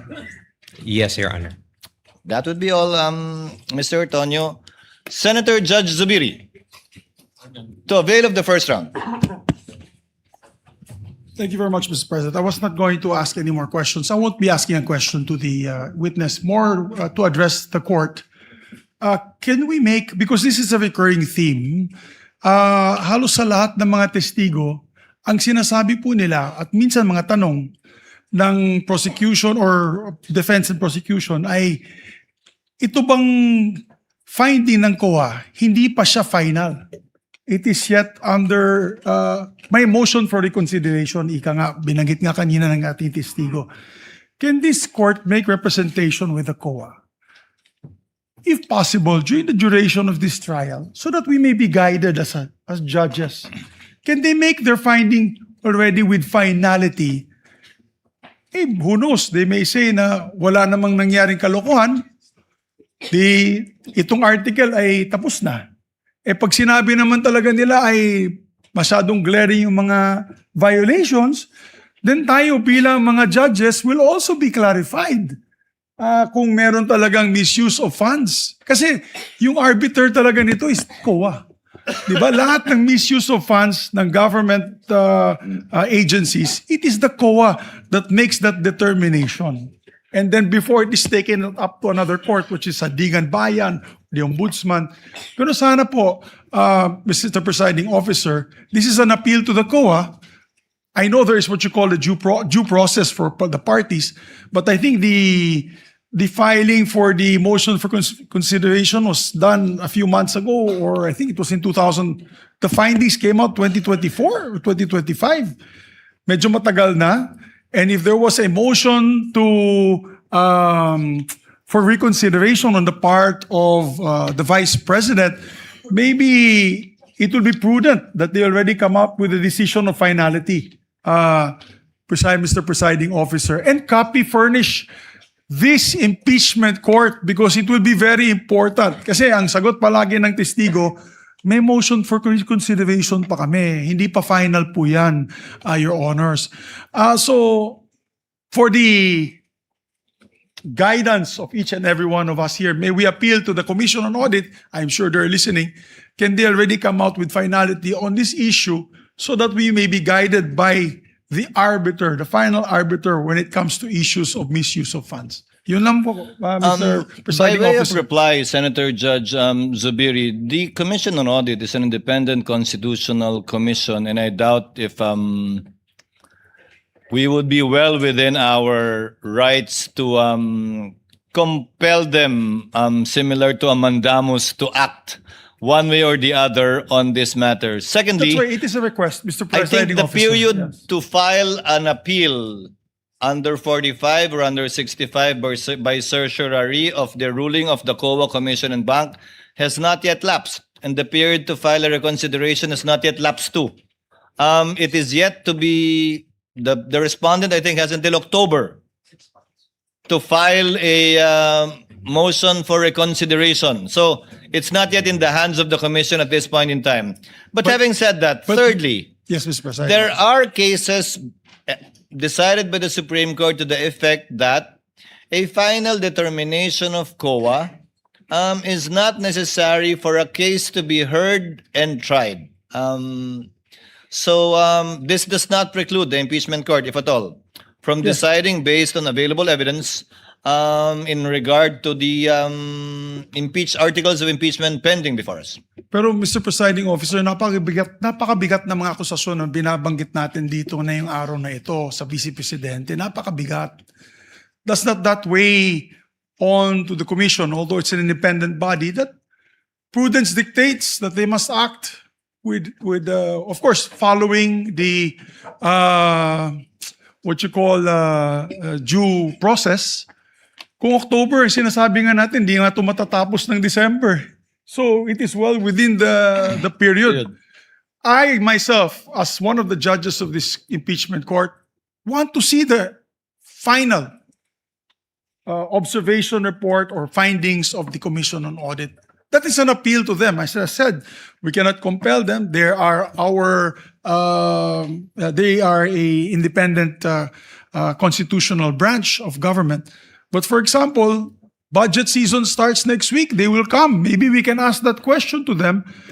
How long will it take before this finding comes out? Because we want to know. I cannot make that. It's very difficult sometimes to make a decision without the final decision made by the Commission on Audit. I think it would be very important, Your Honor. Just putting that on the record. Thank you.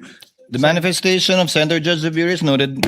Proceeding now to some administrative matters. The Honorable Luistro earlier asked about the presence of Colonel Boransing.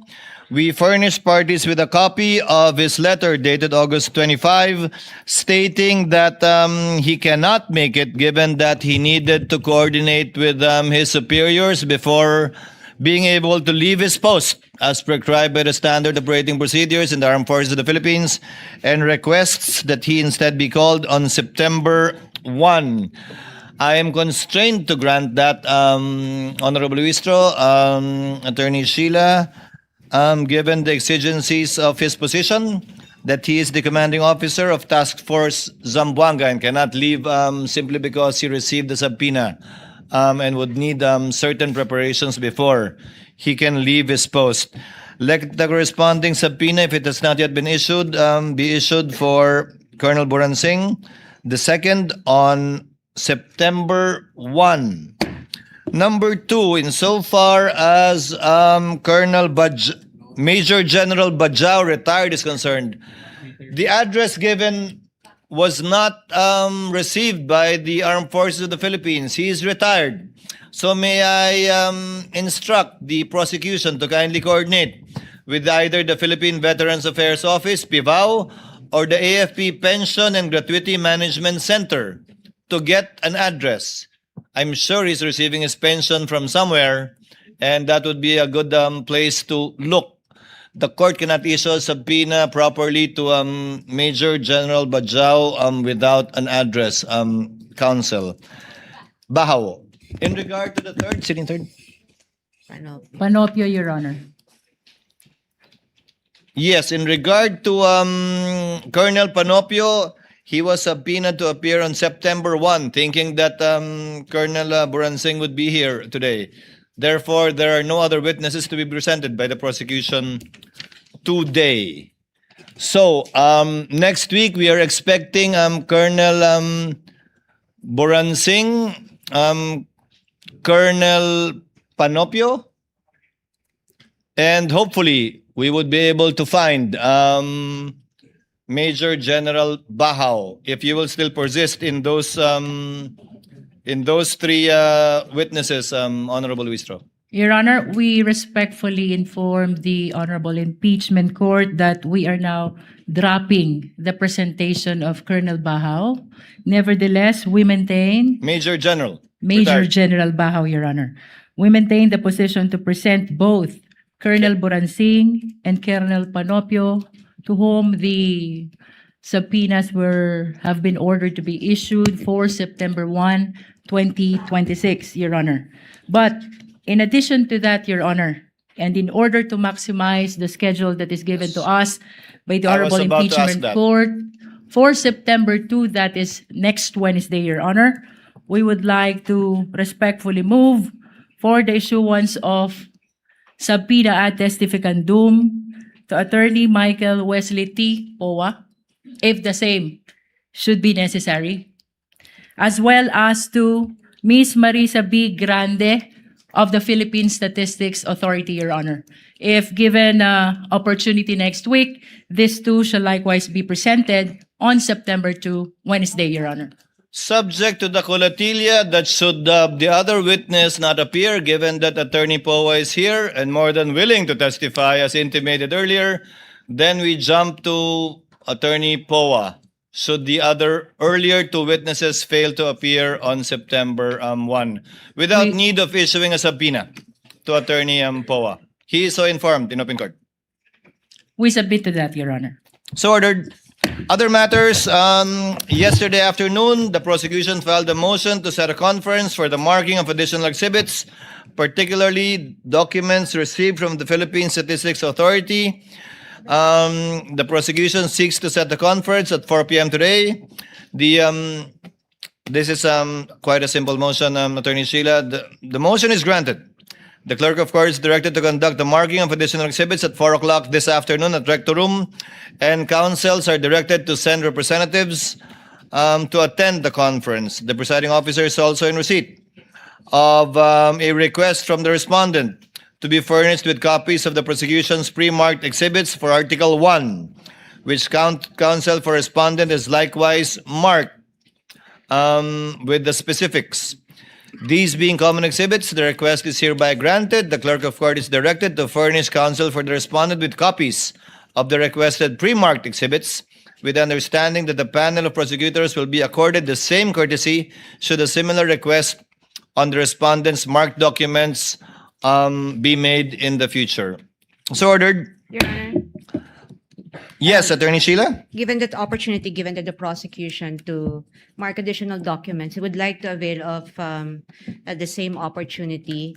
And if the situation calls for it, we will ask for an additional setting for conference to mark additional documents in preparation for our presentation, so that in the interest of time, we can take advantage of these additional settings ordered by the court. Let it so be granted without Thank you, need Your of Honor. an order being issued by the court, subject to the availability of the parties and the clerk of court. Thank you, Your Honor. So ordered. Finally, we are in receipt of a prosecution's request for supplemental subpoena for other banks and financial institutions. I presume, Attorney Sheila, you got a copy of the subpoena? We did, Your Honor.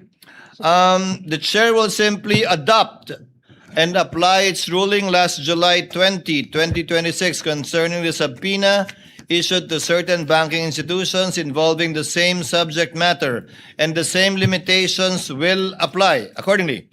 The request for subpoena directed to the concerned banking institutions, I won't specify anymore because both parties have a copy, and financial institutions covering the respondent, her spouse, Attorney Manasseh Carpio, as well as 20 entities allowed by this court in which the spouses hold an interest, is hereby granted.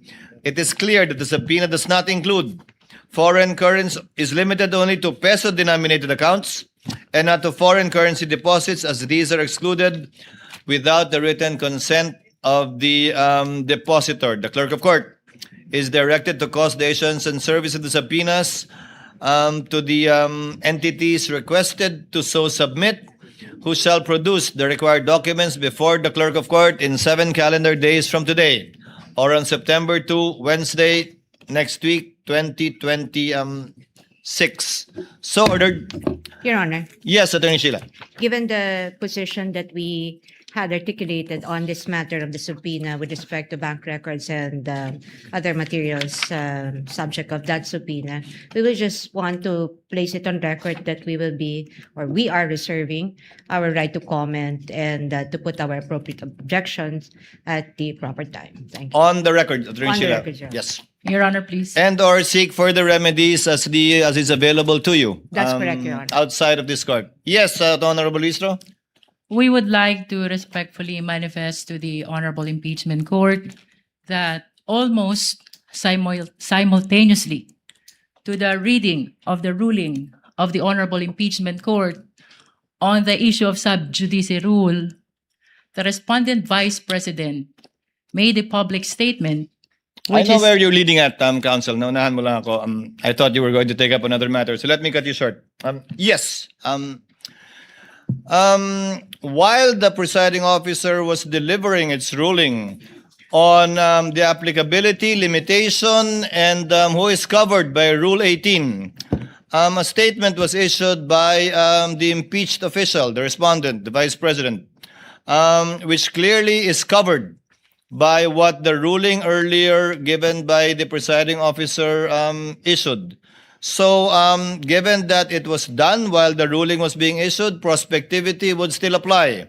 However, the presiding officer would like to remind through the lead counsel for the respondent, her client, to kindly observe the ruling of the presiding officer as well as the rules of the impeachment court, specifically Article or Rule 18 on the subject matter in regard to making comments on the merits of the case, because henceforth, again, given the prospectivity of the ruling, the necessary actions will be taken against her not only by the court, but also, given that she's a lawyer, via what the presiding officer earlier mentioned in relation to CIPRA and in relation to the Office of the Bar Confident. Kindly inform her, Attorney Sheila. We take note of that reminder, Your Honor. Thank you, Attorney So Sheila. just it will form part of the record, Your Honor. May I be allowed to read that portion of the statement of I the think respondent this is Vice unnecessary, President? Your Honor.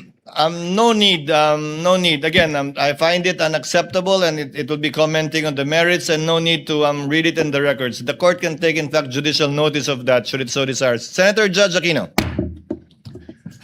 Mr. President, for the benefit of everyone, may I be clarified again? What are the possible penalties for breaking or not following your decision po earlier?